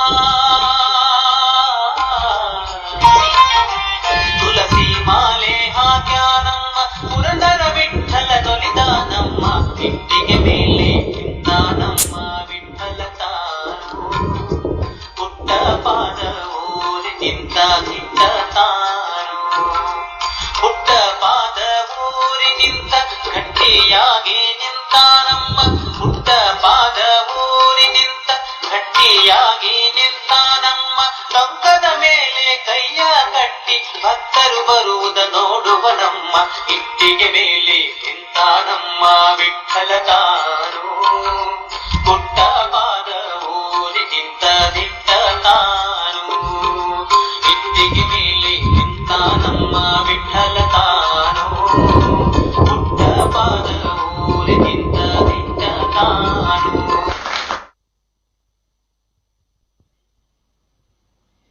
ನೋಡಿದ್ರಲ್ಲ ಸ್ನೇಹಿತರೆ, ಕುಮಾರಿ ಅಕ್ಷರ ಎಷ್ಟು ಚೆನ್ನಾಗಿ ನೃತ್ಯವನ್ನ ಪ್ರದರ್ಶಿಸಿದ್ದಾರೆಂದು. ಇದೇ ರೀತಿ ಚಿಕ್ಕ ಮಕ್ಕಳು, ಪುಟಾಣಿ ಮಕ್ಕಳು ಧ್ಯಾನವನ್ನ ಅಭ್ಯಾಸ ಮಾಡಿ ಅವರ ಜ್ಞಾನವನ್ನ, ಅವರ ಒಂದು ಶೈಲಿಯನ್ನ ಎಲ್ಲರೂ ಸಹ ಅವರು ತುಂಬಾ ಚೆನ್ನಾಗಿ ಅಪರೂಪವಾಗಿ ಬೆಳೆಸಿಕೊಳ್ಳುತ್ತಾರೆ. ಧ್ಯಾನದಿಂದ ಅವರು, ಚಿಕ್ಕ ಮಕ್ಕಳು ಪ್ರತಿಯೊಬ್ಬರು ಧ್ಯಾನ ಮಾಡುವುದರಿಂದ ಅವರಿಗೆ ಸಂಪೂರ್ಣ ನೆನಪಿನ ಶಕ್ತಿ, ಏಕಾಗ್ರತೆ, ಆತ್ಮವಿಶ್ವಾಸ, ಆತ್ಮಸ್ಥೈರ್ಯ ಎಲ್ಲವನ್ನೂ ಸಹ ಪುಟಾಣಿ ಮಕ್ಕಳು ಚೆನ್ನಾಗಿ ಬೆಳೆಸಿಕೊಳ್ಳಬಹುದು. ಸಾಕಷ್ಟು ಮಕ್ಕಳಿಗೆ ಎಲ್ಲರೂ ಏನ್ ಹೇಳ್ತಾ ಇರ್ತಾರೆ, ನಮ್ಮ ಮಕ್ಕಳಿಗೆ ನೆನಪಿನ ಶಕ್ತಿ ಇಲ್ಲ, ಏಕಾಗ್ರತೆ ಇಲ್ಲ ಅಂತ ಹೇಳ್ತಾ ಇರ್ತಾರೆ.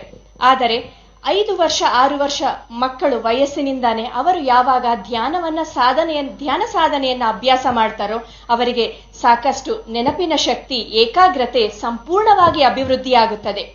ಅದೇ ರೀತಿಯಲ್ಲದೆ ಮನೆಯಲ್ಲಿ ಯಾವ ರೀತಿ ಅವರು ನಡೆದುಕೊಳ್ಳಬೇಕು, ಶಾಲೆಯಲ್ಲಿ ಯಾವ ರೀತಿ ಅವರು ಪಾಠಗಳನ್ನು ಕೇಳಿಸಿಕೊಳ್ಳಬೇಕು, ಈ ರೀತಿ ಎಲ್ಲ ಸಾಕಷ್ಟು ಲಾಭಗಳನ್ನು ಅವರು ಪಡೆಯುವುದು ತುಂಬಾ ಸಾಮಾನ್ಯ. ಮತ್ತು ಪ್ರತಿಯೊಬ್ಬರಿಗೂ ಸಹ ಆರೋಗ್ಯ ಎಂಬುದು ತುಂಬಾ ಮುಖ್ಯ. ಅದರಲ್ಲೂ ಇಂತಹ ಕೋವಿಡ್ ಸಮಯದಲ್ಲಿ ಆರೋಗ್ಯ ಇಲ್ಲ ಅಂದ್ರೆ ನಾವು ಏನು ಸಹ ಮಾಡೋದಕ್ಕೆ ಸಾಧ್ಯ ಆಗೋದೇ ಇಲ್ಲ. ಆರೋಗ್ಯವೇ ಮಹಾಭಾಗ್ಯ. ಮಕ್ಕಳು ಮತ್ತು ಪ್ರತಿಯೊಬ್ಬರೂ ಸಹ ಮನೆಯಲ್ಲಿ ಧ್ಯಾನವನ್ನ ಅಭ್ಯಾಸ ಮಾಡುವುದರಿಂದ ಯಾವುದೇ ಔಷಧಿ ಮಾತ್ರೆಗಳು ಇಲ್ಲದೆ ನಾವು ಆರೋಗ್ಯವಾಗಿ ಖಂಡಿತವಾಗಿಯೂ ಇರಬಹುದು. ಅದಕ್ಕೆ ನಮ್ಮ ಪಿರಮಿಡ್ ಸ್ಪಿರಿಚುವಲ್ ಸೊಸೈಟೀಸ್ ಮೂವ್ಮೆಂಟ್ನಲ್ಲಿ ಸಾಕಷ್ಟು ಬೇಕಾದಷ್ಟು ಸಾವಿರಾರು ಲಕ್ಷಗಟ್ಟಲೆ ಮಾಸ್ಟರ್ಸ್ಗಳು ಉದಾಹರಣೆಯಾಗಿದ್ದಾರೆ ಸ್ನೇಹಿತರೆ. ಸೊ ಕಳೆದ 18 ವರ್ಷಗಳಿಂದ ನಾನು ಸ್ವತಃ ಧ್ಯಾನವನ್ನ ಅಭ್ಯಾಸ ಮಾಡ್ತಾ ಇದ್ದೇನೆ ಮತ್ತು ಕಳೆದ 8 ವರ್ಷಗಳಿಂದ ಶಾಲಾ ಕಾಲೇಜುಗಳಿಗೆ ಹೋಗಿ ಧ್ಯಾನವನ್ನ ಹೇಳಿಕೊಡುತ್ತಿದ್ದೇನೆ. ಸಾಕಷ್ಟು ವಿದ್ಯಾರ್ಥಿಗಳಿಗೆ ತುಂಬ ಲಾಭದಾಯಕವಾಗಿದೆ. ಹಾಗಾಗಿ ನಿಮ್ಮ ಮನೆಯಲ್ಲಿ ನಿಮ್ಮ ಮಕ್ಕಳಿಗೂ ಸಹ ಧ್ಯಾನವನ್ನು ಹೇಳಿಕೊಡಿ, ಧ್ಯಾನವನ್ನು ಮಾಡಿಸಿ ಎಲ್ಲರನ್ನೂ ಸಹ ಪ್ರಯೋಜಕರನ್ನಾಗಿ ಮಾಡಿ. ಮತ್ತು ಈಗ ಮುಂದಿನ ಕಾರ್ಯಕ್ರಮ, ಸದ್ಗುರು ಡಾಕ್ಟರ್ ಅಭಿನವ ಬ್ರಹ್ಮಾನಂದ ಸ್ವಾಮಿಗಳ ಬಗ್ಗೆ ಈಗ ಸ್ವಲ್ಪ ನಾವು ತಿಳಿದುಕೊಳ್ಳೋಣ. ಅವರ ಕಿರುಪರಿಚಯ. ಶ್ರೀ ಸದ್ಗುರು ಡಾಕ್ಟರ್ ಅಭಿನವ ಬ್ರಹ್ಮಾನಂದ ಮಹಾಸ್ವಾಮಿಗಳು. ಶ್ರೀ ಗುರುದೇವ ಬ್ರಹ್ಮಾನಂದ ಆಶ್ರಮ, ಪರಮಾನಂದವಾಡಿ, ರಾಯಬಾಗ ತಾಲೂಕು, ಬೆಳಗಾಂ ಜಿಲ್ಲೆ ಇವರದು. ಬಾಲ್ಯದಿಂದಲೇ ಇವರಿಗೆ ಆಧ್ಯಾತ್ಮಿಕ ಆಸಕ್ತಿ ತುಂಬಾ ಇದೆ. ಮತ್ತು ಇವರು ಶ್ರೀ ಜಗದ್ಗುರು ಶಿವಾನಂದರವರ ಶಿಷ್ಯರು. ಇವರು ಧಾರವಾಡದ ಕರ್ನಾಟಕ ವಿಶ್ವವಿದ್ಯಾಲಯದಲ್ಲಿ MA ತತ್ವಶಾಸ್ತ್ರ ವಿಷಯವನ್ನು ಅರಿತುಕೊಂಡು 2 ಸುವರ್ಣ ಪದಕಗಳನ್ನು ಇವರು ಪಡೆದಿದ್ದಾರೆ. ಮತ್ತು ಅದೇ ವಿಶ್ವವಿದ್ಯಾಲಯದಲ್ಲಿ ಡಾಕ್ಟರೇಟ್ ಪದವಿಯನ್ನು ಸಹ ಇವರು ಪಡೆದುಕೊಂಡಿದ್ದಾರೆ ಸ್ನೇಹಿತರೆ. ಗದಗಿನ ಶ್ರೀ ಜಗದ್ಗುರು ಅಭಿನವ ಶಿವಾನಂದ ಮಹಾಸ್ವಾಮಿ ಅವರಿಂದ ಗುರುದೀಕ್ಷೆ ಮತ್ತು ಸನ್ಯಾಸ ದೀಕ್ಷೆಯನ್ನು ಇವರು ಪಡೆದುಕೊಂಡಿದ್ದಾರೆ. ಆಶ್ರಮದ ಪೀಠಾಧಿಪತಿಯಾಗಿ ಇವರು ನಾಡಿನೆಲ್ಲೆಡೆ ಸೇವೆಯನ್ನು ಸಲ್ಲಿಸುತ್ತಿದ್ದಾರೆ ಮತ್ತು ನಾಡಿನೆಲ್ಲೆಡೆ ಸಂಚರಿಸುತ್ತಾ ಆಧ್ಯಾತ್ಮಿಕ ಶಿಕ್ಷಣ, ಸಾಧನೆ, ಬೋಧನೆಗಳನ್ನು ಮಾಡುತ್ತಿದ್ದಾರೆ. ಬದುಕಿದರೆ ಅದಲ್ಲದೆ ವಿದ್ಯಾರ್ಥಿಗಳಿಗೆ, ಯುವಕರಿಗೆ ಮಾದರಿಯಾಗಿ ಇವತ್ತಿನ ಸ್ಪರ್ಧಾತ್ಮಕ ಯುಗದಲ್ಲಿ ಇವರು ಸಾಕಷ್ಟು ಬದುಕುವಂತಹ ಕಲೆಯನ್ನು ಪ್ರತಿಯೊಬ್ಬರಿಗೂ ಸಹ ಇವರು ತಿಳಿಸುತ್ತಿದ್ದಾರೆ. ಇವರು ಕಳೆದ ಸುಮಾರು 7-8 ವರ್ಷಗಳಿಂದ ನಮ್ಮ ಪಿರಮಿಡ್ ಸ್ಪಿರಿಚುವಲ್ ಸೊಸೈಟಿ ಮೂವ್ಮೆಂಟ್ ಜೊತೆಗೆ ಅವಿನಾಭಾವ ಸಂಬಂಧ ಇವರಿಗೆ ಇದೆ. ಪತ್ರಿಜಿಯವರ ಒಂದು ಸಾಮೀಪ್ಯದಲ್ಲಿ ಸುಮಾರು 7 ವರ್ಷಗಳಿಂದ ಇವರು ಸಂಪರ್ಕವನ್ನು ಪಡೆದುಕೊಂಡಿದ್ದಾರೆ. ಅನೇಕ ರೀತಿಯ ಪುಸ್ತಕಗಳನ್ನು ಓದಿ ಅಧ್ಯಯನ ಮಾಡಿ ಪಿರಮಿಡ್ ಧ್ಯಾನದ ಬಗ್ಗೆ ಅನೇಕ ತರಗತಿಗಳನ್ನು ಇವರು ತೆಗೆದುಕೊಂಡಿದ್ದಾರೆ. ಧ್ಯಾನದ ಮಾರ್ಗದರ್ಶನವನ್ನು ಸತತವಾಗಿ ನೀಡುತ್ತಿದ್ದಾರೆ. ಈ ಕೋವಿಡ್ ಸಮಯದಲ್ಲೂ ಸಹ ಇವರ ಧ್ಯಾನ ಬೋಧನೆಯನ್ನು ನಿಲ್ಲಿಸಿಲ್ಲ ಸ್ನೇಹಿತರೆ. ಝೂಮ್ ಮುಖಾಂತರ ಮತ್ತು ಯೂಟ್ಯೂಬ್ನ ಮುಖಾಂತರ ಮೈತ್ರೇಯ ಧ್ಯಾನ ಮತ್ತು ಕರ್ನಾಟಕ ಧ್ಯಾನ ಪ್ರಗತಿ ಪರಿಷತ್ನ ಒಂದು ಸಂಯೋಗದಲ್ಲಿ ನಡೆಯುತ್ತಿರುವ ಸಾಧನೆ ಹಾದಿಯಲ್ಲಿ ಕಾರ್ಯಕ್ರಮದ ಮುಖಾಂತರ ಮತ್ತು ಅಖಂಡ ಕರ್ನಾಟಕ ಮಂಡಲ ಧ್ಯಾನ ಆರಂಭಿಸುತ್ತಿರುವ ಎಲ್ಲ ರೀತಿಯಾದಂತಹ ಧ್ಯಾನ ಕಾರ್ಯಕ್ರಮಗಳಲ್ಲಿ ಇವರ ಸೇವೆಯನ್ನು ಸಲ್ಲಿಸುತ್ತಿದ್ದಾರೆ. ಮತ್ತು ಇವರ ಆಶ್ರಮದಲ್ಲಿ ಒಂದು ಪಿರಮಿಡ್ ನಿರ್ಮಾಣ ಪ್ರಗತಿಪಥದಲ್ಲಿದೆ. ಈ ಆಶ್ರಮದ ಹತ್ತಿರ ಅಂದರೆ 10 ಕಿಲೋಮೀಟರ್ಗಳ ದೂರದಲ್ಲಿ ಒಂದು ಪಿರಮಿಡ್ ನಿರ್ಮಾಣವಾಗಿದೆ. ಆ ಪಿರಮಿಡ್ ನಿರ್ಮಾಣದ ಸಂದರ್ಭದಲ್ಲಿ ಇವರ ಒಂದು ಸೇವೆ ತುಂಬಾ ಅಪರೂಪ. ಮತ್ತು ಅದರ ಉದ್ಘಾಟನೆಯ ಸಮಾರಂಭದಲ್ಲಿ ಇವರು ಬ್ರಹ್ಮರ್ಷಿ ಪಿತಾಮಹ ಪತ್ರಿಜಿರವರನ್ನು ಹೃದಯ ಸ್ಪರ್ಶವಾಗಿ ಇವರು ಭೇಟಿಯಾಗಿ ಇವರು ಇಬ್ಬರಿಗೂ ಸಹ ತುಂಬಾ ಸಾಮೀಪ್ಯ ಪಡೆದುಕೊಂಡಿದ್ದಾರೆ ಸ್ನೇಹಿತರೆ. ಒಬ್ಬ ಪೀಠಾಧಿಪತಿಯಾಗಿದ್ದೂ ಸಹ ಪಿರಮಿಡ್ ಸ್ಪಿರಿಚುವಲ್ ಸೊಸೈಟೀಸ್ ಮೂವ್ಮೆಂಟ್ ಜೊತೆಗೆ ಅವರ ಜ್ಞಾನ ಸಂದೇಶವನ್ನು ತುಂಬಾ ಅಪರೂಪವಾಗಿ ಇವರು ಸಲ್ಲಿಸಿದ್ದಾರೆ ಸ್ನೇಹಿತರೆ. ಈಗ ಇವರ ಮಾತುಗಳಲ್ಲಿಯೇ ಇವರ ಒಂದು ಸಾಧನೆಯನ್ನ ನಾವು ತಿಳಿದುಕೊಳ್ಳೋಣ.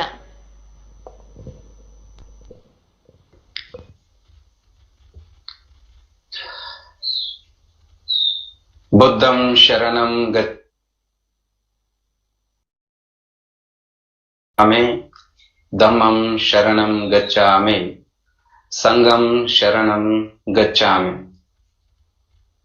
ಬುದ್ಧ ಪೂರ್ಣಿಮೆಯ ಈ ಶುಭ ಸಮಯದಲ್ಲಿ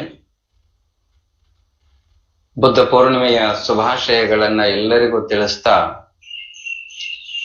ಪ್ರಾರಂಭದಲ್ಲಿ ಪ್ರಾತಸ್ಮರಣೀಯ ಪರಮ ಪೂಜ್ಯನೀಯರು, ಪರಮ ತಪಸ್ವಿಗಳಾಗಿರುವ ಶ್ರೀ ಗುರುದೇವ ಬ್ರಹ್ಮಾನಂದ ಮಹಾಶಿವಯೋಗಿಗಳವರನ್ನ ಸ್ಮರಣೆ ಮಾಡಿಕೊಂಡು ಅವರ ಅಡಿದಾವರಗಳಲ್ಲಿ ಅನಂತ ಕೋಟಿ ಭಕ್ತಿಯ ಪ್ರಣಾಮಗಳನ್ನು ಸಲ್ಲಿಸಿ, ಬ್ರಹ್ಮರ್ಷಿ ಪಿತಾಮಹ ಡಾಕ್ಟರ್ ಸುಭಾಷ್ ಪತ್ರಿಜಿಯವರನ್ನ ಸ್ಮರಣೆ ಮಾಡಿಕೊಂಡು, ಹಾಗೇನೆ ಗುರುಮಾತೆ ಸ್ವರ್ಣಮಾಲಾ ಮಾತೋಶ್ರೀಯವರಲ್ಲಿಯೂ ಕೂಡ ಅನಂತ ಶರಣುಗಳನ್ನು ಸಮರ್ಪಣೆ ಮಾಡಿ, ಹಾಗೇನೆ ಬ್ರಹ್ಮರ್ಷಿ ಪ್ರೇಮ್ನಾಥ್ಜಿ ಸರ್ ಅವರಿಗೆ, ಸಿಸಾರೋ ಮಾಸ್ಟರ್ಸ್ ಅವರಿಗೆ, ಹರಿಶಂಕರ್ ಸರ್ ಅವರಿಗೆ, ಕೋಟೇಶ್ವರ ರಾವ್ ಸರ್ ಅವರನ್ನೇ ಮೊದಲು ಮಾಡಿಕೊಂಡು ಎಲ್ಲ ಪಿರಮಿಡ್ ಮಾಸ್ಟರ್ಸ್ ಗಳಿಗೆ ಅನಂತ ಹೃದಯಪೂರ್ವಕ ಧನ್ಯವಾದಗಳನ್ನ ತಿಳಿಸ್ತಾ, ಹಾಗೇನೆ ಎಲ್ಲ ಹಾಸ್ಟೆಲ್ ಮಾಸ್ಟರ್ಸ್ ರವರನ್ನ, ಹಾಗೆ ನಮ್ಮ ವರಾಹಮೂರ್ತಿ ಮಾಸ್ಟರ್ಸ್ ರವರನ್ನ,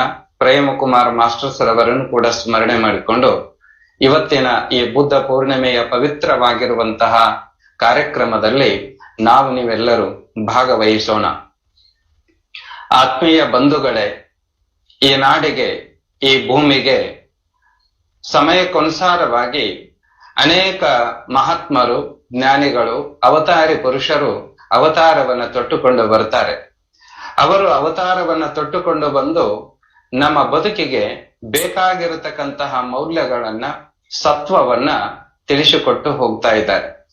ಹಾಗೇನೆ ಇವತ್ತು ಭಗವಾನ್ ಬುದ್ಧ ಮಹಾಶಯರು ಕೂಡ 2500 ವರ್ಷಗಳ ಹಿಂದೆ ಅವತಾರವನ್ನ ತೊಟ್ಟುಕೊಂಡು ಬಂದು ಮಾನವ ಜನ್ಮದ ಶ್ರೇಷ್ಠತೆಯನ್ನ ತಿಳಿಸಿಕೊಂಡು ಬಂದಿದ್ದಾರೆ.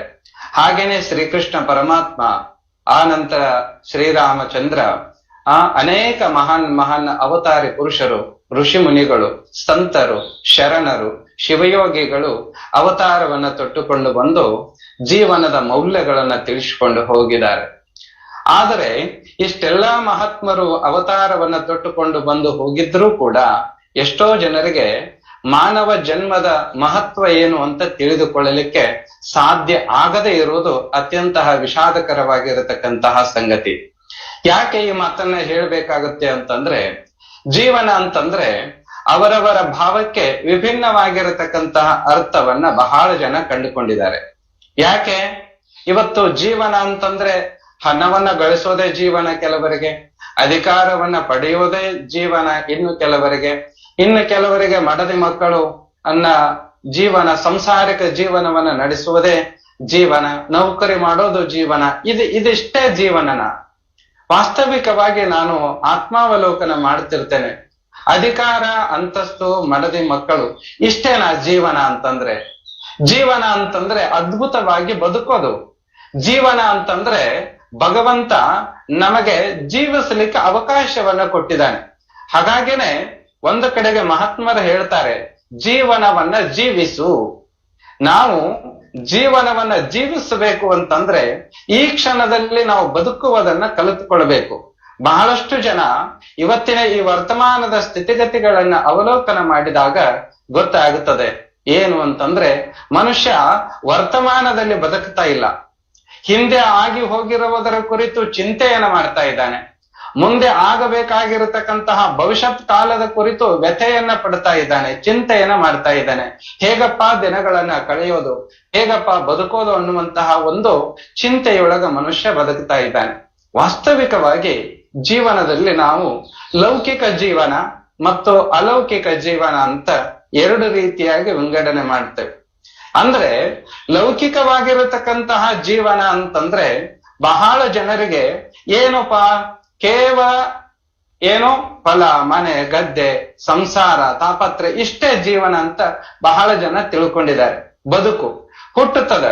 ಬಾಲ್ಯಸ್ತಾವತ್ ಕ್ರೀಡಾಸಕ್ತ, ತರುಣಸ್ತಾವತ್ ತರುಣೀರಕ್ತ, ವೃದ್ಧಸ್ತಾವತ್ ಚಿಂತಾಮಗ್ನ, ಯಸ್ಯ ಬ್ರಹ್ಮನಿ ಕೋಪಿನ ಲಗ್ನ ಅಂತೇಳಿ ನಂದತ್ತೇವ ಅಂತ ಶಂಕರರು ಹೇಳ್ಕೊಂಡು ಬರುವ ಹಾಗೆ, ಇವತ್ತು ಬಾಲ್ಯದಲ್ಲಿ ಆಟ ಪಾಠಗಳಿಗೆ ಕಳೆದ್ವಿ, ಯವನಾವಸ್ಥೆಯಲ್ಲಿ ಅಧಿಕಾರ ಅಂತಸ್ತಿಗಾಗಿ ಕಳೆದ್ವಿ, ಮೋಹ ಮಮಕಾರಗಳಲ್ಲಿ ಕಳೆದ್ವಿ, ವೃದ್ಧಸ್ತಾವತ್ ಚಿಂತಾಮಗ್ನ, ವಯಸ್ಸಾಯ್ತು, ಮುಪ್ಪಾವಸ್ಥೆ ಬಂತು ಅಂತಂದ್ರೆ ಪ್ರತಿಯೊಬ್ಬ ಮನುಷ್ಯನಾದವನು ಚಿಂತಾಮಗ್ನನಾಗ್ತಾನೆ. ಹಾಗಾದ್ರೆ ಬದುಕು ಅಂತಂದ್ರೆ ಕೇವಲ ಆಟ ಆಡುವುದಲ್ಲ. ಬದುಕು ಅಂತಂದ್ರೆ ಕೇವಲ ಮೋಹ ಮಮಕಾರಗಳಲ್ಲಿ ಸಿಲುಕಿಕೊಂಡು ನರಳುವುದಲ್ಲ. ಬದುಕು ಅಂತಂದ್ರೆ ಮುಪ್ಪಾವಸ್ಥೆಯನ್ನ ಕಳೆದು ಮುಪ್ಪಾವಸ್ಥೆಯಲ್ಲಿ ಚಿಂತೆಯನ್ನ ಮಾಡುವುದಲ್ಲ. ಜೀವನದ ಪ್ರತಿ ಕ್ಷಣಗಳನ್ನು ಅನುಭವಿಸಬೇಕು, ಆನಂದಿಸಬೇಕು. ಅದಕ್ಕಾಗಿನೇ ಪ್ರತಿಯೊಬ್ಬ ಮನುಷ್ಯನಾದಂತವನು ಏನ್ ಮಾಡ್ಬೇಕು ಅಂತಂದ್ರೆ ಜೀವನದ ಮಹತ್ವವನ್ನ ಅರಿತುಕೊಳ್ಬೇಕು. ಲೌಕಿಕ ಜೀವನದ ಜೊತೆಯಾಗಿ ಪಾರಮಾರ್ಥಿಕ ಅಲೌಕಿಕವಾಗಿರತಕ್ಕಂತಹ ದಿವ್ಯವಾಗಿರತಕ್ಕಂತಹ ಜೀವನವನ್ನ ನಡೆಸಲಿಕ್ಕೆ ನಾವು ಪ್ರಯತ್ನ ಮಾಡಬೇಕು. ಪಾರಲೌಕಿಕ ಅಂದ್ರೆ ಪರಮಾರ್ಥ ಅಂತ ಕರಿತೇವೆ. ಅರ್ಥ ಬೇರೆ, ಪರಮಾರ್ಥ ಬೇರೆ. ಅರ್ಥ ಅಂತಂದ್ರೆ ಸಂಪತ್ತು, ಈ ಲೌಕಿಕವಾಗಿರತಕ್ಕಂತಹ ಸಂಪತ್ತು. ಪರಮಾರ್ಥ ಅಂತಂದ್ರೆ ಪರಮ ಶ್ರೇಷ್ಠವಾಗಿರತಕ್ಕಂತಹ ಅರ್ಥ, ಅದು ಶಾಶ್ವತವಾಗಿರತಕ್ಕಂತಹ ಅರ್ಥ ಸಂಪತ್ತು. ಆ ಶಾಶ್ವತವಾಗಿರತಕ್ಕಂತಹ ಸಂಪತ್ತನ್ನ ನಾವು ಪಡೆದುಕೊಳ್ಬೇಕು ಅಂತಂದ್ರೆ ನಾವೇನ್ ಮಾಡ್ಬೇಕು ಅಂತಂದ್ರೆ ಒಂದಿಷ್ಟು ಜೀವನದಲ್ಲಿ ಏನು ಸಾಧನೆಯನ್ನ ಮಾಡಬೇಕು. ಸಾಧನಾ ಮಾರ್ಗದಲ್ಲಿ ನಾವು ಮುನ್ನಡೆದುಕೊಂಡು ಹೋಗ್ಬೇಕು. ಜೀವನದಲ್ಲಿ ಸಾಧನೆ ಅಂದ್ರೆ ಏನು? ಓದುವುದು ಸಾಧನೆಯ, ಅಥವಾ ಒಳ್ಳೆಯ ನೌಕರಿಯನ್ನ ಸಾಧಿಸುವುದು ಸಾಧನೆನ, ಅಧಿಕಾರ ಅಥವಾ ಹಣವನ್ನ ಗಳಿಸುವುದೇ ಒಂದು ದೊಡ್ಡ ಸಾಧನೆನ? ಇದೆಲ್ಲದಕ್ಕಿಂತಲೂ ಮಿಗಿಲಾಗಿರುವಂತಹ ಸಾಧನೆ ಒಂದಿದೆ. ಅದೇ ಯಾವುದು? ಧ್ಯಾನ ಸ್ಥಿತಿ. ನಮ್ಮನ್ನ ನಾವು ಅರಿಯುವುದು. ಮನುಜ ಕುಲ ಜನನದ ಲಾಭವಾಗುವುದು ಆನಾರೆಂದು ಅರಿಯುವುದು ಅಂತ ತಿಳ್ಕೊಂಡು ಶ್ರೀಮನ್ ನಿಜಗುಣ ಶಿವಯೋಗಿಗಳು ಹೇಳ್ಕೊಂಡು ಬರ್ತಾರೆ. ಮಾನವ ಜನ್ಮ ಬಂದಿರೋದು ಕೇವಲ ಉಪಭೋಗ ಮಾಡುವುದಕ್ಕೋಸ್ಕರವಾಗಿ ಅಲ್ಲ, ತನ್ನನ್ನ ತಾನು ಅರಿಯುವುದಕ್ಕಾಗಿ, ತನ್ನನ್ನ ತಾನು ತಿಳಿಯುವುದಕ್ಕಾಗಿ ಈ ಮಾನವ ಜನ್ಮ ಬಂದಿದೆ. ಹಾಗಾದ್ರೆ ತನ್ನನ್ನ ತಾನು ಅರಿತುಕೊಳ್ಬೇಕಾದ್ರೆ ಯಾವ ಸಾಧನೆಯನ್ನ ಮಾಡಬೇಕು? ಯಾವ ಮಾರ್ಗದಲ್ಲಿ ನಡೆಯಬೇಕು? ಒಬ್ಬ ಚತುರ್ವಿಧ ಸಂಪನ್ನನಿಗೆ ಅಥವಾ ಸಾಧನ ಚತುಷ್ಟಯ ಸಂಪನ್ನನಾಗಿ ವಿವೇಕ, ವೈರಾಗ್ಯ, ಸಾಧನ ಸತ್ಸಂಪತ್ತಿ, ಮುಮುಕ್ಷತ್ವ, ಚತುರ್ವಿಧ ಸಾಧನ ಸಂಪತ್ತನ್ನ ಅಳವಡಿಸಿಕೊಂಡಿರತಕ್ಕಂತಹ ಒಬ್ಬ ಸಾಧಕ ಸದ್ಗುರುವಿನ ಶೋಧನೆಯನ್ನ ಮಾಡ್ತಾನೆ. ಸದ್ಗುರುವಿನ ಶೋಧನೆಯನ್ನ ಮಾಡಿ ಆ ಸದ್ಗುರುವಿನ ಮಾರ್ಗದರ್ಶನದಲ್ಲಿ ತನ್ನ ದಿವ್ಯವಾಗಿರತಕ್ಕಂತಹ ಜೀವನವನ್ನ ಪ್ರಾರಂಭ ಮಾಡ್ತಾನೆ. ಅಂದರೆ ಇವತ್ತು ನಮ್ಮ ಸಾಧನೆಗೆ, ಆಧ್ಯಾತ್ಮಿಕ ಸಾಧನೆಗೆ ಏನು ಮನಸ್ಸು ಬಹಳ ಮುಖ್ಯ. ಅದಕ್ಕೇನೆ ಮನ ಏವ ಮನುಷ್ಯನಾಂ ಕಾರಣಂ ಬಂಧ ಮೋಕ್ಷಯೋಹೋ. ನಮ್ಮ ಮನಸ್ಸೇ ನಮ್ಮ ಸುಖಕ್ಕೆ ಅಥವಾ ನಮ್ಮ ದುಃಖಗಳಿಗೆ ಮೂಲ ಕಾರಣವಾಗಿರುವುದರಿಂದ ಪ್ರತಿಯೊಬ್ಬನು ಕೂಡ ಮನಸ್ಸಿನಲ್ಲಿ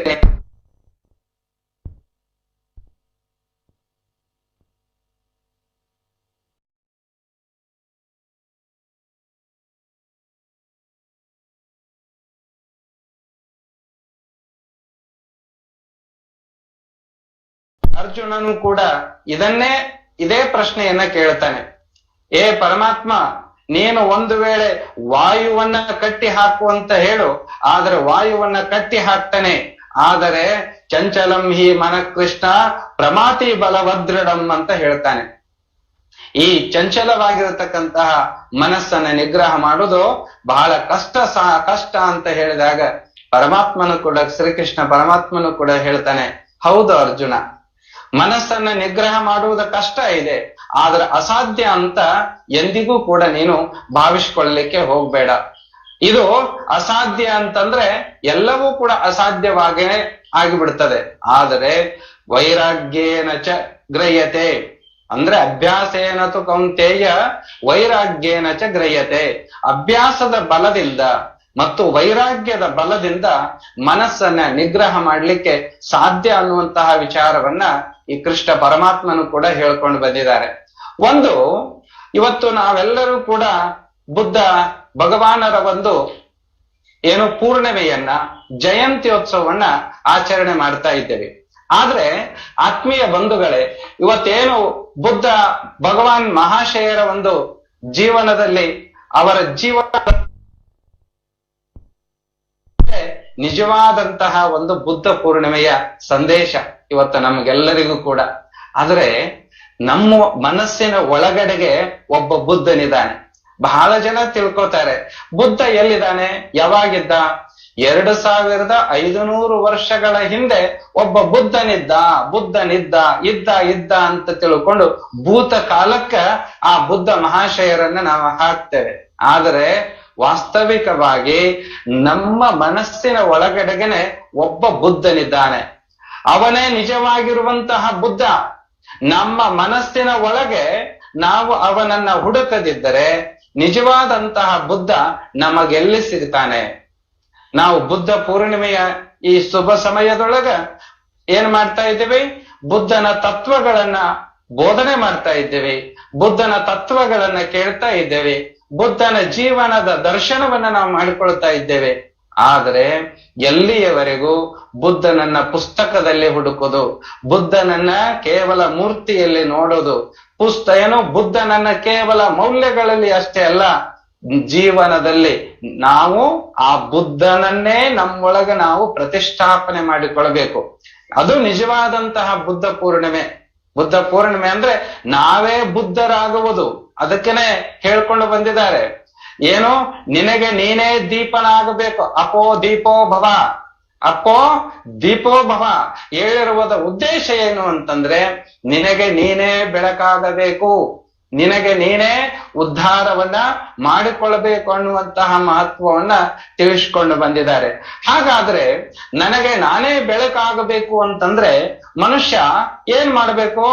ನಮ್ಮ ಮನಸ್ಸಿನ ಮೇಲೆ ನಮಗೆ ನಿಯಂತ್ರಣವನ್ನ ನಾವು ಮಾಡಿಕೊಳ್ಬೇಕು. ಬಹಳಷ್ಟು ಜನ ತಮ್ಮನ್ನ ತಾವು ನಿಯಂತ್ರಣ ಮಾಡಿಕೊಳ್ಳಿಕ್ಕೆ ಅಸಾಧ್ಯ, ಮತ್ತೊಬ್ಬರನ್ನ ಪರರನ್ನ ನಿಯಂತ್ರಣ ಮಾಡ್ಲಿಕ್ಕೆ ಪ್ರಯತ್ನ ಮಾಡ್ತಾನೆ. ನೋಡಿ, ಯಾರನ್ನೇ ನೋಡಿ, ಎಲ್ಲರೂ ತನ್ನ ಮಾತನ್ನೇ ಕೇಳಬೇಕು, ತಾನು ಹೇಳಿದ ಹಾಗೇನೆ ಏನು ಮಾಡ್ಬೇಕು, ತಾನು ಹೇಳಿದ ಹಾಗೇನೆ ನಡೆದುಕೊಳ್ಬೇಕು, ಹೀಗೆ ಬಯಸ್ತಿರ್ತಾರೆ. ಆದ್ರೆ ಮತ್ತೊಬ್ಬರು ಹೇಳಿದಂತೆ ಕೇಳಬೇಕು ಅಂತ ಬಯಸುವುದಕ್ಕಿಂತ ತನ್ನ ಮನಸ್ಸು ತಾನು ಹೇಳಿದಂತೆ ಕೇಳಿತ್ತು ಅಂತಂದ್ರೆ ನೀನೊಬ್ಬ ಅದ್ಭುತವಾಗಿರುವಂತಹ ಸಾಧಕನಾಗುತ್ತೀಯಾ. ಎಷ್ಟು ಜನ ಯೋಗಿಗಳು, ಋಷಿಗಳು ಈ ಭೂಮಿಯ ಮೇಲೆ ಅವತಾರ ತಟ್ಟುಕೊಂಡು ಬಂದ್ರಲ್ಲ, ಅವರೆಲ್ಲರೂ ಕೂಡ ಮತ್ತೊಬ್ಬರ ಮೇಲೆ ಅಧಿಕಾರವನ್ನ ಚಲಾವಣೆ ಮಾಡಲಿಲ್ಲ, ತಮ್ಮ ಮನಸ್ಸಿನ ಮೇಲೆ ತಾವು ಅಧಿಕಾರವನ್ನ ಚಲಾವಣೆ ಮಾಡಿದ್ರು. ಹಾಗಾಗಿನೇ ಇವತ್ತು ಬುದ್ಧ, ಬಸವ, ಮಹಾನ್ ವ್ಯಕ್ತಿಗಳು, ಋಷಿಮುನಿಗಳನ್ನ ನಾವು ನಿರಂತರವಾಗಿ ಸ್ಮರಣ ಮಾಡ್ತಾ ಇದ್ದೇವೆ. ಅದಕ್ಕೋಸ್ಕರವಾಗಿ ಬಂಧುಗಳೇ, ಯಾವ ರೀತಿಯಾಗಿ ಒಬ್ಬ ರೈತ ಹೊಲದಲ್ಲಿ ಕೃಷಿಯನ್ನ ಮಾಡಿ ಉತ್ತಮವಾಗಿರುವಂತಹ ಬೆಳೆಯನ್ನ ಪಡಿತಾನೋ, ಹಾಗೇನೆ ಒಬ್ಬ ಆಧ್ಯಾತ್ಮಿಕ ಸಾಧಕನಾದಂಥವನು ಕೂಡ ಏನ್ ಮಾಡಬೇಕು, ಮನಸ್ಸಿನ ಕೃಷಿ ಮಾಡಿದರೆ, ಮನಸ್ಸಿನಲ್ಲಿ ಆಧ್ಯಾತ್ಮಿಕ ಸಾಧನೆಯನ್ನ ಮಾಡಿದ್ರೆ, ಕೃಷಿಯನ್ನ ಮಾಡಿದ್ರೆ ಏನ್ ಮಾಡಬಹುದು, ಒಳಗಡೆಗೆನೆ ನಾವು ನಮ್ಮ ಊಹೆಗೂ ಮೀರಿ ನಮ್ಮ ಮನಸ್ಸು ಅರಳುತ್ತದೆ. ಅಲ್ಲಿ ನಮ್ಮ ಮನಸ್ಸು ಮಕರಂದವನ್ನ ಸೂಸ್ತದೆ. ಅದಕ್ಕೋಸ್ಕರವಾಗಿ ಇವತ್ತು ಪ್ರತಿಯೊಬ್ಬರು ಮಾಡಬೇಕಾದದ್ದೇನು ಅಂತಂದ್ರೆ, ನಮ್ಮ ಜೀವನದ ಗುಣಮಟ್ಟವನ್ನ ನಾವು ಸುಧಾರಿಸಿಕೊಳ್ಬೇಕು. ನಮ್ಮ ಜೀವನದ ಗುಣಮಟ್ಟವನ್ನ ನಾವು ಸುಧಾರಿಸಿಕೊಳ್ಬೇಕು ಅಂತಂದ್ರೆ ಮೊದಲು ನಮ್ಮ ಒಳಗಿನ ಯೋಚನೆಗಳ ಗುಣಮಟ್ಟವನ್ನ ನಾವು ಸುಧಾರಿಸಬೇಕು. ನಮ್ಮೊಳಗಿನ ಯೋಚನೆಗಳ ಗುಣಮಟ್ಟವನ್ನ ನಾವು ಸುಧಾರಿಸಬೇಕು. ಎಷ್ಟೋ ಜನರಿಗೆ ಆಲೋಚನೆ ಮಾಡುವುದು ಅಥವಾ ವಿಚಾರಗಳೇ ತಮ್ಮ ಹಿಡಿತದಲ್ಲಿ ಇರುವುದಿಲ್ಲ. ನಾವು ಬಹಳ ಸಾರಿ ಸಂತೋಷವಾಗಿರಬೇಕು ಅಂತ ಬಯಸ್ತೇವೆ, ಸಂತೋಷವನ್ನ ಹುಡುಕ್ತಾ ಹೋಗ್ತೇವೆ. ಸಂತೋಷ ಎಲ್ಲಿದೆ? ಹೊರಗಿನ ವಸ್ತುಗಳಲ್ಲಿದೆಯೋ ಅಥವಾ ತನ್ನ ಒಳಗಿನ ಅರಿವಿನೊಳಗನೆ ಸಂತೋಷ ಇದೆಯೋ ಅನ್ನೋದು ಬಹಳಷ್ಟು ಜನರಿಗೆ ಗೊತ್ತಿಲ್ಲ. ನೋಡಿ, ಅಧ್ಯಾತ್ಮದಲ್ಲಿರತಕ್ಕಂತಹ ಯೋಗಿಗಳು, ಋಷಿಮುನಿಗಳು ಸಣ್ಣ ಗುಹೆಯೊಳಗ, ಗುಡಿಸಲಿನೊಳಗ ಅವರು ವಾಸ ಮಾಡಿದ್ರು ಕೂಡ ಅರಮನೆಯ ರಾಜನಕ್ಕಿಂತಲೂ, ಅರಮನೆಯಲ್ಲಿರತಕ್ಕಂತಹ ರಾಜ ಮಹಾರಾಜನಕ್ಕಿಂತಲೂ ಮಿಗಿಲಾಗಿರುವಂತಹ ಸುಖವನ್ನ, ಸಂತೋಷವನ್ನ ಅವರು ಅನುಭವಿಸ್ತಾ ಇದ್ದಾರೆ. ಇದಕ್ಕೆ ಕಾರಣ ಏನು ಅಂತಂದ್ರೆ, ಅವರು ಗುಡಿಸಲಿನೊಳಗ ವಾಸ ಮಾಡ್ತಾರಂದ್ರೆ ಅದು ನೋಡಲಿಕ್ಕೆ ಗುಡಿಸಲಾಗಿರುತ್ತದೆ, ಆದರೆ ಅವರು ತಮ್ಮ ಅರಿವಿನ ಅರಮನೆಯೊಳಗ ಅವರು ವಾಸ ಮಾಡುತ್ತಿರ್ತಾರೆ. ಯಾರು ಅರಿವಿನ ಅರಮನೆಯೊಳಗ ವಾಸ ಮಾಡ್ತಾರೋ ಅವರು ಏನನ್ನ ಬೇಡ್ತಾರೋ ಅದೆಲ್ಲವೂ ಕೂಡ ಪ್ರಾಪ್ತಿಯಾಗುತ್ತದೆ. ಅದಕ್ಕೆ ಬಂಧುಗಳೇ, ಇವತ್ತು ಸಂತೋಷದ ರಹಸ್ಯ ಅತ್ಯಂತ ಸರಳವಾಗಿದೆ. ಸಂತೋಷವಾಗಿರೋದು ಅಂತಂದ್ರೆ ಬಹಳ ಕಷ್ಟ ಅಲ್ಲ. ಆದಿದ್ರೆ ಆ ವಸ್ತು ಇದ್ರೇನೆ ನನಗೆ ಸಂತೋಷ ಸಿಗುತ್ತದೆ, ಈ ವಸ್ತು ಇದ್ರೇನೆ ನನಗೆ ಸಂತೋಷ ಸಿಗುತ್ತದೆ ಅನ್ನುವಂತಹ ಹಪಹಪಿಯೊಳಗ ಏನು ಇರಬಾರ್ದು, ಚಿಂತೆಯೊಳಗ ನಾವು ಸಮಯವನ್ನ ಕಳಿಬಾರ್ದು. ನಾವು ಸಂತೋಷವಾಗಿರಬೇಕು ಅಂತಂದ್ರೆ ಯಾವುದನ್ನ ಹೃದಯದಾಳದಿಂದ ನಾವು ಪ್ರೀತಿಸ್ತಾ ಇದ್ದೇವೋ ಅದನ್ನ ಸಾಧಿಸಲಿಕ್ಕೆ ನಮ್ಮ ಸಮಸ್ತ ಚೈತನ್ಯ ಶಕ್ತಿಯನ್ನ ಉಪಯೋಗಿಸಿದಾಗ ನಮ್ಮೊಳಗಡೆಗೆನೆ ಒಂದು ಅದ್ಭುತವಾಗಿರುವಂತಹ ಚೇತನ ಶಕ್ತಿ ನಮಗೆ ಪ್ರಾಪ್ತಿಯಾಗ್ತಾ ಇದೆ. ಹಾಗಾಗಿ ನಾವು ಜೀವನದ ಒಂದು ಉದ್ದೇಶವನ್ನ ಸ್ಪಷ್ಟವಾಗಿ ಇಟ್ಕೊಂಡು ಮುನ್ನಡಿಬೇಕು. ಜೀವನದಲ್ಲಿ ಉತ್ತಮವಾಗಿರುವಂತಹ ಉದ್ದೇಶವನ್ನ ನಾವು ಇಟ್ಟುಕೊಂಡು ಹೋದಾಗ ಧ್ಯೇಯದ ಜೀವನವೇ ಜೀವನದ ಧ್ಯೇಯವಾಗಬೇಕು ಅನ್ನುವಂತಹ ಮಾತನ್ನು ಕೂಡ ನಾವು ಅರ್ಥ ಮಾಡಿಕೊಂಡು ಅನಂತ ಆನಂದದ ಮಹತ್ವವನ್ನ ಅರಿತುಕೊಂಡು ನಾವು ನಡೆದಾಗ ನಮ್ಮ ಜೀವನದಲ್ಲಿ ಬರತಕ್ಕಂತಹ ಸಮಯಕ್ಕೆ ನಾವು ಬೆಲೆಯನ್ನು ಕೊಟ್ಟು, ಸಮಯವೇ ಸಾಧನ, ನಿಜವಾಗಿಯೂ ಕೂಡ ಸಮಯವೇ ಸಾಧನ ಅಂತ ಪತ್ರಿಜಿಯವರು ಮೇಲಿಂದ ಮೇಲೆ ಹೇಳ್ತಿರ್ತಾರೆ. ಏನು ಇಲ್ಲಿ ಸಮಯವೇ ಸಾಧನ ಅಂತಂದ್ರೆ ಪ್ರತಿ ಕ್ಷಣಗಳನ್ನ ನಾವು ಉಪಯೋಗ ಮಾಡಿಕೊಂಡು ಅದರ ಸದುಪಯೋಗವನ್ನ ಮಾಡಿಕೊಂಡಾಗ ನಮ್ಮಲ್ಲಿ ಅದ್ಭುತವಾಗಿರತಕ್ಕಂತಹ ಬದಲಾವಣೆ ನಮಗೆ ಆಗುತ್ತದೆ. ಯಾಕಂತಂದ್ರೆ ಒಂದು ಸಲ ಕಳೆದಂತಹ ಸಮಯ ಮತ್ತೆ ನಮಗೆ ಮರಳಿ ಬರೋದಿಲ್ಲ. ಹಾಗಾಗಿ ವಸ್ತುಗಳನ್ನ ಕಳ್ಕೊಂಡ್ರೆ ಮತ್ತೆ ಹುಡುಕಬಹುದು, ಆದರೆ ಸಮಯವನ್ನ ಕಳ್ಕೊಂಡ್ರೆ ನಾವು ಮತ್ತೆ ಪಡಿಲಿಕ್ಕೆ ಸಾಧ್ಯ ಆಗೋದಿಲ್ಲ ಅಂತ ಯಾವಾಗ್ಲೂ ಕೂಡ ತಿಳ್ಕೋಬೇಕು. ಅದರ ಜೊತೆಗೆ ಆಧ್ಯಾತ್ಮಿಕ ಸಾಧನೆಯಲ್ಲಿ, ಪಾರಮಾರ್ಥಿಕ ಸಾಧನೆಯಲ್ಲಿ ಜೀವನ ಹೇಗಿರಬೇಕು ಅಂತಂದ್ರೆ ಶಿಸ್ತುಬದ್ಧವಾಗಿರಬೇಕು. ಒಂದಿಷ್ಟು ಸಿಸ್ಟಮೆಟಿಕ್ ವೇದೊಳಗ ಸಿನ್ಸಿಯಾರಿಟಿ ಇರಬೇಕು, ಸಿಸ್ಟಮೆಟಿಕ್ ಇರಬೇಕು. ಅಂದ್ರೆ ಅಲ್ಲಿ ಏನೋ ಒಂದು ಆನಂದದ ಬುಗ್ಗೆ ನಮ್ಮ ಒಳಗಿನಿಂದ ಹೊರಹೊಮ್ಮುತ್ತದೆ. ಅಸ್ತವ್ಯಸ್ತ ಬದುಕಿನಲ್ಲಿ ಶಿಸ್ತನ್ನ ಕಾಣ್ಲಿಕ್ಕೆ ಆಗೋದಿಲ್ಲ, ಹಾಗೇನೆ ಶಿಸ್ತಿನ ಬದುಕಿನಲ್ಲಿ ಅಸ್ತವ್ಯಸ್ತವನ್ನ ಕಾಣ್ಲಿಕ್ಕೆ ಆಗೋದಿಲ್ಲ. ಅಲ್ಲಿ ನೇರವಾಗಿರುವಂತಹ ಗುರಿಯ ಕಡೆಗೆನೆ ನಮ್ಮ ಪ್ರಯಾಣ ನಡೆದುಕೊಂಡು ಹೋಗ್ತಿರ್ತದೆ. ಅದಕ್ಕೋಸ್ಕರವಾಗಿ ಇವತ್ತು ನಾವೆಲ್ಲರೂ ಕೂಡ ಏನ್ ಮಾಡ್ಬೇಕಾಗಿದೆ ಅಂತಂದ್ರೆ ಆಧ್ಯಾತ್ಮಿಕ ಸಾಧನೆಯೊಳಗ ತೊಡಗಿಕೊಳ್ಬೇಕು. ಜೀವನ ಅಂತಂದ್ರೆ ಒಂದು ಲೌಕಿಕ ಬದುಕು, ಇನ್ನೊಂದು ಆಧ್ಯಾತ್ಮಿಕ ಬದುಕು. ಪಾರಮಾರ್ಥಿಕವಾಗಿರತಕ್ಕಂತಹ ಬದುಕಿನಲ್ಲಿ ನಮ್ಮನ್ನ ನಾವು ನಡೆಸಿಕೊಂಡು ಹೋಗ್ಬೇಕು. ಅದಕ್ಕೋಸ್ಕರವಾಗಿ ಇಲ್ಲಿ ಧ್ಯಾನ ಅಥವಾ ಮನಸ್ಸನ್ನ ನಿಗ್ರಹ ಮಾಡ್ಲಿಕ್ಕೆ, ಮನಸ್ಸನ್ನ ನಿಯಂತ್ರಣ ಮಾಡ್ಲಿಕ್ಕೆ ನಮ್ಮ ಬ್ರಹ್ಮರ್ಷಿ ಪಿತಾಮಹ ಡಾಕ್ಟರ್ ಪತ್ರಿಜಿಯವರು ಬುದ್ಧ ಹೋದ ನಂತರ ಇವತ್ತು ಧ್ಯಾನವನ್ನ ಅತ್ಯಂತ ವಿಶ್ವವ್ಯಾಪಕವಾಗಿ ಪ್ರಚಾರ ಪ್ರಚುರ ಪಡಿಸುತ್ತಿರುವಂತವರು ಯಾರು ಅಂತಂದ್ರೆ ಬ್ರಹ್ಮರ್ಷಿ ಪಿತಾಮಹ ಡಾಕ್ಟರ್ ಪತ್ರಿಜಿಯವರು. ನೋಡಿ, ತಮ್ಮ ಉದ್ಯೋಗವನ್ನ ತೊರೆದು ತಮ್ಮ ಮನೆ ಮಡದಿ ಮಕ್ಕಳೊಂದಿಗೆ ಇದ್ದುಕೊಂಡು ಅಧ್ಯಾತ್ಮವನ್ನ ಸಾಧಿಸ್ಲಿಕ್ಕೆ ಸಾಧ್ಯ. ಕೇವಲ ಸನ್ಯಾಸಿಗಳಿಗೆ ಮಾತ್ರ ಅಧ್ಯಾತ್ಮವನ್ನ ಸಾಧಿಸ್ತಾರೆ, ಅವರಿಗೆ ಮಾತ್ರ ಅವಕಾಶ ಅಂತಿಲ್ಲ. ಇವತ್ತು ಮನೆಯಲ್ಲಿ ಇದ್ದುಕೊಂಡು ಮಡದಿ ಮಕ್ಕಳ ಜೊತೆಗೆ ಇದ್ದುಕೊಂಡು ಅಧ್ಯಾತ್ಮದ ಸಿದ್ಧಿಯನ್ನ ಪಡೆಯಬಹುದು ಅನ್ನುವುದಕ್ಕೆ ನಮ್ಮ ಡಾಕ್ಟರ್ ಪತ್ರಿಜಿಯವರ ಒಂದು ದೊಡ್ಡ ಉದಾಹರಣೆ. ಅದನ್ನೇ 12ನೇ ಶತಮಾನದಲ್ಲಿ ಬಸವಾದಿ ಶಿವಶರಣರು ಕೂಡ ಅದನ್ನೇ ಹೇಳಿಕೊಂಡು ಬಂದ್ರು. ಏನು, ನೀವು ಎಲ್ಲವನ್ನ ಬಿಟ್ಟು ನೇರವಾಗಿ ನೋಡಿ, 4 ಆಶ್ರಮಗಳಿದಾವೆ. ಬ್ರಹ್ಮಚರ್ಯಾಶ್ರಮ, ಗೃಹಸ್ಥಾಶ್ರಮ, ಸನ್ಯಾಸಾಶ್ರಮ, ವಾನಪ್ರಸ್ಥಾಶ್ರಮ, ಹೀಗೆ 4 ಆಶ್ರಮಗಳಲ್ಲಿ ನೀವು ನೇರವಾಗಿ ಕೊನೆ ಆಶ್ರಮಕ್ಕೆ ಹೋಗೋದಾದ್ರೆ ಹೋಗಬಹುದು. ಆದ್ರೆ ಹಂತ ಹಂತವಾಗಿ ಜೀವನದ ಪ್ರತಿ ಕ್ಷಣಗಳನ್ನು ಕೂಡ ಅನುಭವಿಸ್ತಾ ಆನಂದಿಸ್ತಾ ಆ ಒಂದು ಅನುಭವದ ಆಳದಲ್ಲಿ ಇಳಿದಾಗ ಜೀವನದ ಮಹತ್ವ ಇನ್ನೂ ಹೆಚ್ಚು ಏನಾಗಿರುತ್ತದೆ, ರುಚಿಕರವಾಗಿರುತ್ತದೆ, ಶ್ರೇಷ್ಠವಾಗಿರುತ್ತದೆ ಅನ್ನುವಂಥದ್ದು. ಹಾಗಾಗಿ ಇವತ್ತು ಪತ್ರಿಜಿಯವರು ನಮಗೊಂದಿಷ್ಟು ಸಾಧನಗಳನ್ನ ತಿಳಿಸ್ಕೊಟ್ರು.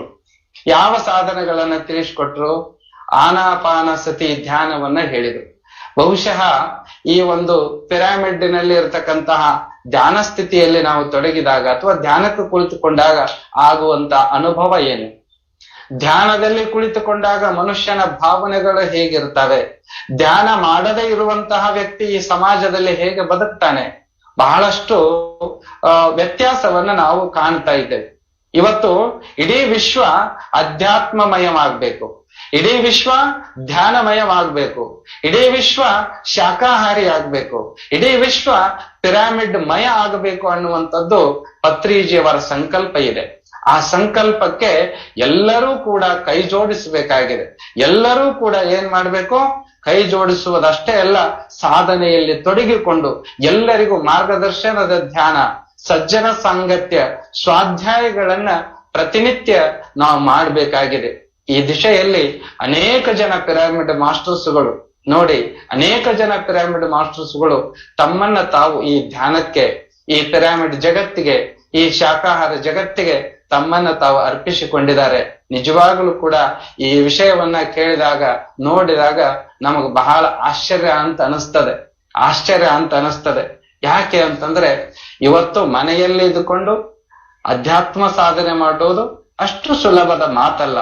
ಆದರೂ ಕೂಡ ಜೀವನದಲ್ಲಿ ಸಮಯವನ್ನ ಒಂದಿಷ್ಟು ಮೀಸಲಾಗಿರಿಸಿಕೊಳ್ಳಬೇಕು.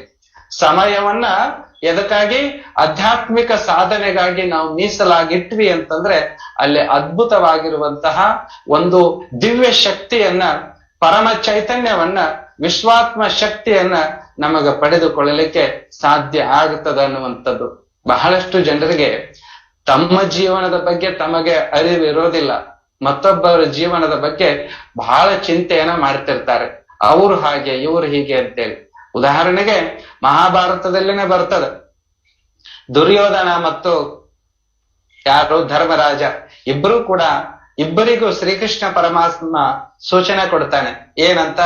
ಈ ಜಗತ್ತಿನಲ್ಲಿ ಒಳ್ಳೆಯವರು ಎಷ್ಟು ಜನ ಇದ್ದಾರೆ, ಕೆಟ್ಟವರು ಎಷ್ಟು ಜನ ಇದ್ದಾರೆ ನೋಡ್ಕೊಂಡು ಬನ್ನಿ ಅಂತ. ಅಂದ್ರೆ ಕೆಟ್ಟ ಕಣ್ಣಿನಿಂದ ನೋಡ್ಲಿಕ್ಕೆ ಹೊರಟ್ರೆ ಅಂದ್ರೇನು? ದೃಷ್ಟಿ ದೋಷವಾಗಿದ್ರೆ ಎಲ್ಲವೂ ದೋಷಮಯವಾಗಿನೇ ತೋರ್ತದೆ. ಹೇಗೋ ಹಾಗೆ ಧರ್ಮರಾಜನಿಗೆ ಎಲ್ಲರೂ ಒಳ್ಳೆಯವರಾಗಿನೇ ತೋರಿದ್ರು, ಆದರೆ ದುರ್ಯೋಧನನಿಗೆ ಯಾರು ಒಳ್ಳೆಯವರೇ ತೋರಲಿಲ್ಲ. ಅಂದ್ರೆ ಸೃಷ್ಟಿಯಲ್ಲಿ ಎಲ್ಲವೂ ಇದೆ, ನೆಗೆಟಿವ್ ಎನರ್ಜಿಯೂ ಇದೆ, ಪಾಸಿಟಿವ್ ಎನರ್ಜಿಯೂ ಇದೆ. ನಮಗೆ ಯಾವುದನ್ನ ಪಡೆದುಕೊಳ್ಬೇಕೋ ಅದನ್ನ ಪಡೆದುಕೊಂಡು ನಮ್ಮ ಜೀವನವನ್ನ ನಾವು ಸಾರ್ಥಕ ಮಾಡಿಕೊಳ್ಬೇಕಾಗಿದೆ ಅಷ್ಟೇ. ಅದಕ್ಕಾಗಿ ನಾವು ಉತ್ತರ ದಿಕ್ಕಿಗೆ ಪ್ರಯಾಣ ಮಾಡಬೇಕು, ಪಶ್ಚಿಮ ದಿಕ್ಕಿಗೆ ಪ್ರಯಾಣ ಮಾಡಬೇಕು ಅನ್ನುವುದನ್ನು ನಾವು ತಿಳ್ಕೊಳ್ಬೇಕಾಗತ್ತೆ. ಸೂರ್ಯೋದಯದ ಕ್ಷಣಗಳನ್ನ ಆನಂದಿಸಬೇಕು ಅಂತಂದ್ರೆ ಪೂರ್ವ ದಿಕ್ಕಿಗೆನೆ ನಾವು ಮುಖ ಮಾಡಬೇಕು. ಸೊ ಪಶ್ಚಿಮ ದಿಕ್ಕಿಗೆ ನಾವು ಮುಖ ಮಾಡಿಕೊಂಡ್ವಿ, ಸೂರ್ಯೋದಯದ ಕ್ಷಣಗಳನ್ನ ಆನಂದಿಸಬೇಕು ಅಂತಂದ್ರೆ ಆನಂದಿಸ್ಲಿಕ್ಕೆ ಆಗೋದಿಲ್ಲ. ಹಾಗೇನೆ ಇವತ್ತು ಇದೇ ಸತ್ಯ ಅಂತ ತಿಳ್ಕೊಂಡು ಕೇವಲ ಸಂಸಾರಿಕ ತಾಪತ್ರಯಗಳಲ್ಲಿ, ಮೋಹ ಮಮಕಾರಗಳಲ್ಲೇನೆ ಬಿದ್ವಿ ಅಂತಂದ್ರೆ ಅಲ್ಲಿ ಅದ್ಭುತವಾದಂತ ಆನಂದದ ಕ್ಷಣಗಳನ್ನ ನಾವು ಪಡೆದುಕೊಳ್ಳಲಿಕ್ಕೆ ಸಾಧ್ಯವಿಲ್ಲ. ಹಾಗಾಗಿ ಯಾವಾಗ್ಲೂ ಒಂದು ಉದಾಹರಣೆ ಹೇಳ್ತಿರ್ತೇವೆ, ಏನು ಅಂತಂದ್ರೆ ಪ್ರತಿ ಕ್ಷಣ ಪ್ರತಿ ಮನುಷ್ಯ ಪರಿವರ್ತನಾಶೀಲನಾಗಿರಬೇಕು.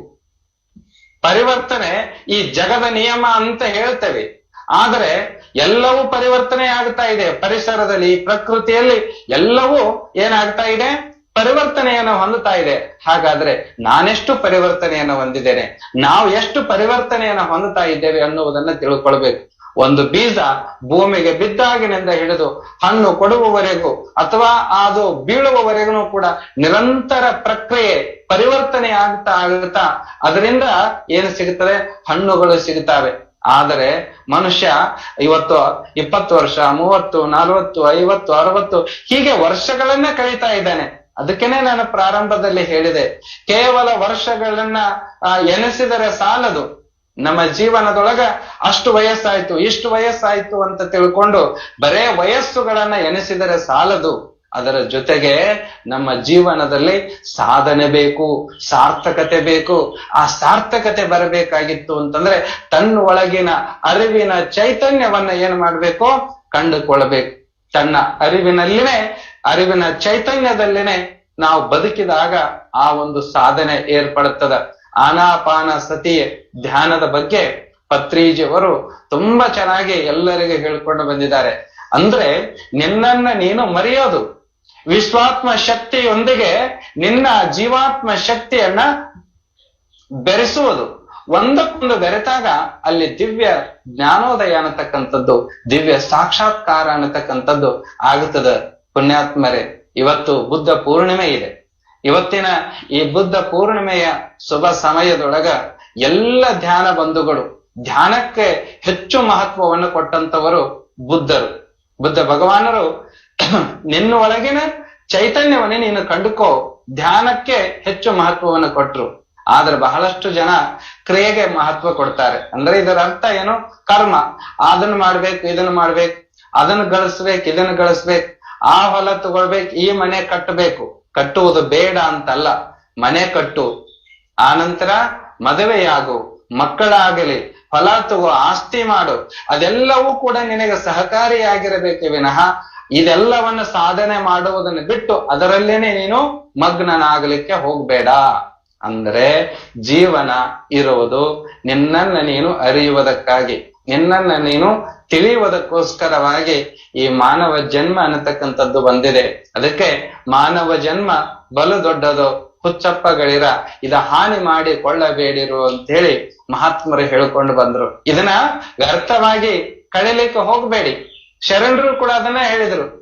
ಕೂಡಲ ಸಂಗನ ಶರಣರನ್ನು ಒಲಿಸಲು ಬಂದ ಈ ಪ್ರಸಾದ ಕಾಯವನ್ನು ಕೆಡಿಸಲಾಗದು ಅಂತ ಹೇಳಿದ್ರು. ಯಾವ ರೀತಿಯಾಗಿ ಪ್ರಸಾದವನ್ನ ನಾವು ಕೆಡಿಸೋದಿಲ್ವೋ, ಪ್ರಸಾದವನ್ನ ಕೆಡಿಸಬಾರದು, ಹಾಗೆ ಈ ಶರೀರವನ್ನು ಕೆಡಿಸಬಾರದು ಅಂತಂದ್ರೆ ಬಾಯಿಯೊಳಗೆ ಏನನ್ನ ಹಾಕಬೇಕು ಅದನ್ನೇ ಹಾಕಬೇಕೇ ವಿನಃ ಅಲ್ಲದನ್ನ ಹಾಕಬಾರದು. ಈ ಬಾಯಿಂದ, ಈ ನಾಲಿಗೆಯಿಂದ ಏನನ್ನ ಮಾತಾಡಬೇಕೋ ಅದನ್ನೇ ನಾವು ಮಾತಾಡಬೇಕೇ ವಿನಃ ಮಾತನಾಡಬಾರದನ್ನ ಮಾತನಾಡಬಾರದು. ಕಿವಿಯಿಂದ ಏನು ಕೇಳಿಸಿಕೊಳ್ಳಬೇಕೋ ಅದನ್ನೇ ಕೇಳಿಸಿಕೊಳ್ಳಬೇಕೇ ವಿನಃ ಕೇಳಿಸಿಕೊಳ್ಳಬಾರದನ್ನ ಮಾಡಬಾರದು. ಅದಕ್ಕೆ ಬಸವಣ್ಣನವರು ಏನು ಹೇಳಿದ್ರು ಅಂತಂದ್ರೆ, ಅತ್ತಲಿತ್ತ ಹೋಗದಂತೆ ಹೆಳವನ ಮಾಡಯ್ಯ ತಂದೆ, ಸುತ್ತಿ ಸುಳಿದು ನೋಡದಂತೆ ಅಂಧಕನ ಮಾಡಯ್ಯ ತಂದೆ, ಮತ್ತೊಂದ ಕೇಳಿಸದಂತೆ ಕಿವುಡನ ಮಾಡಯ್ಯ ತಂದೆ, ನಿಮ್ಮ ಶರಣರ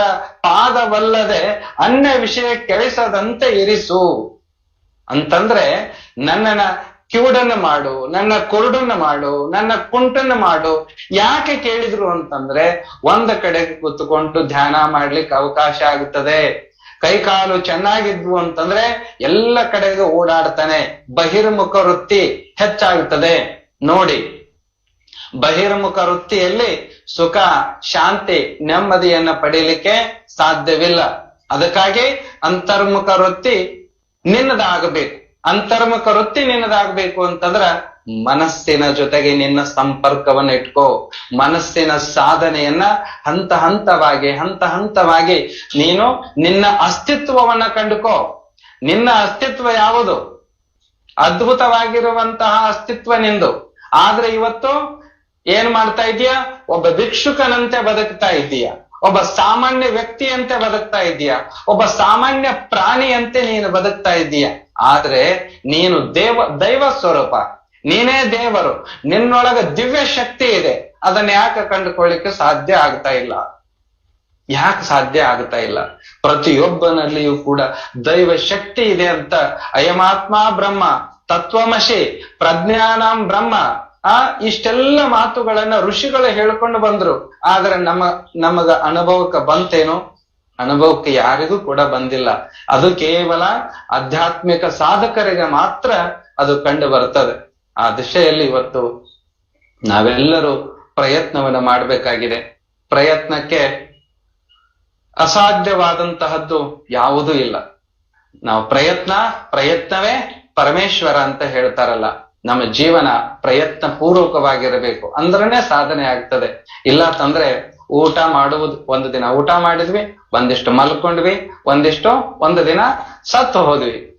ಊಟ ಮಾಡೋದು, ಮಲಗೋದು, ಸಾಯುದು ಇದೇ ಜೀವನ ಅಂತಲ್ಲ. ಕಬೀರದಾಸರು ಚೆನ್ನಾಗಿ ಹೇಳ್ಕೊಂಡು ಬರ್ತಾರೆ. ರಾತ್ರಿ ಕಳೆಯಿತು ನಿದ್ರೆಯಲಿ, ದಿನ ಕಳೆಯಿತು ಊಟದಲ್ಲಿ. ರಾತ್ರಿ ಕಳೆಯಿತು ನಿದ್ರೆಯಲಿ, ದಿನ ಕಳೆಯಿತು ಊಟದಲ್ಲಿ. ರತ್ನದಂತ ಈ ನರ ಜನ್ಮ ಮೂರ್ಖಾಸಿಗೆ ಹೋಯ್ತೋ ಕಬೀರ, ಮೂರ್ಖಾಸಿಗೆ ಹೋಯ್ತೋ. ರತ್ನದಂತಹ ಈ ನರಜನ್ಮವನ್ನ ಕೇವಲ ಊಟ ಮಾಡುವುದಕ್ಕಾಗಿ, ನಿದ್ದೆ ಮಾಡುವುದಕ್ಕಾಗಿ ಕಳಿಲಿಕ್ಕೆ ಹೋಗ್ಬೇಡಪ್ಪ. ಯಾಕಂತಂದ್ರ ಮುಂದೊಂದು ದಿನ ನಿದ್ದೆ ಮಾಡೋದು ಐತೆ. ನೋಡು, ಸತ್ತ ಮೇಲೆ ಕಾಲು ಉದ್ದಕ್ಕೆ ಚಾಚೆ ಪರ್ಮನೆಂಟ್ ನಿದ್ರೆ ಮಾಡೋದಂತೂ ಇದೇ ಇದೆ. ಆದ್ರೆ ಅವಾಗ ನಿದ್ರೆ ಮಾಡುವುದಲ್ಲ. ಈ ಜೀವನ ಬಂದಿರೋದು ನಿದ್ರೆ ಮಾಡುವುದಕ್ಕಾಗಿ ಅಲ್ಲ, ಸಾಧನೆ ಮಾಡುವುದಕ್ಕಾಗಿ ಮಾನವ ಜನ್ಮ ಬಂದಿದೆ. ಸಾಧನೆಯನ್ನ ನೀನ್ ಮಾಡಬೇಕು. ಅತಿ ಅಮೂಲ್ಯವಾಗಿರುವಂತಹ ಕ್ಷಣಗಳನ್ನ ಕಳಿಲಿಕ್ಕೆ ಹೋಗ್ಬೇಡ, ವ್ಯರ್ಥವಾಗಿ ಕಳಿಬೇಡ ಅಂತೇಳಿ ಎಚ್ಚರಿಸಿಕೊಂಡು ಬರ್ತಾ ಇದ್ದಾರೆ. ಹಾಗಾಗಿ ನಮ್ಮ ಭಗವಾನ್ ಬುದ್ಧರು ಕೂಡ ಅದೇ ವಿಚಾರವನ್ನ ತಿಳಿಸ್ಕೊಂಡು ಬರ್ತಾ ಇದ್ದಾರೆ. ಬಂಧುಗಳೇ, ಇವತ್ತು ಪ್ರತಿ ವರ್ಷ ಈ ಪಿರಮಿಡ್ ವ್ಯಾಲಿ ಇವತ್ತು ಇಡೀ ವಿಶ್ವದೊಳಗ ವಿಶ್ವ ಶಕ್ತಿಯನ್ನ ಪ್ರಸರಣ ಮಾಡ್ತಾ ಇದೆ. ನಾವು ಹಣ ಸಹಾಯ ಮಾಡುವವರನ್ನು ನೋಡಿದ್ದೇವೆ, ಅನ್ನದಾಸೋಹ ಮಾಡುವವರನ್ನ ನೋಡಿದ್ದೇವೆ, ಬೇರೆ ಬೇರೆ ವಿಷಯಗಳನ್ನ ಹಂಚುವವರನ್ನ ನೋಡಿದ್ದೇವೆ, ದವಸ ಧಾನ್ಯಗಳನ್ನ, ಬಟ್ಟೆ ಬರೆಗಳನ್ನ ಹಂಚುವವರನ್ನ ನಾವು ನೋಡಿದ್ದೇವೆ. ಆದರೆ ಇಡೀ ವಿಶ್ವಶಕ್ತಿಯನ್ನೇ ಎಲ್ಲ ಕಡೆಗೆ ಪಸರಿಸುವ ಹಂಚುವಂತ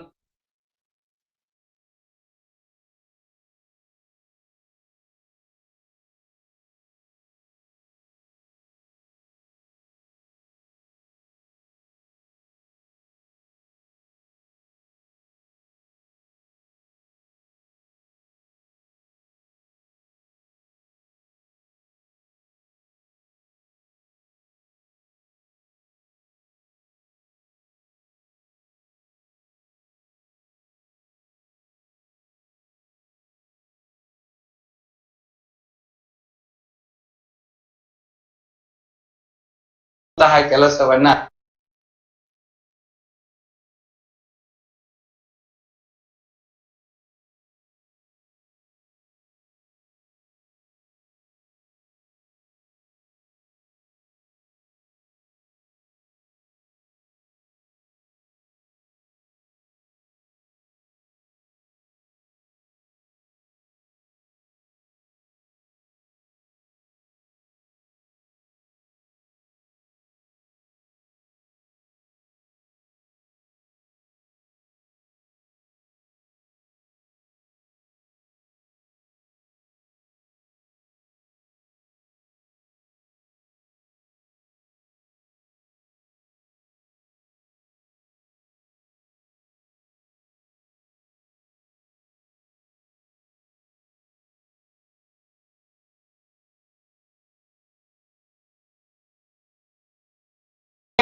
ಒಂದು ಪ್ರಾಣಿಗೆ ಜೀವ ಕೊಡುವಂತ ಶಕ್ತಿ ನಿನಗೆ ಇಲ್ಲ.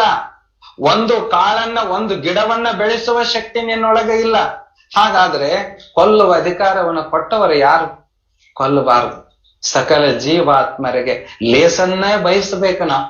ಸಕಲರು ಈ ಭೂಮಿಯ ಬದುಕಲಿಕ್ಕೆ, ಭೂಮಿಯ ಮೇಲೆ ಬದುಕಲಿಕ್ಕೆ ಯೋಗ್ಯತೆಯನ್ನ, ಅರ್ಹತೆಯನ್ನ ಪಡೆದುಕೊಂಡು ಬಂದಿದ್ದಾರೆ. ಹಾಗಾಗಿ ಎಲ್ಲರೂ ಶಾಕಾಹಾರಿಗಳಾಗಬೇಕು, ಮಾಂಸಾಹಾರವನ್ನ ತ್ಯಜಿಸಬೇಕು, ಪ್ರಾಣಿಗಳ ಹತ್ಯೆಯನ್ನ ನಾವು ಖಂಡಿಸಬೇಕು, ನಿಲ್ಲಿಸಬೇಕು. ಹಾಗೇನೆ ಒಳ್ಳೆಯ ಗಿಡ ಮರಗಳನ್ನ ಬೆಳೆಸ್ತಾ ಆ ಗಿಡಗಳನ್ನ ಕಡಿಯಲಾರದನೆ ಪ್ರಕೃತಿಯ ಸೌಂದರ್ಯವನ್ನ ಆಸ್ವಾದಿಸಬೇಕು. ನೋಡಿಬೇಕಾದ್ರೆ ಯಾರಾದ್ರೂ ಜೀವನದಲ್ಲಿ ಒಂದು ಸಲ ಸೂರ್ಯೋದಯದ ಕ್ಷಣಗಳನ್ನ ನೋಡಿ ಆನಂದಿಸ್ರಿ. ಏನ್ ಅದ್ಭುತ ರಮಣೀಯವಾಗಿರತಕ್ಕಂತಹ ದೃಶ್ಯ, ಏನು ಕೊಟ್ಟರೆ ಸಿಗುತ್ತದೆ. ಸೂರ್ಯಾಸ್ತದ ಸಮಯವನ್ನ ನೋಡಿ ಆನಂದಿಸಿ. ಚಂದ್ರೋದಯದ ಅಥವಾ ಸಂಪೂರ್ಣ ಚಂದ್ರನ ಬೆಳಕನ್ನ ನೋಡಿ ಆನಂದಿಸಿರಿ. ಅದ್ರ ಪ್ರಕೃತಿಯೊಳಗ ಆನಂದ ಐತಿ. ನಾವು ಪ್ರಕೃತಿಯನ್ನು ವಿನಾಶ ಮಾಡಿ ಎಂದೂ ಕೂಡ ಆನಂದವನ್ನ ಪಡಿಲಿಕ್ಕೆ ಸಾಧ್ಯವಿಲ್ಲ. ಇವತ್ತು ಈ ಪಿರಮಿಡ್ ವ್ಯಾಲಿ ವತಿಯಿಂದ ಬುದ್ಧ ಪೂರ್ಣಿಮೆಯ ಕಾರ್ಯಕ್ರಮವನ್ನ ಅಚ್ಚುಕಟ್ಟಾಗಿ ವಿಶೇಷವಾಗಿ ಡಿಜಿಟಲ್ ಕರ್ನಾಟಕ ಮಹಾ ಧ್ಯಾನ ಯಜ್ಞದ ರೂಪದಲ್ಲಿ ಮಾಡ್ಕೊಂಡು ಬರ್ತಾ ಇದ್ದೀರಿ. ಇಲ್ಲಿ ಸಾಕಷ್ಟು ಜನ ದಾನ, ದಾಸೋಹ, ಧರ್ಮವನ್ನ ಮಾಡ್ತಾ ಇದ್ದೀರಿ. ತಮ್ಮೆಲ್ಲರಿಗೂ ಕೂಡ ಕೊಡಬೇಕು. ನಾವು ಸತ್ಕಾರ್ಯಕ್ಕೆ ಏನು ನಾವು ದುಡಿದಿರ್ತೇವಲ್ಲ, ದುಡಿದರಲ್ಲಿ ಒಂದಿಷ್ಟು ಸತ್ಕಾರ್ಯಗಳಿಗೆ ವಿನಿಯೋಗ ಮಾಡುವುದನ್ನ ಕಲ್ತ್ಕೊಳ್ಬೇಕು. ಅದಕ್ಕೆ ಪಾಪಿಯ ಧನ ಪ್ರಾಯಶ್ಚಿತ್ತಕ್ಕಲ್ಲದೆ ಸತ್ಪಾತ್ರಕ್ಕೆ ಸಲ್ಲದಯ್ಯ. ನಾಯಿಯ ಹಾಲು ನಾಯಿಗಲ್ಲದೆ ಪಂಚಾಮೃತಕ್ಕೆ ಸಲ್ಲದಯ್ಯ. ಕೂಡಲ ಸಂಗಣ ಶರಣರಿಗಲ್ಲದೆ ಅರ್ಥ ಮಾಡುವ ಅರ್ಥ ವ್ಯರ್ಥ ಕಂಡಯ್ಯ ಅಂತ ಹೇಳ್ಕೊಂಡು ಬರ್ತಾರೆ. ಪಾಪಿಯಾಗಿದ್ದ ಅಂತಂದ್ರೆ ಪ್ರಾಯಶ್ಚಿತ್ತಕ್ಕೆ ದಂಡ ಕಟ್ತೇವೆ, ಹಾಸ್ಪಿಟ್ಲಿಗೆ ಇಟ್ಟು ಬರ್ತೇವೆ, ಮತ್ತೊಂದಕ್ಕೆ ಎಲ್ಲೆಲ್ಲೋ ಕಳ್ಕೊಳ್ತೇವೆ, ಟ್ಯಾಕ್ಸ್ ಕಟ್ತಿರ್ತೇವೆ. ಆದ್ರೆ ಆ ಅರ್ಥವನ್ನ, ಆ ಸಂಪತ್ತನ್ನ, ಆ ಹಣವನ್ನ ಇಂತಹ ಒಂದು ಡಿಜಿಟಲ್ ಕರ್ನಾಟಕ ಮಹಾ ಧ್ಯಾನ ಯಜ್ಞಕ್ಕೆ ನಾವು ಕೊಟ್ವಿ ಅಂತಂದ್ರೆ ಸದುಪಯೋಗ ಆಗುತ್ತದೆ. 4 ಜನರ ಬದುಕಿನಲ್ಲಿ ಪರಿವರ್ತನೆಯನ್ನ ತರಲಿಕ್ಕೆ ಸಾಧ್ಯ ಆಗ್ತದೆ. ನಿಜವಾಗ್ಲೂ ನನಗೆ ಯಾಕೆ ಇಷ್ಟೊಂದು ಆನಂದ ಆಗುತ್ತದಂತಂದ್ರೆ, ಪತ್ರಿಜಿಯವರು ಒಂದು ದೊಡ್ಡ ಸಂಕಲ್ಪವನ್ನು ಮಾಡಿದ್ರು. ಅವರ ನೆರಳು, ಅವರ ಬೆಳಕು, ಅವರ ಆತ್ಮ ಚೈತನ್ಯ ಎಲ್ಲರ ಮೇಲೆಯೂ ಕೂಡ ಆಶೀರ್ವಾದದ ರೂಪದಲ್ಲಿ ಬೇರ್ತಾ ಇದೆ. ನಿಜವಾಗ್ಲೂ ನಾವೆಲ್ಲರೂ ಕೂಡ ಸುದೈವಿಗಳೇ. ಯಾವುದೇ ಜಾತಿ, ಮತ, ಪಂಥ, ಕುಲ, ಗೋತ್ರ ಯಾವುದನ್ನೂ ಎಣಿಸಲಾರ್ದನೆ, ಯಾವುದನ್ನೂ ನೋಡಲಾರ್ದನೆ, ಭೇದ ಇಲ್ಲ. ಅದಕ್ಕೇನೆ ನಿಜವಾದ ಶಾಂತಿ ಸಿಗೋದು ಅದ್ವೈತದಲ್ಲಿನೇ. ದ್ವೈತದಲ್ಲಿ ಅಜ್ಞಾನ ತಾಂಡವವಾಡುತ್ತದೆ. ಅಜ್ಞಾನ ಅದ್ವೈತದಲ್ಲಿ ನಿಜವಾದ ಜ್ಞಾನ ಪ್ರಾಪ್ತಿ ಆಗುತ್ತದೆ. ನಿಜವಾದಂತಹ ಶಾಂತಿ ನಮಗೆ ಅಲ್ಲಿ ಸಿಗುತ್ತದೆ. ಅದ್ವೈತ ಅಂದ್ರೆ ಇದನ್ನೇ. ಯಾವ ಜಾತಿ, ಧರ್ಮ, ಕುಲ, ಗೋತ್ರಗಳನ್ನು ಎಣಿಸಲಾರ್ದನೆ ಸರ್ವರಿಗೂ ಹಿತವನ್ನ ಮಾಡೋದು. ಪತ್ರಿಜಿಯವರು ಜನವರಿ 6ನೇ ತಾರೀಕಿಗೆ ಶಂಕರಟ್ಟಿ, ಅಥಣಿ ತಾಲೂಕಿನ ಶಂಕರಟ್ಟಿಯಲ್ಲಿ ಬಂದಾಗ ಅವರ ದರ್ಶನ ಆಯ್ತು.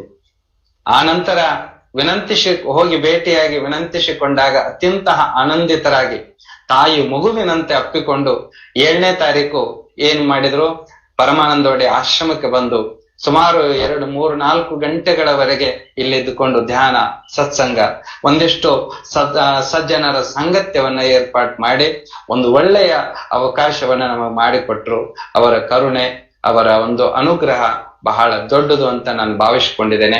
ತಾವೆಲ್ಲರೂ ಕೂಡ ಬಹುಶಃ ನನಗೆ ವರಾಹಮೂರ್ತಿ ಸರ್ ಅವರನ್ನ ಈ ಸಮಯದಲ್ಲೇ ನಾನು ಸ್ಮರಣೆ ಮಾಡಿಕೊಳ್ಬೇಕಾಗತ್ತೆ.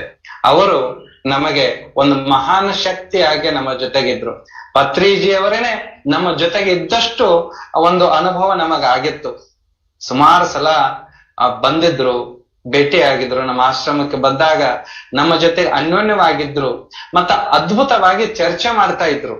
ನಾನೊಬ್ಬ ಯೋಗ್ಯ ಆತ್ಮಾನುಭವಿಯನ್ನ ನಾನು ಕಳ್ಕೊಂಡಿದ್ದೇನೇನೋ ಅಂತ ನನಗೆ ಅನಿಸ್ತಾ ಇದೆ. ಯಾಕಂತಂದ್ರೆ ಆತ್ಮ ವಿಷಯಗಳ ಬಗ್ಗೆ, ಧ್ಯಾನದ ಬಗ್ಗೆ, ಆಧ್ಯಾತ್ಮಿಕ ವಿಷಯಗಳ ಬಗ್ಗೆ, ನಿಗೂಢತೆಯ ಬಗ್ಗೆ ಆಳವಾಗಿರತಕ್ಕಂತಹ ಜ್ಞಾನವನ್ನ ಹೊಂದಿದಂಥವರು ವರಾಹಮೂರ್ತಿ ಸರ್ ಅವರು.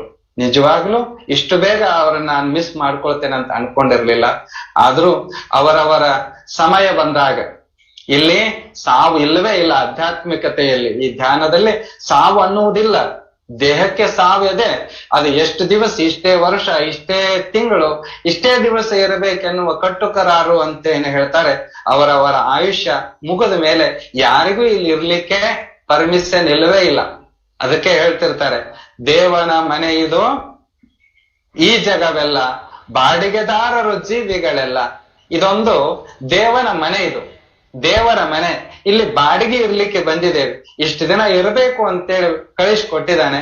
ಇಷ್ಟು ದಿನ ಇರೋದೈತಿ. ಹೋಗುವುದು ಬಂದಾಗ ಸಂತೋಷವಾಗಿ ಹೋಗ್ಬೇಕು. ನೋಡಿ, ಕರ್ಮಿ, ಅಜ್ಞಾನಿ ಈ ಭೂಮಿಯಿಂದ ಹೋಗ್ಬೇಕಾದ್ರೆ ಅಳತಾ ಕಣ್ಣೀರು ಸುರಿಸ್ತಾ ಹೋಗ್ತಾನಂತೆ. ಆದ್ರೆ ಜ್ಞಾನಿಯಾದಂಥವನು, ತಿಳಿದಂಥವನು ನಗನಗುತ್ತಾ ಹೋಗ್ತಾನಂತೆ. ಇದನ್ನ ನಾವು ಕಲಿಬೇಕು. ಬದುಕಿ ಸಾಧನೆ ಮಾಡಿರುವುದರ ಸಾರ್ಥಕತೆ ಏನು ಅಂತಂದ್ರೆ, ನಾವು ಆ ಅವರ ಸಮಯ ಬಂದಾಗ ಹೋಗುವುದನೆ ಹೋಗ್ಲಿ, ಆದ್ರೂ ಈ ಒಂದು ಜೀವನವನ್ನ ಸಾರ್ಥಕಮಯವಾಗಿ ನಾವೆಲ್ಲರೂ ಮುನ್ನಡೆಸಿಕೊಂಡು ಹೋಗೋಣ ಅಂತ ಹಾರೈಸ್ತಾ, ಮತ್ತೊಮ್ಮೆ ಎಲ್ಲರಿಗೂ ಕೂಡ ಈ ಬುದ್ಧ ಪೂರ್ಣಿಮೆಯ ಹಾರ್ದಿಕ ಶುಭಾಶಯಗಳನ್ನ ತಿಳಿಸ್ತಾ, ಈ ಡಿಜಿಟಲ್ ಕರ್ನಾಟಕ ಮಹಾಧ್ಯಾನ ಯಜ್ಞದಲ್ಲಿ ಒಂದಿಷ್ಟು ಅನುಭವವನ್ನು ಹಂಚಿಕೊಳ್ಳಲಿಕ್ಕೆ ಅವಕಾಶವನ್ನು ಮಾಡಿಕೊಟ್ಟಂತಹ ಪತ್ರಿಜಿಯವರಿಗೆ, ಹಾಗೇನೆ ಸ್ವರ್ಣಮಾಲಾ ಮಾತೋಶ್ರೀ ಅವರಿಗೆ, ಪ್ರೇಮ್ನಾಥ್ ಸರ್ ಅವರಿಗೆ, ಆಮೇಲೆ ಶಿಸಾರ ಮಾಸ್ಟರ್ ಸರ್ ಅವರಿಗೆ, ಆಮೇಲೆ ಹರಿಶಂಕರ್ ಸರ್ ಅವರಿಗೆ, ಕೋಟೇಶ್ವರರಾವ್ ಸರ್ ಮೊದಲು ಮಾಡಿಕೊಂಡು ಎಲ್ಲ ಪಿರಮಿಡ್ ಮಾಸ್ಟರ್ಗಳಿಗೆ ಮತ್ತೊಮ್ಮೆ ಮಗದೊಮ್ಮೆ ಅನಂತ ಅನಂತ ಆತ್ಮಪೂರ್ವಕ ಧನ್ಯವಾದಗಳನ್ನ ತಿಳಿಸ್ತಾ ನನ್ನ ಮಾತಿಗೆ ವಿರಾಮ ನೀಡ್ತಾ ಇದ್ದೇನೆ. ಎಲ್ಲರಿಗೂ ಅನಂತ ಅನಂತ ನಮನಗಳು. ವಂದನೆ ಸರ್. Thank you. ಅಭಿನವ ಬ್ರಹ್ಮಾನಂದ ಮಹಾಸ್ವಾಮಿಗಳಿಗೆ ಪಿಎಂಸಿ ಕನ್ನಡ ಚಾನೆಲ್ ಹೃತ್ಪೂರ್ವಕ ಧನ್ಯವಾದಗಳನ್ನು ತಿಳಿಸುತ್ತಿದೆ. ಸ್ನೇಹಿತರೆ, ನೋಡಿದ್ರಲ್ಲ, ಒಬ್ರು ಸ್ವಾಮೀಜಿ ಯಾವ ರೀತಿ ಅವರ ಜ್ಞಾನವನ್ನ ಪ್ರಪಂಚಕ್ಕೆಲ್ಲ ಹರಡುತ್ತಿದ್ದಾರೆಂದು. ಒಬ್ಬ ಮನುಷ್ಯ ಪ್ರತಿಯೊಂದು ಹಂತದಲ್ಲೂ ಸಹ ಸಾಕಷ್ಟು ಪರಿವರ್ತನೆಯನ್ನ ಪಡೆಯುತ್ತಿರುತ್ತಾನೆ. ಒಬ್ಬ ಸಾಧಕ ಅವನ ಜೀವನದಲ್ಲಿ ಯಾವ ರೀತಿ ಅವನು ಸಾಧನೆಯನ್ನ ಮಾಡಬೇಕು ಮತ್ತು ಸಾಧಕನಿಗೆ ಇರಬೇಕಾದ ಲಕ್ಷಣಗಳನ್ನ ಸುವಿಸ್ತಾರವಾಗಿ ಈ ದಿನ ಅವರು ತಿಳಿಸಿದ್ದಾರೆ. ಮತ್ತು ಕೋವಿಡ್ ನಂತರ ಖಂಡಿತವಾಗಲೂ ಅಭಿನವ ಸ್ವಾಮೀಜಿರವರಿಗೆ ನಮ್ಮ ಪಿರಮಿಡ್ ವ್ಯಾಲಿಗೆ ಖಂಡಿತ ಆಹ್ವಾನವಿರುತ್ತದೆ. ಮತ್ತು ಈಗ ಬ್ರಹ್ಮರ್ಷಿ ಪಿತಾಮಹ ಪತ್ರಿಜಿರವರು ವೇದಿಕೆ ಮೇಲೆ ಬರಬೇಕೆಂದು ಮನವಿ ಮಾಡಿಕೊಳ್ಳುತ್ತಿದ್ದೇವೆ. ಮಾಸ್ಟರ್ಸ್, ಈ ಅಭಿನವ ಮಹಾಸ್ವಾಮಿಗಳ ಬಗ್ಗೆ ಒಂದೆರಡು ಮಾತುಗಳು ತಿಳಿಸೋದಕ್ಕೆ ಇಷ್ಟಪಡ್ತೀನಿ. ಶಂಕರಟ್ಟಿಯ ಮಲ್ಲಿಕಾರ್ಜುನ ಪಿರಮಿಡ್ ಧ್ಯಾನ ಕೇಂದ್ರದ ಜೊತೆ ಸಂಪೂರ್ಣವಾಗಿ ಒಂದಾಗಿ ವಿಸ್ತೃತವಾಗಿ ಧ್ಯಾನ ಪ್ರಚಾರವನ್ನು ಅವರು ಮಾಡ್ತಾ ಇದ್ದಾರೆ. ಕಳೆದ 6 ತಿಂಗಳಿಂದ ಪ್ರತಿದಿನವೂ ಮುಂಜಾನೆ 5 ಗಂಟೆಗೆ ನಮ್ಮ ಜೂಮ್ ಸೆಷನ್ಸಲ್ಲಿ ಜಾಯಿನ್ ಆಗಿ, ಕರ್ನಾಟಕ ಜೂಮ್ ಸೆಷನ್ಸಲ್ಲಿ ನಮ್ಮ ಕರ್ನಾಟಕ ಮಾಸ್ಟರ್ಸ್ಗೆ ಅವರ ಮಾರ್ಗದರ್ಶನವನ್ನು ನೀಡ್ತಾ ಇದ್ದಾರೆ. ನಮಸ್ಕಾರಗಳು ಸಲ್ಲಿಸುತ್ತೀವಿ ಅಭಿನವ್ ಗುರೂಜಿ ಅವರಿಗೆ. ಧನ್ಯವಾದಗಳು ಸರ್. ಧನ್ಯವಾದ. ಈಗ ಡಾಕ್ಟರ್ ಪದ್ಮಶ್ರೀ ಕಾರ್ತಿಕೇಯನ್ ರವರನ್ನು ವೇದಿಕೆ ಮೇಲೆ ಬರಬೇಕೆಂದು ಮನವಿ ಮಾಡಿಕೊಳ್ಳುತ್ತಿದ್ದೇನೆ. ಪದ್ಮಶ್ರೀ ಡಾಕ್ಟರ್ ಕಾರ್ತಿಕೇಯನ್ ಇವರು ತಮಿಳುನಾಡಿನ ಭಾರತೀಯ ಪೊಲೀಸ್ ಸೇವಾ ಅಧಿಕಾರಿ ಮತ್ತು ಕೇಂದ್ರ ತನಿಖಾ ದಳದ ನಿರ್ದೇಶಕರು, ಸಿಆರ್ಪಿಎಫ್ನ ಮಾಜಿ ನಿರ್ದೇಶಕರು ಮತ್ತು ರಾಷ್ಟ್ರೀಯ ಮಾನವ ಹಕ್ಕುಗಳ ಆಯೋಗದ ಮಹಾನಿರ್ದೇಶಕರಾಗಿ ಇವರು ಸೇವೆ ಸಲ್ಲಿಸುತ್ತಿದ್ದಾರೆ. ಭಾರತೀಯ ನಾಗರಿಕ ಸೇವಾ ಕ್ಷೇತ್ರದಲ್ಲಿ ನೀಡಿದ ಕೊಡುಗೆ 2010ರಲ್ಲಿ ಇವರಿಗೆ ಪದ್ಮಶ್ರೀಯನ್ನು ನೀಡಲಾಯಿತು. ಕಾರ್ತಿಕೇಯನ್ ರವರು ಹಲವಾರು ಸಂಘ ಸಂಸ್ಥೆಗಳಲ್ಲಿ ಕಾರ್ಯನಿರತರಾಗಿದ್ದು ಮತ್ತು ನಿರ್ದೇಶಕರಾಗಿ, ಟ್ರಸ್ಟಿಗಳಾಗಿ, ಸಲಹೆದಾರರಾಗಿ, ಅಧ್ಯಕ್ಷರಾಗಿ ಇವರು ಸೇವೆಯನ್ನು ಸಲ್ಲಿಸುತ್ತಿದ್ದಾರೆ. Art of living, Isha foundation, pyramid ಆಧ್ಯಾತ್ಮಿಕ ಸಂಸ್ಥೆ ಸೇರಿದಂತೆ ವಿಶ್ವದ ಅನೇಕ ಆಧ್ಯಾತ್ಮಿಕ ಸಂಸ್ಥೆಗಳ ಮಾಸ್ಟರ್ಗಳ ಜೊತೆ ಇವರ ನಿಕಟ ಸಂಬಂಧ ಹೊಂದಿದ್ದಾರೆ ಸ್ನೇಹಿತರೆ. ಮತ್ತು ಅವರನ್ನು ವಿಶ್ವದ ಆಧ್ಯಾತ್ಮಿಕ ರಾಯಭಾರಿ ಎಂದು ಪ್ರೀತಿಯಿಂದ ಕರೆಯಲಾಗಿದೆ. ಕಾರ್ತಿಕೇಯನ್ ರವರು ಧ್ಯಾನದ ನಿಯಮಿತ ಅಭ್ಯಾಸಕರ ಮತ್ತು ಧ್ಯಾನಕ್ಕೆ ಸಮಗ್ರ ಆರೋಗ್ಯವನ್ನು ಪ್ರಯೋಜನಗಳನ್ನು ನೀಡುತ್ತಾರೆ ಮತ್ತು ಎಲ್ಲರಿಗೂ ಸಹಾನುಭೂತಿಯಿಂದ ಪ್ರತಿಪಾದಿಸುತ್ತಾರೆ. ಇವರು ಪಿರಮಿಡ್ ಸ್ಪಿರಿಚುವಲ್ ಸೊಸೈಟೀಸ್ ಮೂವ್ಮೆಂಟ್ನ ಸಂಸ್ಥಾಪಕರಾದಂತಹ ಬ್ರಹ್ಮರ್ಷಿ ಪಿತಾಮಹ ಪತ್ರಿಜಿರವರ ಸ್ನೇಹಿತರೆಂದರೆ ತಪ್ಪಾಗಲಾರದು. ಮತ್ತೊಮ್ಮೆ ಕಾರ್ತಿಕೇಯನ್ ಸರ್ ಅವರಿಗೆ ಧನ್ಯವಾದ.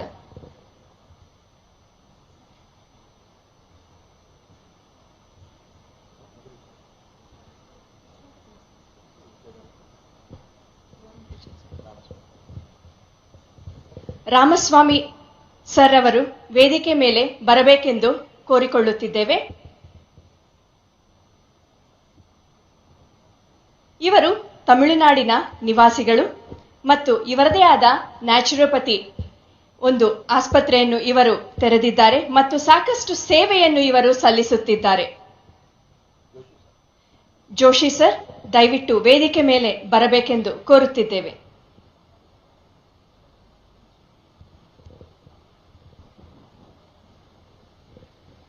Thank you very much.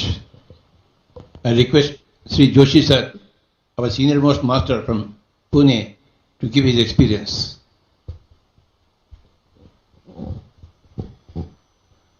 Namaste everybody. I am very happy to be here in this Pyramid Valley on this wonderful and most occasional Buddha Poornima celebrations. I came to meditation in 2000. I have done with Rishi Pravaka's Siddha Samadhi Yoga. Then I became a Reiki channel also. After that, I was given Diksha by Gurudev Ranade on his Samadhi. And in 2007, I came to know about this PSS. I am from Pune. In Pune there is a market yard, big building is there. And there I saw one board, Mahavir Pyramid Dhyan Kendra.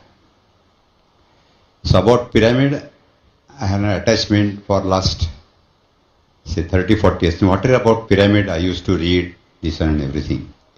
And about Dhyan also I was knowing. I was doing also meditation. So, but I was wondering, what is this meditation and pyramid? What is the combination?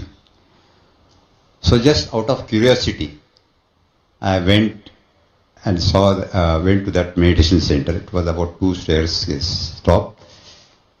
There one young boy, IT engineer, he introduced me to this pyramid meditation, Anapanasati pyramid meditation.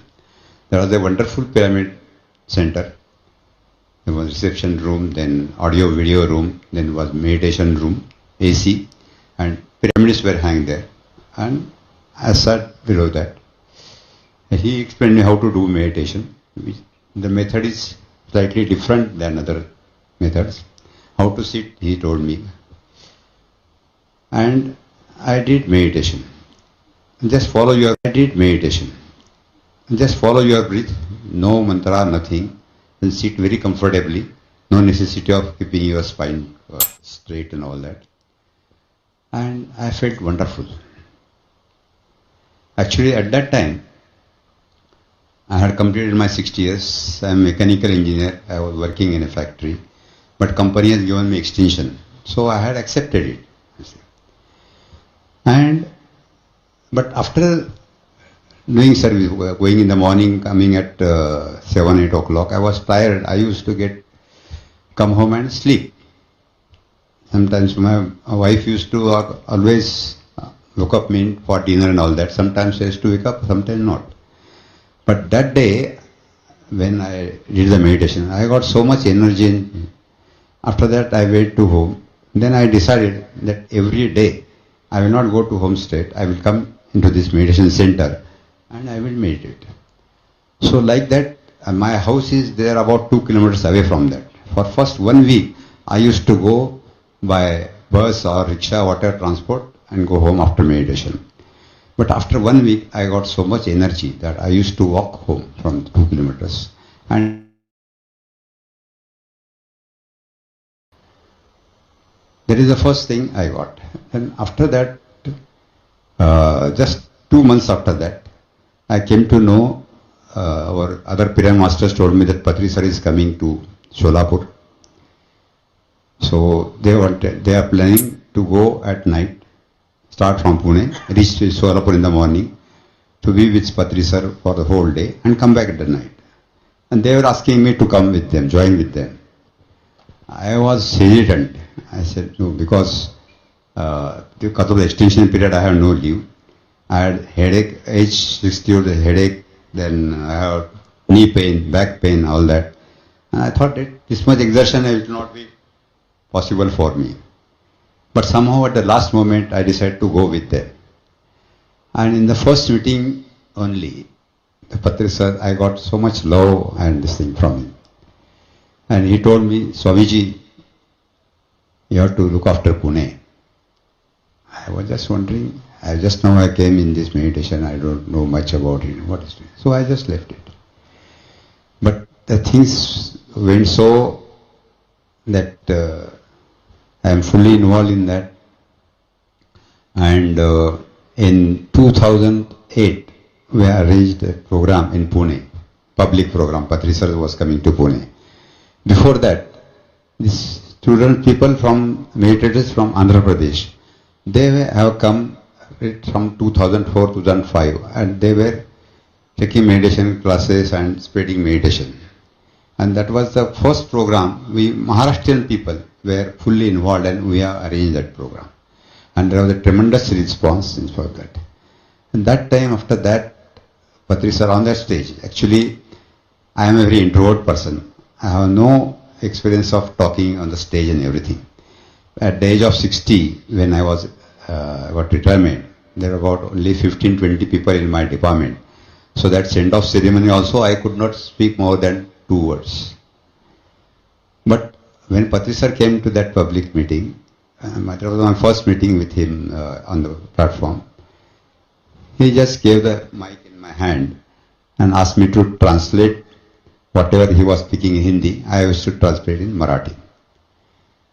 So that time onwards, I lost my stage fear. And every year, there is a meditation program for 10, 11, 14 days. That is called Dhyan Mahachakra at Hyderabad, Kartal. There, lakhs of people are coming. There is a Sabha Mandap of about 50,000 people can sit there. And in front of that, Patri sir, every day morning, 5 to 7, meditation with his flute, and 7 to 8 his message and experience sharing of the people. So I could talk in front of so many people confidently about this. So I got less fear. Secondly, then we started spreading meditation and this thing. And what are the pamphlets we used to there? What are the benefits of meditation? That your health is improved, your concentration, memories, whatever work you do is good. Then all such benefits I am very lucky that I have experienced it myself. there is a complete transformation in your life. Complete U-turn it takes. So, the person who was not even talking to the person sitting next to him, or his family meeting, or whatever it may be. Now I am talking to everybody, unknown people, telling them about meditation.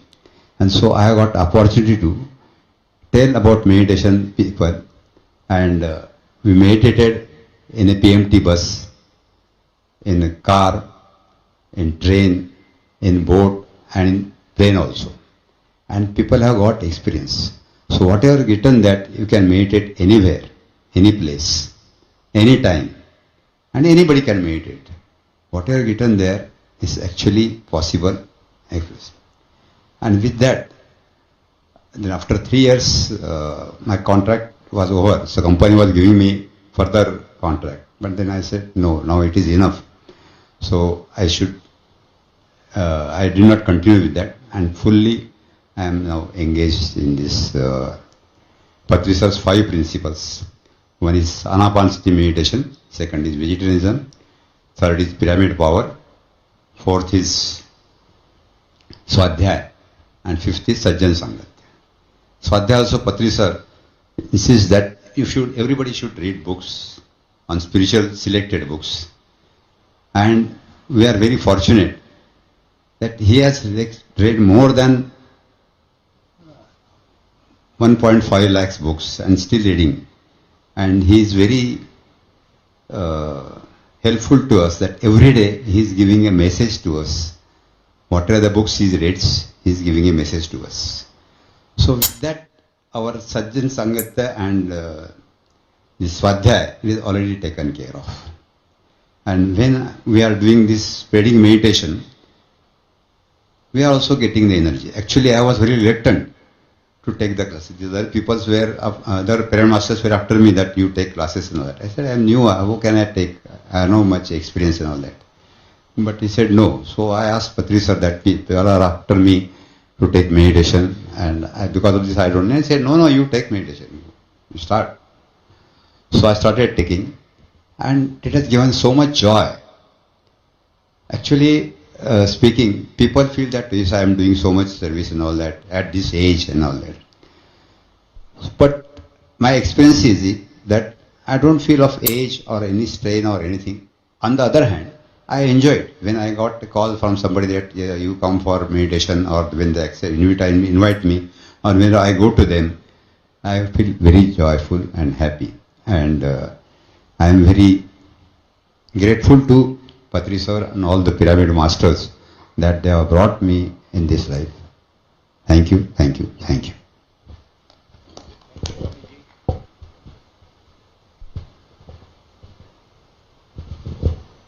Thank you, sir. Sri Joshi ji is our senior most master from Maharashtra, doing great work. He is the spirit behind Dhyan Maharashtra magazines. And he has done so much translation of PSSM literature into Marathi. The whole Maharashtra owes so much to him. Thank you, Joshi Sahab. बहुत बहुत शुक्रिया, धन्यवाद आपके लिए.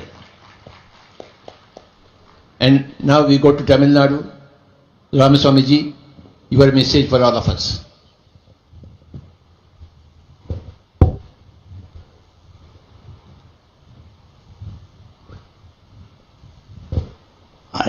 I have been here for 3 days, and I am introduced to this only I took about the 6 weeks course, and I'm very new to this meditation and Anapanasati meditation, and also to Patriji.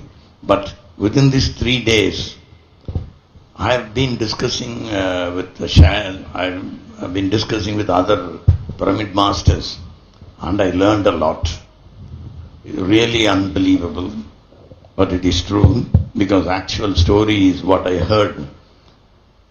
For example, one person had a severe spondylitis for a long time, He went to many doctors and they could not cure him. Then he took up meditation, and by just like that it got vanished. He went to the doctor back and with an X-ray. The doctor didn't believe that this is his X-ray. Then he was asked to take one more X-ray. He took another X-ray and that was perfect. So the doctor was astonished. Then his mother, very aged mother, fell down and broke her arm. Very aged, doctor said nothing could be done, and so he brought her back and put her under the pyramid. I think it may be a month or two, I forgot. It became perfectly all right, and even the scars were not seen. Like that I heard so many things. So I'm really astonished with the results of these meditation, what meditation can bring combined with pyramid. So I am very much convinced that this is going to take a big leap in medical side, apart from other side. We run a naturopathy clinic in Coimbatore. It started long time back in 1978 by my father. Those days nobody used to come. Only as a last resort, people used to come for naturopathy. But somehow we have been continuing. Now people are realizing the advantage of naturopathy. Now when we combine the naturopathy and the meditation and pyramid combination, I am fully convinced that this is going to lead the world and it's going to give a permanent solution for any health problem. So I am very happy and first of all thankful to Padmashri Sri D.R. Karthikeyanji for convincing me to take up this side. And I am very much happy that I have taken up this, and I am certain I will really take it up as much as possible, and we will spread it not only in Naturopathy Hospital. I am certain this is going to go to every hospital. I am certain the other doctors will realize the benefit of this, and they will certainly include, even though they may not believe in the initial stage, but I am sure that in the days not too far off, that the doctors are going to believe in it, and they are going to add in there every hospital will have pyramid and anapana meditation. The meditation, I've been doing meditation, but the anapana shakti meditation is so simple. And today, Patriji has given me further explanation. All we need to do is just close your eyes and mouth. Don't talk, close your eyes and just stay. That is more than enough, he says. What else we want? Very simple. So then automatically if you follow the breath, then you get energy from the cosmic. So very simple explanation, I got it very clearly registered. So it's easy to communicate. We can teach anybody how to follow, do the meditation. So I don't think there can be any simpler way for a healthy living, all holistic healthy living, than this meditation. So I would like to thank Patriji for taking it up globally, and so many thousands of you are watching, and please take it seriously and follow meditation at least once a day, if not twice a day, and I am certain that you are going to see a big transformation in your life. With these few words, I would like to thank Patriji and this organization for giving me this opportunity to take part. Thank you very much. Thank you, sir. Whenever I hear somebody's experience about meditation, I feel very, very happy. It gives me immense happiness. Yes, one more master has come into meditation. There are 8 billion human beings on the earth planet. All these 8 billion human beings must become Buddhas, must come into meditation. That is our goal. And I will see that it is happening.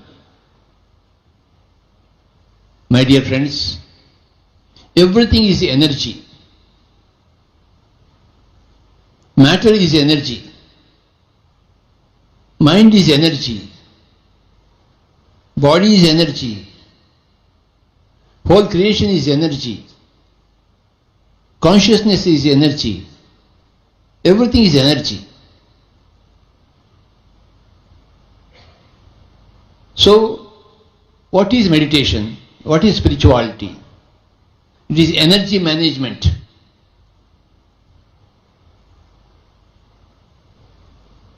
When you manage your money,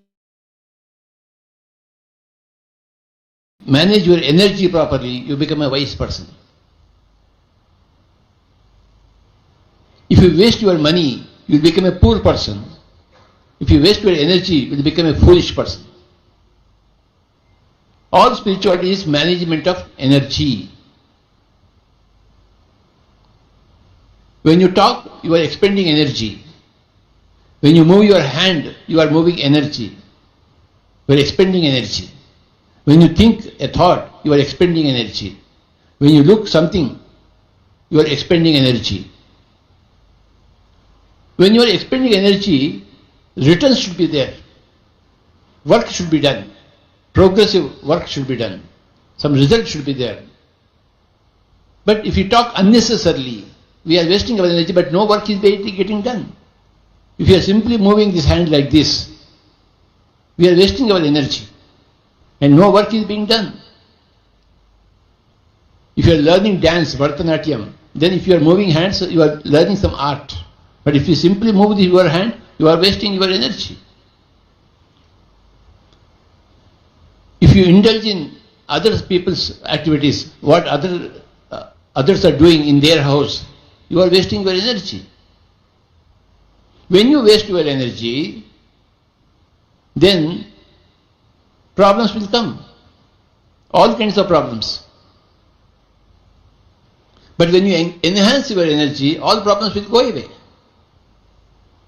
For me, spirituality is energy management. My dear friends, so remember this point.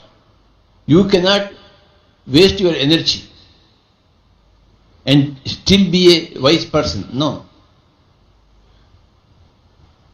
You will remain a fool if you keep on wasting your energy. And at the end of the lifetime, you will regret everything. I wasted my lifetime. But if you don't waste your energy, every second you are conserving your energy or maximizing your energy, then at the end of the lifetime, you are a wisest person. You are a Socrates, you are a Buddha, you are a Mahavir, you are a Sri Kartikeyanji, because he always utilizes his time, which is energy management. Not wasting one's energy, not wasting one's time. 24 hours are there per day. How much are we utilizing properly? For the past 40 years, I have never wasted a single moment in my life. I have been utilizing my life, every second, for my own progress. Everybody else's progress depends upon my progress. If I progress, everybody else will progress. If I don't progress, they are not going to be benefited. So my progress is crucial to the whole society's progress. I have to utilize my time properly. I never wasted time. So my dear friends, on this energy management, today I request Sri Kartikeyanji to speak. Namaskara. Vanakkam. Namaskara Mandi, Namaste. The worldwide audience, all of you are on the path much longer than me. You have known about the power of meditation, the pace of the moment, the great service being written by the Grand Master much more than me. Science also says energy can neither be created nor destroyed. It can only be transformed. So, and also from the time of birth, when the first breath is taken in by the newborn child, until the end of life, when the breath goes out, doesn't come back, the only thing which is with us is only the breath. Our parents are there, but very often they leave before us. Then the spouse, children, friends all come later in life. People come in our life and go away. But only thing which has been constantly with us is the breath. But we have been breathing without knowing the value of the breath.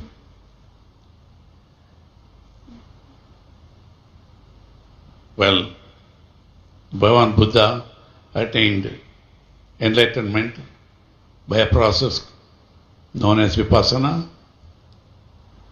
It had been brought down from time to time by various masters, but slowly it disappeared from India, but preserved in puritanical form in some countries like Burma is all history.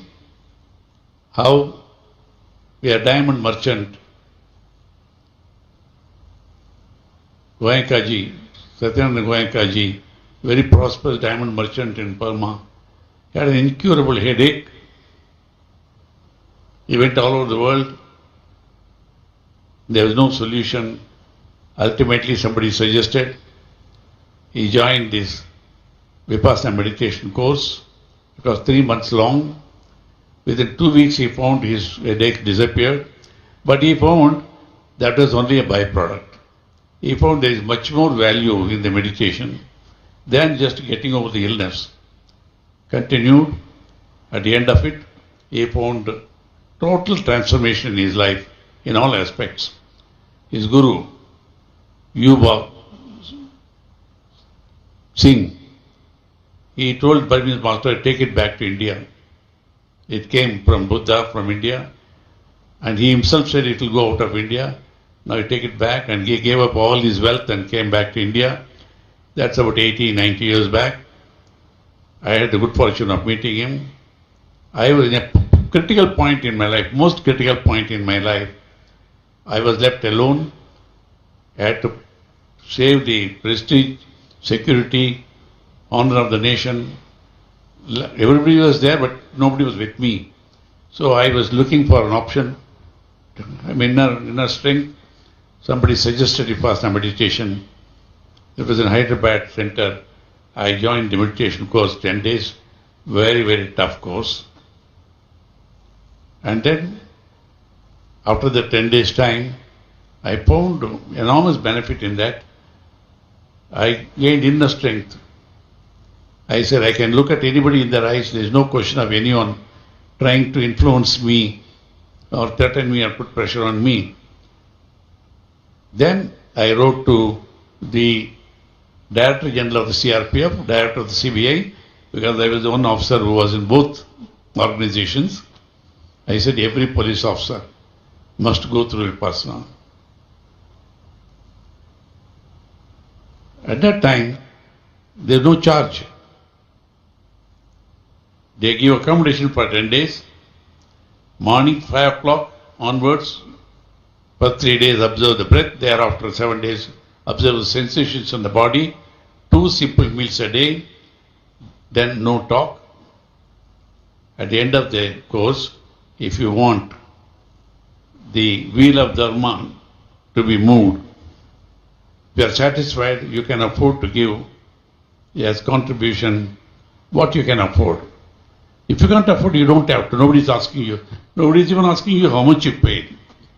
So I asked him, it's a different story. So I asked him, Goenkaji, why do you do so much of valuable? Why are you giving it free? He said, Karthikeyan, can you put a value on this? Life transforming.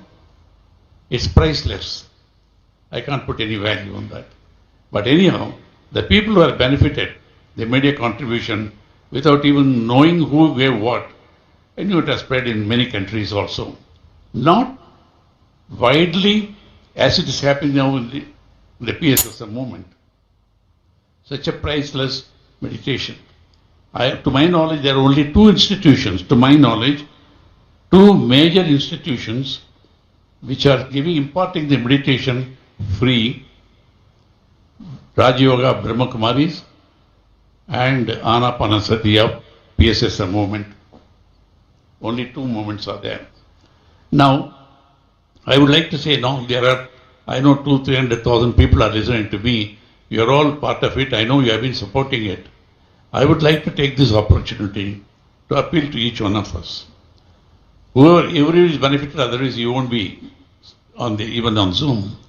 When we are benefited, when we find it is a transformative, and when we know the society is in such a bad shape, the whole world, so much of negativities, so much of violence, so much of destruction of nature, destruction of all forms of life and nature and trees and being cut and all that, that's a different subject.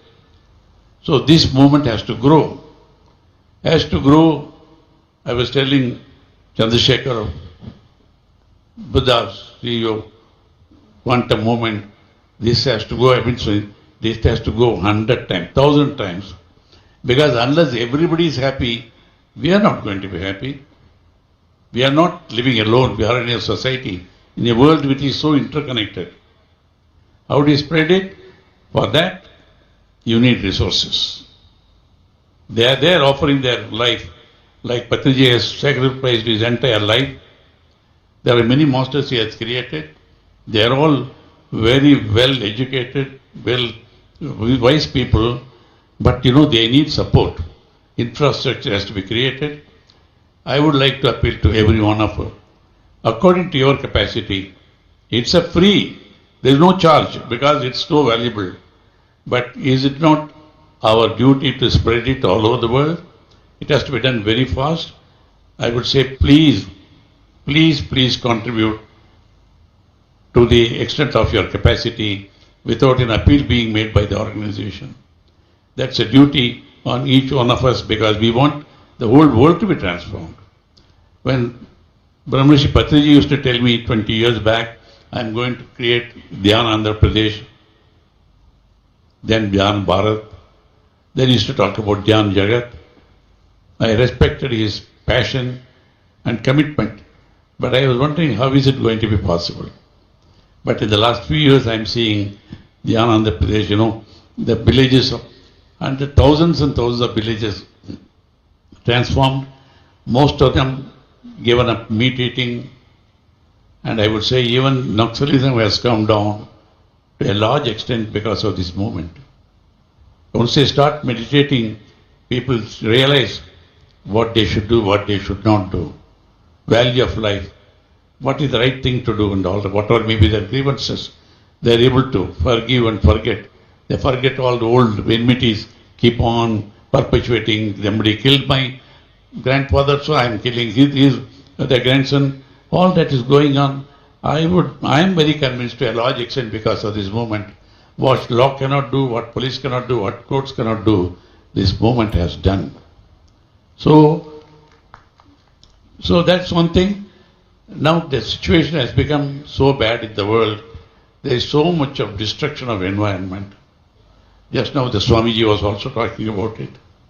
Just now we heard that very erudite scholar in Kannada, he spoke so beautifully.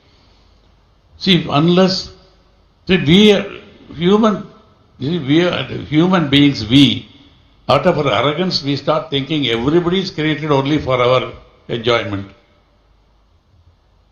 As I mentioned in the morning, millions of life forms are created. He is the creator, but they are all interconnected. They depend on each other. Nothing in creation is a waste. They are all valuable in their own way. You may not understand it. But now, particularly in the last 100 years, we have been recklessly all over, destroying the nature, what God has created. Now you see glaciers are melting so fast. Sea water level is rising.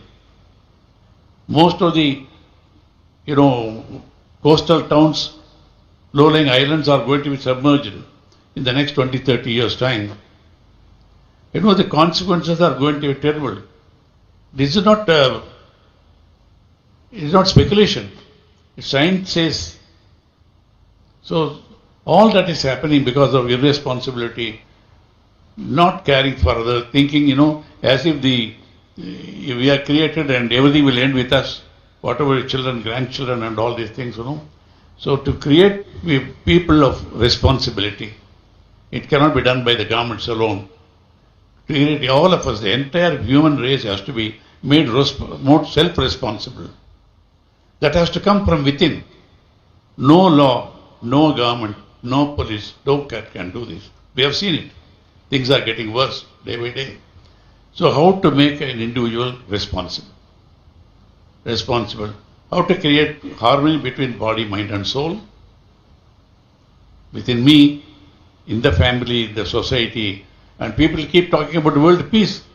International conferences are held any number of times. Is there any seriousness about them? How can you create a world of peace of nations unless it starts with individual, families, societies?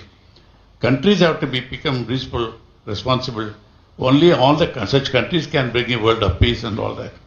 So I'm coming back to repeating what I said in the morning. The only method by which you can create individual responsible,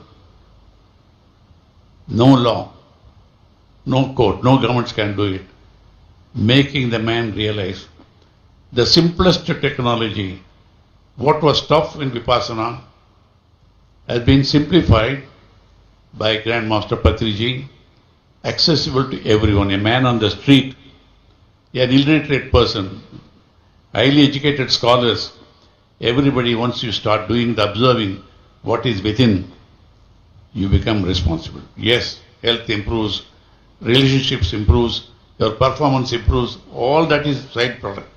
I would say making an individual responsible is guaranteed by this method. We have seen it. We have heard, I've been attending his programs last 20 years, but the in-depth I have realized it in the last 1.5 years or so. How become people responsible? Children, 8-year-old, 9-year-old, 10-year-old children, doctors, professors, they are coming openly and sharing their opinion. So I tell you, I am totally convinced why I support this movement is, it makes a person responsible. That is the greatest gift, not only to individuals and families, but to the whole planet. The planet has to be saved. Action has to start now, not tomorrow. Already late, but tomorrow will be too late. How to do it? Create a world full of individuals with responsibility. So, Patriji has been so beautifully telling about the energy.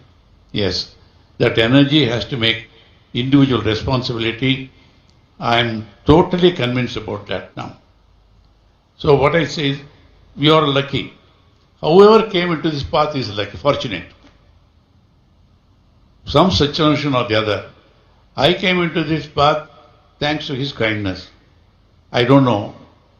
20 years back he said he developed a great love and affection for me, and out of respect for me, for him, I used to accept his invitation and participate in events, but I was too busy with the official commitments. I didn't have much time to go in depth into this process now. So I appeal to all of you, ladies and gentlemen, each one of us. Yes, as I mentioned to you, there is no power on earth can make me say something in which I do not believe. No one. Because I am not obliged to anybody. I used to give the statement, Namarkam Kudiyallo Brahmanayanjam. I am not obliged to anybody personally. I have no fear of death. But if I am saying this because I realize the value of what is happening here, his vision, barefoot spiritual master. When like Goenkaji, when he came back, nobody was interested in learning Vipassana. He told me I had to go and knock at the doors of everybody. I begged them. Same thing happened to him. After one day, he said, he found it was enough for me. I don't have to go through all the 10 days. That is Anapanasati. He realized the full value of that, developed it, fine-tuned it, and went from door to door and all that. He has done it. So, but now the vision, his vision of Dhyan Bharat is going to take place. Is very definitely, if all of us cooperate. If each one of us, not 10, 20, you must spread it to now. I have sent thousands of people. It goes to about, from my own office to go to 50,000 people. Many in turn. So every one of the programs go to about 100,000 people. But then some people may read it, may not read it. But those who read it, if they have faith in me, they want to try what it is. Like that only, first line I wrote, simple message, I find it interesting. I only said, I find it interesting, it is useful. One of my good friends, we are all involved in many other spiritual organizations also. So because I wrote, he joined. After a week he told me, he said, it's amazing. It's a free meditation. Without even telling me, he sent a check of 10 lakhs of rupees. He was so impressed, transformed about that. Then it's like that, I say, normally when you put one seed, only one tree or one crop comes out. But a forest came up. Within the first 2 rounds of Chandра's programs, a forest came from all parts of the world. All strata of society. Many do not want to names to be mentioned, I honor it, fine. But even diplomats, children, everything happening. So I only want to appeal to you all meditators, let us take it as a mission, as a, what we call it a worldview, Do it. It's possible. Once upon a time we thought it's not possible. Now we know it's going to be possible. Now, another achiever, Mr. Ramsamy is here. He is more than my brother. Achiever, perfect, Mr. Perfect, I'll call him. I've been after him last 1 year. Of course, he's busy the whole day creating things, all sorts of things he creates and exports all over the world. But ultimately yielded. About a month back, he started and he said, Anna means brother, what you said is right. He is more committed, I can tell you, than myself. Already introduced it in the Nature Cure home. Regular meditation is going on, though it's not part of the syllabus. And he's going to introduce a beautiful school established by Swami Satchidananda. And he's going to create a pyramid in the new campus. It's going to be, I can assure you, in 2 years' time, that will be perhaps the best or comprehensive nature cure home in the country, at least, if not in the world, because I know he is going to, whatever do is perfect.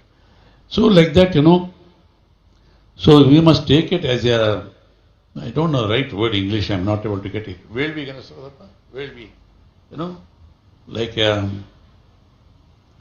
havan you do it, Anyhow, whatever it is, you understand what I mean. Where we? Where we means, how yoga you do it, biggest havan and all that. Anyhow, it's a transfer. It is going to, my confidence is there. This master is going to realize his mission. I am very happy about that. And one man cannot do it.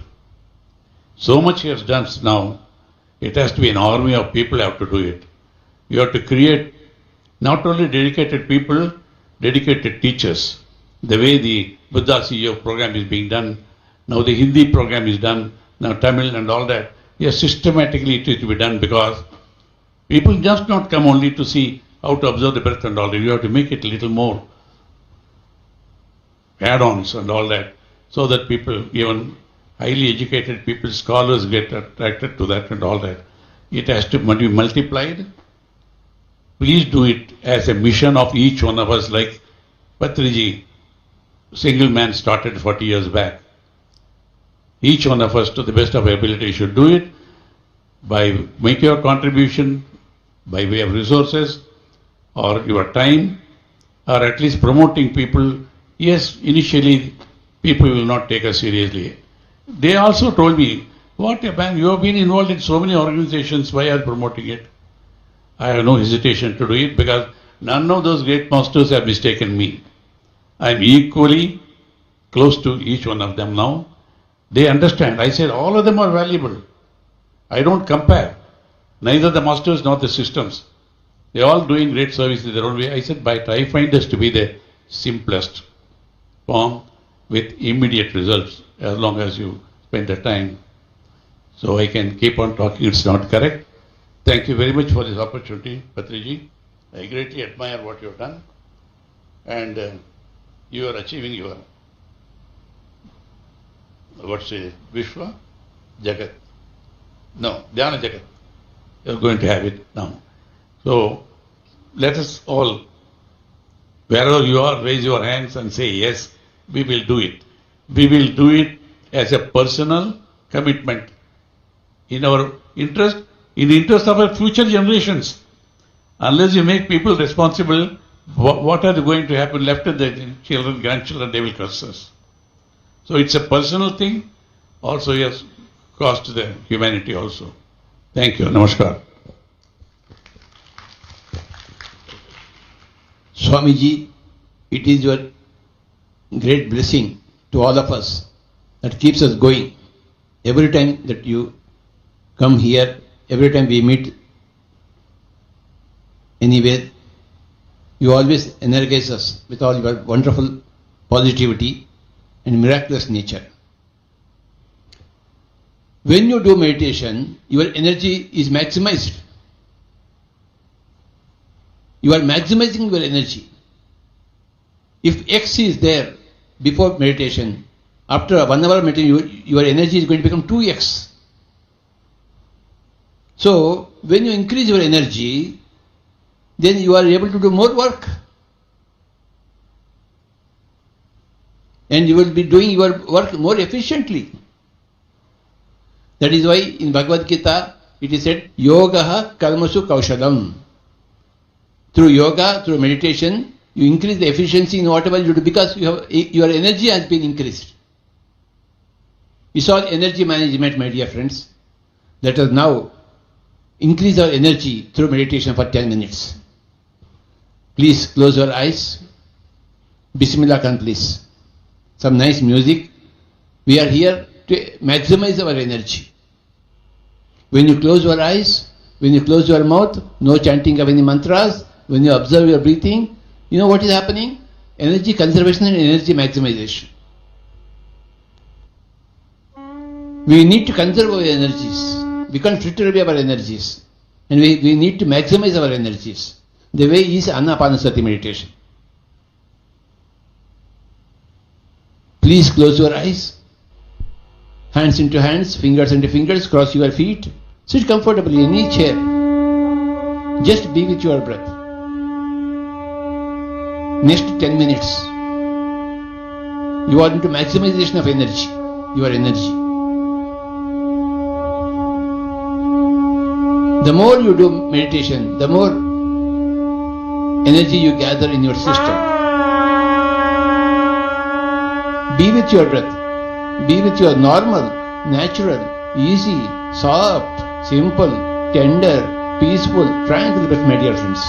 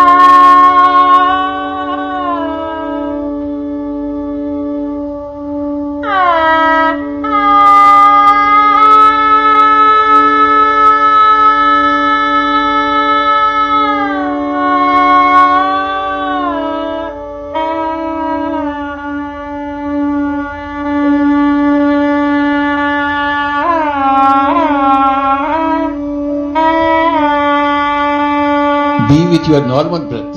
No chanting of any mantras. No thinking about Ramas and Krishnas. Only the breath.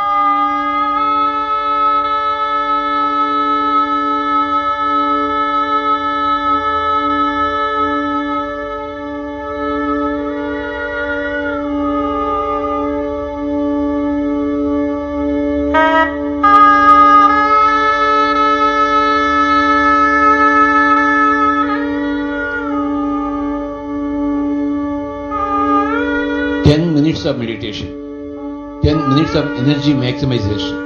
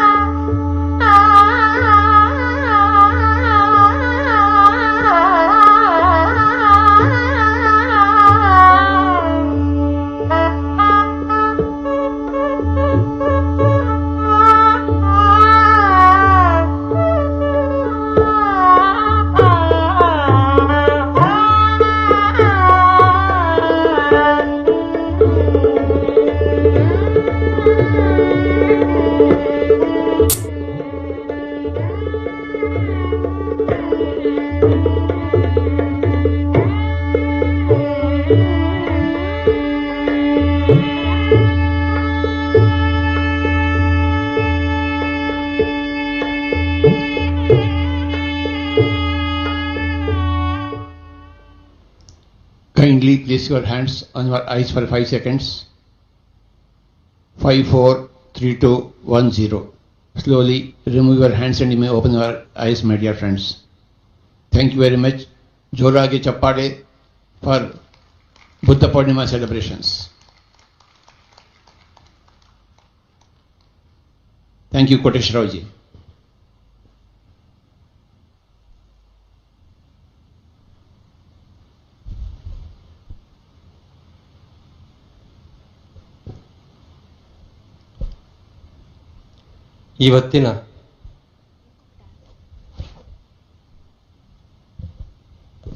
ಇವತ್ತಿನ ವಿಶೇಷ ಅತಿಥಿಗಳ ಅಪಾರವಾದಂಥ ಜ್ಞಾನವನ್ನು ಇಲ್ಲಿ ಒಂದು ಜ್ಞಾನದ ಪ್ರಸಾರವೇ ಆಯಿತು.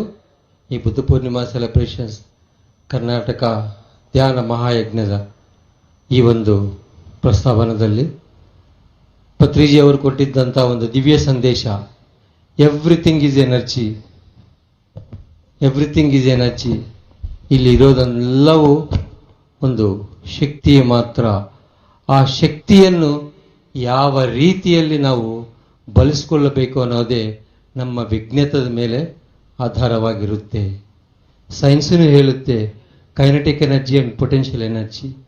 The energy which is possessed when body is in rest and the energy which is possessed when the body is in movement. ಧ್ಯಾನ ಮಾಡೋದು ಅನ್ನೋದು ಒಂದು great movement. That is the reason it is pyramid spiritual societies movement. ಪ್ರತಿಯೊಬ್ಬರೂ ಧ್ಯಾನ ಮಾಡೋಣ, ನಮ್ಮ ಜೀವನವನ್ನು ಧನ್ಯತೆ ಮಾಡಿಕೊಳ್ಳೋಣ. ಈಗ ಪತ್ರಿಜಿಯವರ ಅಮೃತ ಹಸ್ತಗಳಿಂದ ಎಲ್ಲ ಅತಿಥಿಗಳಿಗೆ ಸತ್ಕಾರ. Music please.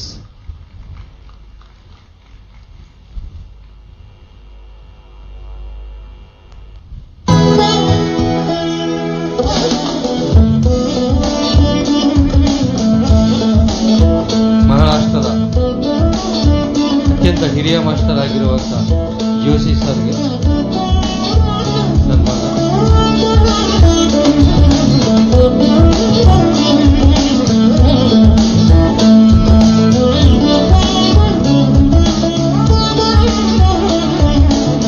ಜೋಶಿ ಅವರಿಂದ ರಾಮದಾಸ್, ತಮಿಳುನಾಡು ಮಾಸ್ಟರ್ ರಾಮದಾಸ್ ಅವರಿಗೆ, ರಾಮಸ್ವಾಮಿ ಅವರಿಗೆ ಸನ್ಮಾನ. ನ್ಯಾಚುರೋಪತಿ ಡಾಕ್ಟರ್ ಜೋಶಿ ಅವರಿಂದ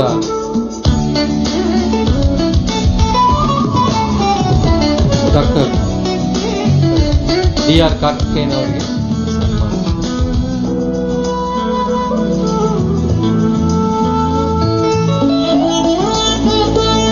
ಡಿ.ಆರ್. ಕಾರ್ತಿಕೇಯನ್ ಅವರಿಂದ ಪಿರಮಿಡ್ ಸ್ಪಿರಿಚುವಲ್ ಸೊಸೈಟಿನ ಫಸ್ಟ್ ಪಿರಮಿಡ್ ಮಾಸ್ಟರ್ ಆಗಿರುವಂತ ಬ್ರಹ್ಮರ್ಷಿ ಪಿತಾಮಹ ಪತ್ರಿಜಿ ಅವರಿಗೆ ಸನ್ಮಾನ ನಡೆಯಲಿದೆ. ಜೋರಾಗಿ ಚಪ್ಪಾಳೆ. ತಾವು ಎಲ್ಲಿ ಕುಂತಿದ್ದೀರೋ ಅಲ್ಲಿಂದನೇ ಚಪ್ಪಾಲವನ್ನು ಹೊಡಿರಿ. The first pyramid master of this universe.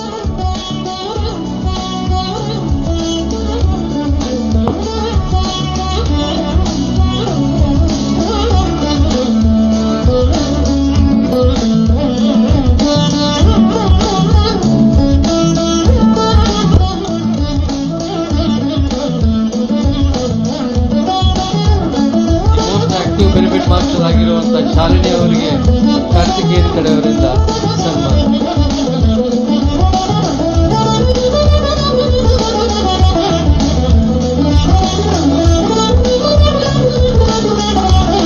Chandramohan, pyramid valley international, the program designer, another most active pyramid master of Pyramid Valley International.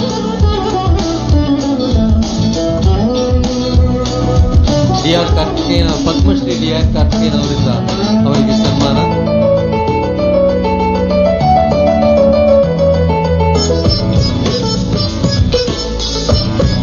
The most lovable couple stays in Pyramid Valley International.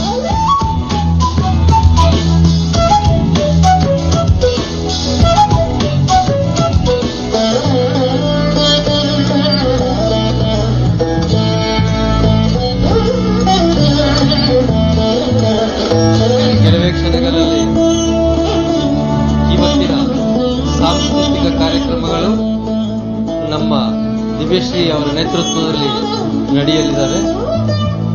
I request Divyashree to take over.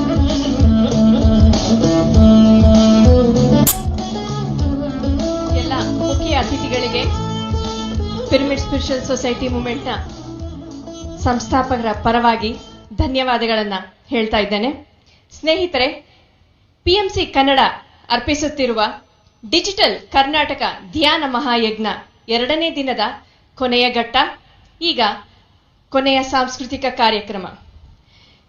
Sachin HS ರವರು June 14, 1992ರಂದು ಸಂಗೀತ ಸಂಸ್ಕಾರವುಳ್ಳ ಕುಟುಂಬದಲ್ಲಿ ಇವರು ಜನಿಸಿದ್ದಾರೆ. ಸಾಗರ ತಾಲೂಕಿನ ಶಿವಮೊಗ್ಗ ಜಿಲ್ಲೆಯಲ್ಲಿ ಇವರು ಜನಿಸಿದರು.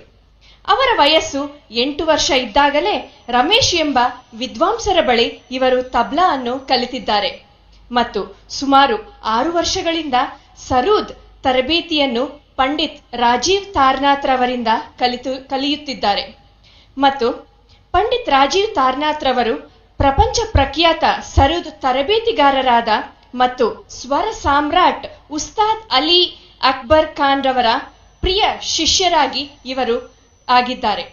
ಈಗ ಸಚಿನ್ ರವರ ಸರೂದ್ ನಾದವನ್ನು ಕೇಳಿ ಆನಂದಿಸೋಣ.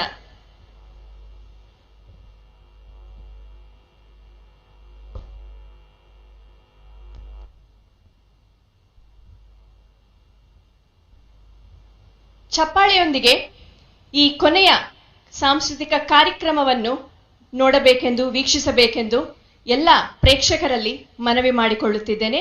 ಒಂದು ಬಾರಿ ಚಪ್ಪಾಳೆಯ ಮುಖಾಂತರ.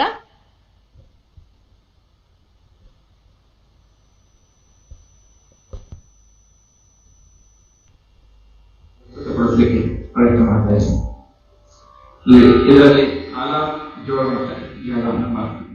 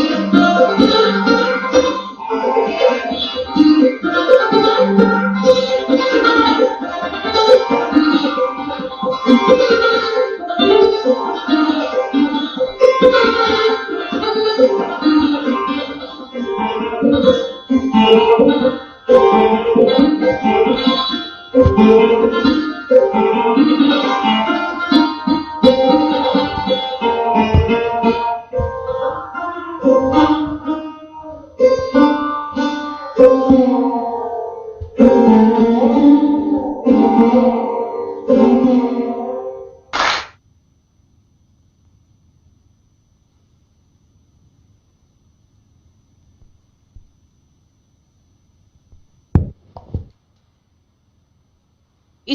ಸುಮಧುರವಾದ ಸಂಗೀತ ವಾದ್ಯವನ್ನು ನುಡಿಸಿದ ಚೇತನ್ ರವರಿಗೆ ಧನ್ಯವಾದ. ಮತ್ತೊಮ್ಮೆ ಸ್ನೇಹಿತರೆ, ಈ ದಿನದ 2ನೇ ದಿನದ ಡಿಜಿಟಲ್ ಕರ್ನಾಟಕ ಧ್ಯಾನ ಮಹಾಯಜ್ಞ ಕಾರ್ಯಕ್ರಮದ ಎಲ್ಲ ಕಾರ್ಯಕ್ರಮಗಳ ಕಲಾವಿದರಿಗೆ ಮತ್ತು ಜ್ಞಾನಿಗಳಿಗೆ ಮತ್ತು ಎಲ್ಲ ಸೀನಿಯರ್ ಪಿರಮಿಡ್ ಮಾಸ್ಟರ್ಸ್ಗಳಿಗೆ ಧನ್ಯವಾದಗಳನ್ನ ಹೇಳುತ್ತಾ ಇಂದಿನ ಕಾರ್ಯಕ್ರಮವನ್ನ ಮುಕ್ತಾಯಗೊಳಿಸುತ್ತಿದ್ದೇವೆ. ಮತ್ತೆ ನಾಳೆ ಬೆಳಿಗ್ಗೆ 6 ಗಂಟೆಗೆ ಸಂಗೀತ ನಾದಧ್ಯಾನ ಬ್ರಹ್ಮರ್ಷಿ ಪಿತಾಮಹ ಪತ್ರಿಜಿ ಅವರೊಂದಿಗೆ ಮತ್ತು 8 ರಿಂದ 8:30 ಜ್ಞಾನ ಸಂದೇಶವಿರುತ್ತದೆ. ತಪ್ಪದೆ ಪ್ರತಿಯೊಬ್ಬರೂ ಸಹ ಡಿಜಿಟಲ್ ಮೂಲಕ ತಮ್ಮ ತಮ್ಮ ಮನೆಗಳಲ್ಲಿಯೇ ಇದ್ದು ವೀಕ್ಷಿಸಿ ಆನಂದವನ್ನು ಪಡೆದುಕೊಂಡು ಆತ್ಮಜ್ಞಾನವನ್ನು ಬೆಳೆಸಿಕೊಳ್ಳಬೇಕಾಗಿ ಮನವಿ ಮಾಡಿಕೊಳ್ಳುತ್ತಿದ್ದೇನೆ. ಧನ್ಯವಾದಗಳು. ಶುಭರಾತ್ರಿ.